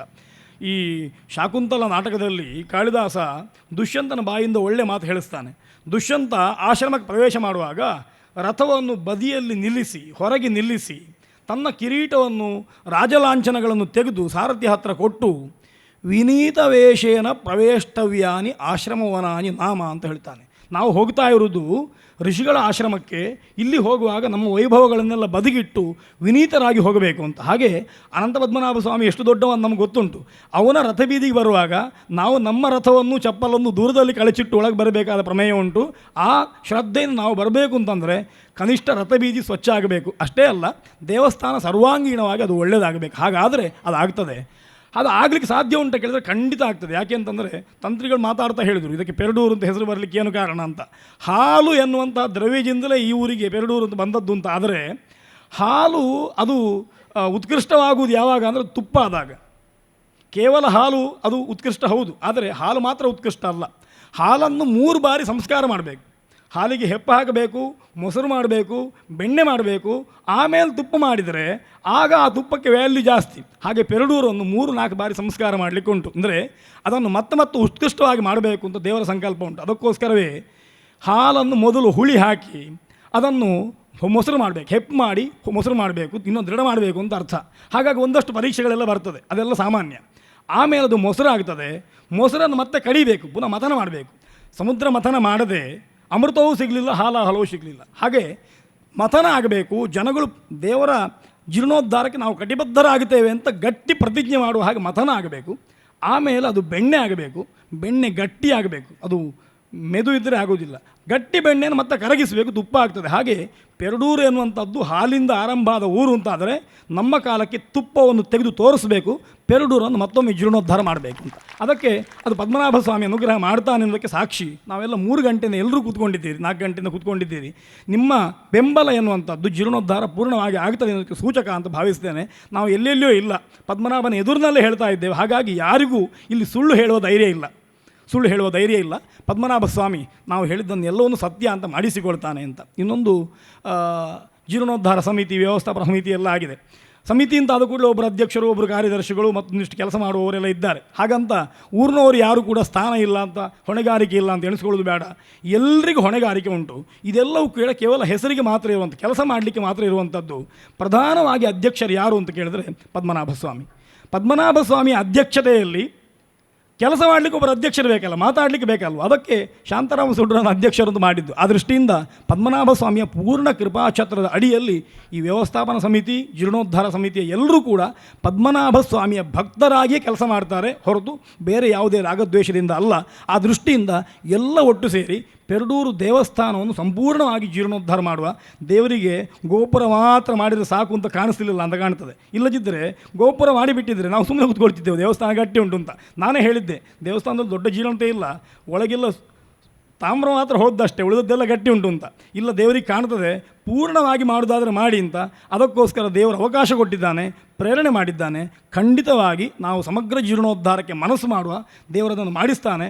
ಮತ್ತು ಜೀರ್ಣೋದ್ಧಾರಕ್ಕೆ ಹಣ ಸಂಗ್ರಹ ಮಾಡಬೇಕು ಎನ್ನುವ ಟೆನ್ಷನ್ ಯಾರಿಗೂ ಬೇಡ. ಯಾಕೆಂತಂದರೆ ಪದ್ಮನಾಭ ಸ್ವಾಮಿಗೆ ಆ ಕಾಲಕ್ಕೆ 1000 ರೂಪಾಯಿ ತಸ್ತಿಗೆ ಬರ್ತದೆ ಅಂತಂದರೆ ನಾವು ದೊಡ್ಡ ಶ್ರೀಮಂತರ ಹತ್ರ ಹೋಗಿ 10 ರೂಪಾಯಿ ಕೊಡಿ ಅಂತ ಕೇಳುವ ಪ್ರಮೇಯ ಬರುವುದಿಲ್ಲ. ಪದ್ಮನಾಭ ಸ್ವಾಮಿ ತರಿಸಿಕೊಡ್ತಾನೆ, ಅವನ ಸಂಪತ್ತನ್ನು ಕೊಟ್ಟು ಜೀರ್ಣೋದ್ಧಾರ ಮಾಡಿಸ್ತಾನೆ, ನಮ್ಮನ್ನು ಉಪಯೋಗಿಸ್ತಾನೆ ಎನ್ನುವಂಥದ್ದು ಮಾತ್ರ ನಮಗೆ ಧನ್ಯತೆ ಆಗಲಿ. ಆ ದೃಷ್ಟಿಯಿಂದ ಅದಕ್ಕೆ ಬೇಕಾಗುವ ಸಂಪತ್ತನ್ನು ದೇವರು ತರಿಸಲಿ. ಎಲ್ಲ ಒಟ್ಟು ಸೇರಿ ನಾವು ದೇವರ ಜೀರ್ಣೋದ್ಧಾರವನ್ನು, ದೇವಸ್ಥಾನದ ಜೀರ್ಣೋದ್ಧಾರವನ್ನು ಮಾಡುವ. ನಾವು ಮಾಡುವ ಪ್ರತಿಯೊಂದು ಕೆಲಸವೂ ಕೂಡ ಪದ್ಮನಾಭ ಸ್ವಾಮಿಯ ಪೂಜೆ ಅಂತ ಭಾವಿಸಿ ಆ ಕೆಲಸವನ್ನು ಮಾಡುವ. ಅವರನ್ನು ಅಧ್ಯಕ್ಷ ಸ್ಥಾನದಲ್ಲಿ ಕೂತ್ಕೊಳ್ಳಿಸುವ. ಈ ಕೆಲಸ ಸುಗಮವಾಗಿ ಆಗಲಿ ಅಂತ ಪ್ರಾರ್ಥಿಸ್ತಾ, ಎಲ್ಲರಿಗೆ ಮತ್ತೊಮ್ಮೆ ಕೃತಜ್ಞತೆಯನ್ನು ತಿಳಿಸ್ತಾ, ಆದಷ್ಟು ಶೀಘ್ರವಾಗಿ ಎಲ್ಲ ಕೆಲಸ ಆಗಲಿ. ನಮ್ಮಿಂದ ಆಗುವ ಸಹಕಾರ ಖಂಡಿತ ನಮ್ಮಿಂದ ಅದು ನಿಮಗೆ ಸಿಗ್ತದೆ ಅಂತ ಹೇಳ್ತಾ, ವಿಶೇಷವಾಗಿ ನಾವೆಲ್ಲ ಸೇರಿಕೊಂಡು ದೇವರ ಜೀರ್ಣೋದ್ಧಾರವನ್ನು ಯಥಾ ಮತಿ ಶಾಸ್ತ್ರ ಹೇಳಿದ ಮಾರ್ಗವನ್ನಿಟ್ಟುಕೊಂಡು ಮತ್ತು ಅದಕ್ಕೆ ಸಂಬಂಧಪಟ್ಟ ಎಲ್ಲ ಜ್ಯೇಷ್ಠರ ಅನುಮತಿಯನ್ನು, ಅವರ ನಿರ್ದೇಶನವನ್ನು ಸ್ವೀಕಾರ ಮಾಡಿಕೊಂಡು, ಯಾರಿಗೂ ತೊಂದರೆ ಆಗದ ಹಾಗೆ, ಯಾರಿಗೂ ಬೇಸರ ಆಗದ ಹಾಗೆ, ಪದ್ಮನಾಭ ಸ್ವಾಮಿಗೆ ಅತ್ಯಂತ ಪ್ರೀತಿಯಾಗುವ ಹಾಗೆ ಮಾಡುವ ಅಂತ ಹೇಳ್ತಾ ನನ್ನ ಮಾತು ಮುಗಿಸ್ತೇನೆ. ಶ್ರೀಕೃಷ್ಣ ಅರ್ಪಣಮಸ್ತು. ವಾಸ್ತು ತಜ್ಞರಾದ ಶ್ರೀಯುತ ಸುಬ್ರಹ್ಮಣ್ಯ ಭಟ್ ಗುಂಡಿಬೇಲಿಯವರಿಗೆ ಅಭಿನಂದನೆ ಸಲ್ಲಿಸಿಕೊಂಡು, ಇವತ್ತು ಬಹುಶಃ ನಮ್ಮ ಎಲ್ಲ ಪ್ರಶ್ನೆಗಳಿಗೆ ತಂತ್ರಿಗಳು ಮತ್ತು ಸುಬ್ರಹ್ಮಣ್ಯ ಭಟ್ರುಗಳು ಇವರು ಉತ್ತರವನ್ನು ನೀಡಿದ್ದಾರೆ. ಕೆಲವೇ ಜನಗಳದ್ದು ಪ್ರಶ್ನೆ ಉಂಟು, ಜೀರ್ಣೋದ್ಧಾರ ಯಾಕೆ ಆಗಬೇಕು, ಇವರೇ ಯಾಕೆ ಮಾಡಬೇಕು, ಇದೇ ರೀತಿ ಯಾಕೆ ಮಾಡಬೇಕು, ಇದೆಲ್ಲ ಪ್ರಶ್ನೆಗಳಿತ್ತು. ಅದೆಲ್ಲದಕ್ಕೂ ಸವಿಸ್ತಾರವಾಗಿ ತಂತ್ರಿಗಳು ಮತ್ತು ಸುಬ್ರಹ್ಮಣ್ಯ ಭಟ್ರು ಉತ್ತರವನ್ನು ನೀಡಿದ್ದಾರೆ. ಇನ್ನೊಂದು ಸಮಸ್ಯೆ ಅಂದರೆ ರಸ್ತೆ ಬೈಪಾಸ್ ರಸ್ತೆ ಆಗಬೇಕಂತ ಶಾಂತಾರಾಮ ಸೂಡ್ರು ಮತ್ತು ಇಲ್ಲಿಯ ಎಲ್ಲ ಮಂದಿ ಜನಗಳೆಲ್ಲ ಸೇರಿ ಅದನ್ನು ನ್ಯಾಯಾಲಯದಲ್ಲಿ ಮೊಕದ್ದಮೆ ಹೂಡಿದ್ದಾರೆ. ಆದರೆ ಕೆಲವರದ್ದು ಪ್ರಶ್ನೆ ಉಂಟು ಅದರಲ್ಲಿ ಕೂಡ, ಯಾಕೆ ಬೈಪಾಸ್ ರಸ್ತೆ ಆಗಬೇಕು, ಇದೇ ರಸ್ತೆ ಅಗಲ ಮಾಡಿದರೆ ಇವರಿಗೇನು ತೊಂದರೆ, ಇದರಿಂದ ದೇವಸ್ಥಾನಕ್ಕೆ ಏನು ತೊಂದರೆ ಆಗುವುದಿಲ್ಲ, ಆ ರೀತಿಯ ವಾದವನ್ನು ಮಾಡುವವರು ಕೂಡ ಇದ್ದಾರೆ. ಆದ್ದರಿಂದ ಆ ರಸ್ತೆ ಬೈಪಾಸ್ ರಸ್ತೆ ಆಗಲೇಬೇಕೆಂಬ ಏನು ಕಾರಣ ಉಂಟು ಅದನ್ನು ಕೂಡ ನಮ್ಮ ತಂತ್ರಿಗಳು ಮತ್ತು ಸುಬ್ರಹ್ಮಣ್ಯ ಭಟ್ರು ಈಗ ತಿಳಿಸಿದ್ದಾರೆ. ಆದ್ದರಿಂದ ಈ ಪೆರಡೂರಿನ ಎಲ್ಲ ಜನರಿಗೆ ಬಹುಶಃ ಆ ರಸ್ತೆಯ ಬೈಪಾಸ್ ಆಗುವುದರ ಬಗ್ಗೆ ಇನ್ನು ಮೇಲೆ ಯಾವುದೇ ಸಂಶಯ ಇರಲಿಕ್ಕಿಲ್ಲ. ಇದ್ದರೆ ಅದನ್ನು ಇನ್ನು ಯಾರು ಕೂಡ ಅದನ್ನು ಸರಿ ಮಾಡಲಿಕ್ಕೆ ಸಾಧ್ಯ ಇಲ್ಲ. ಆದ್ದರಿಂದ ಎಲ್ಲ ಜನರು ಸೇರಿ ಆ ಬಗ್ಗೆ ಒಂದು ಹೋರಾಟವನ್ನು ಮಾಡಿ ಬೈಪಾಸ್ ರಸ್ತೆ ಆಗುವ ಹಾಗೆ ನಾವೆಲ್ಲರೂ ಹೋರಾಟ ಮಾಡೋಣ ಅಂತ ಮಾತನ್ನು ಹೇಳುತ್ತಾ ಅವರಿಗೆಲ್ಲರಿಗೂ ವಂದಿಸಿಕೊಂಡು ಕಾರ್ಯಕ್ರಮದ ಮುಂದಿನ ಭಾಗದಲ್ಲಿ ಈಗ ಭಕ್ತರಿಂದ ಅಮೂಲ್ಯ ಸಲಹೆಗಳು ಮತ್ತು ಸೂಚನೆಗಳನ್ನು ಸ್ವೀಕರಿಸುವುದು. ಯಾರಿಗಾದರೂ ಜೀರ್ಣೋದ್ಧಾರದ ಬಗ್ಗೆ ಯಾವುದಾದರೂ ಸಲಹೆ ಸೂಚನೆಗಳನ್ನು ನೀಡುವುದಿದ್ದರೆ ಅಥವಾ ಏನಾದರೂ ತಮ್ಮ ಸಂದೇಹಗಳು ಕೇಳುವುದಿದ್ದರೆ ದಯವಿಟ್ಟು ಎದ್ದು ನಿಂತು ಕೇಳ್ಬೋದು. ಅಲ್ಲಿಯೇ ಕೇಳೋದಿದ್ರೂ ಕೇಳ್ಬೋದು. ನಿಮಗೆ ಮೈಕವನ್ನು ಅಲ್ಲಿಯೇ ವ್ಯವಸ್ಥೆ ಮಾಡ್ತೇವೆ. ಯಾರಿಗಾದರೂ ಏನಾದರೂ ಸಂದೇಹಗಳು ಸಲಹೆ ಸೂಚನೆಗಳಿದ್ದರೆ ದಯವಿಟ್ಟು ತಿಳಿಸಬೇಕು.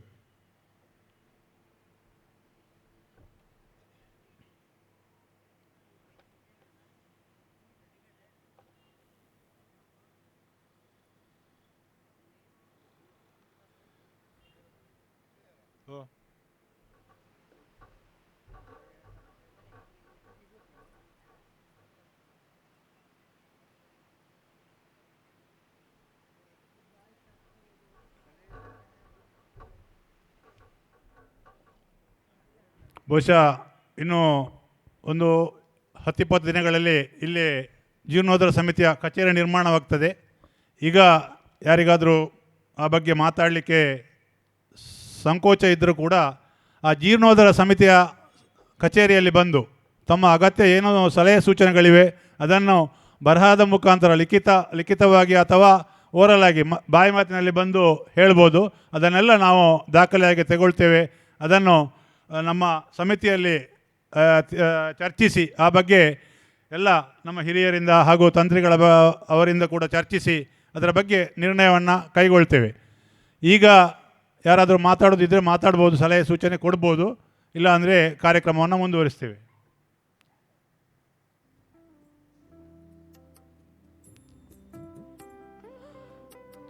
ಹಾಗಾದರೆ ಈಗಾಗಲೇ ಯಾವ ರೀತಿಯಲ್ಲಿ ನಾವು ಜೀರ್ಣೋದ್ಧಾರವನ್ನು ಮಾಡಬೇಕು ಎನ್ನುವ ಯೋಜನೆಯನ್ನು ಇಟ್ಕೊಂಡಿದ್ದೇವೆ.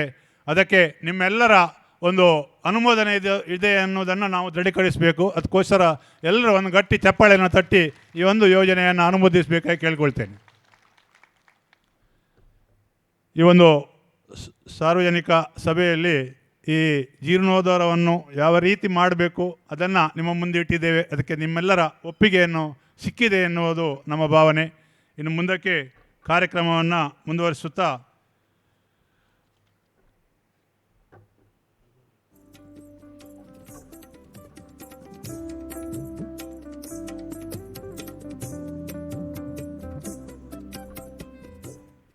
ನಮ್ಮ ಸರದಿ ಅರ್ಚಕರಾದ ಶ್ರೀಯುತ ರಘು ಅಡಿಗರು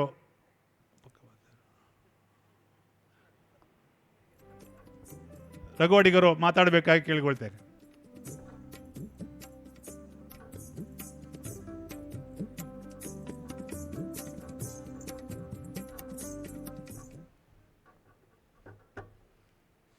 ಜೀರ್ಣೋದ್ಧಾರ ಈ ಪ್ರಕ್ರಿಯೆ ಪ್ರಾರಂಭ ಹಂತದ ಈ ಸಭೆಯ ವೇದಿಕೆಯಲ್ಲಿರುವಂಥ ಗಣ್ಯರೇ ಸೇರಿದಂಥ ಭಗವದ್ಭಕ್ತರೇ, ಹೀಗೆ ಮೊನ್ನೆ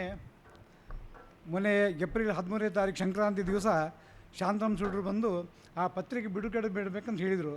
ಆಗ ನಾನು ಹೇಳಿದ್ದೆ ಏನಂದರೆ, ಇವತ್ತು ನಾವು ದೇವರನ್ನು ನೀವು ಕರೆಯೋಕ್ಕೆ ಬಂದದ್ದಲ್ಲ, ನೀವು ಬಂದ ರೀತಿ ನೋಡಿದರೆ ದೇವರನ್ನು ಕರ್ಕೊಂಡೇ ಹೋಗ್ತಿದ್ದೀರಂತ. ಅಂದರೆ ಇವತ್ತು ಈಗಾಗಲೇ ನಮಗೆಲ್ಲ ಹೇಳಿದ್ದಾರೆ ಏನಂದರೆ, ನಾವು ದೇವಸ್ಥಾನಕ್ಕೆ ಇವತ್ತು ಏನು ಕಟ್ಟಡ ನಿರ್ಮಾಣ ಉಂಟು ಇದು ದೇವರಿಗೆ ನಾವು ಒಂದು ಕಾಂಟ್ರಾಕ್ಟ್ ಒಟ್ಟಾಗೆ ಪ್ರತಿಯೊಂದು ಕೂಡ ಅವನ ಮೇಲೆ ಹಾಕೋದು. ಈಗ ಅವನು ಹೇಳಬೇಕು, ನಮಗೆ ಕಾಂಟ್ರಾಕ್ಟ್ ಹೇಳಬೇಕು, ನೀವೀಗ ನಾಳೆ ಈ ಕೆಲಸ ಮಾಡಿ ಹೀಗಂತ. ಹಾಗಾಗಿ ಈ ಪ್ರಕ್ರಿಯೆ ಅಂತ ಹೇಳುವಂಥದ್ದು ದೈವ ಮೂಲದಿಂದ ಬಂದಿದೆ, ದೈವಕ್ಕೆ ಸೇರುವಂಥದ್ದು ಅಂತ. ಹಾಗಾಗಿ ಈ ಪ್ರಕ್ರಿಯೆಗೆ ಎಲ್ಲವೂ ಹೊಣೆ ಆ ಪರಮಾತ್ಮನೇ ಅಂತ. ಹಾಗಾಗಿ ಒಂದು ಸುಭಾಷಿತ ಉಂಟು, ಸರ್ವತ್ರದು ದುರ್ಗಾಣಿ ಸರ್ವೋ ಭದ್ರಾಣಿ ಪಶ್ಯದು ಸರ್ವ ಸುಬುದ್ಧಿ ಮಾಪ್ನೋತು ಸರ್ವತ್ತು ನಂದತು ಅಂತ. ಅಂದರೆ ಬುದ್ಧಿ ಅಂತ ಹೇಳುವಂಥದ್ದು ಸರಿಯಾಗಿದ್ದಾಗ ಪ್ರತಿಯೊಂದು ವಿಚಾರಗಳು ಕೂಡ ಸರಿಯಾದ ರಸ್ತೆಯಲ್ಲೇ ಹೋಗ್ತದಂತ. ಹಾಗಾಗಿ ಪರಮಾತ್ಮ ಮುಂದೆ ನಿರ್ದೇಶನ ಕೊಟ್ಟಿದ್ದಾರೆ. ಹಾಗಾಗಿ ನಾನು ಅವತ್ತೇ ಒಂದು ವಿಷಯ ಹೇಳಿದ್ದೇನೆಂದರೆ,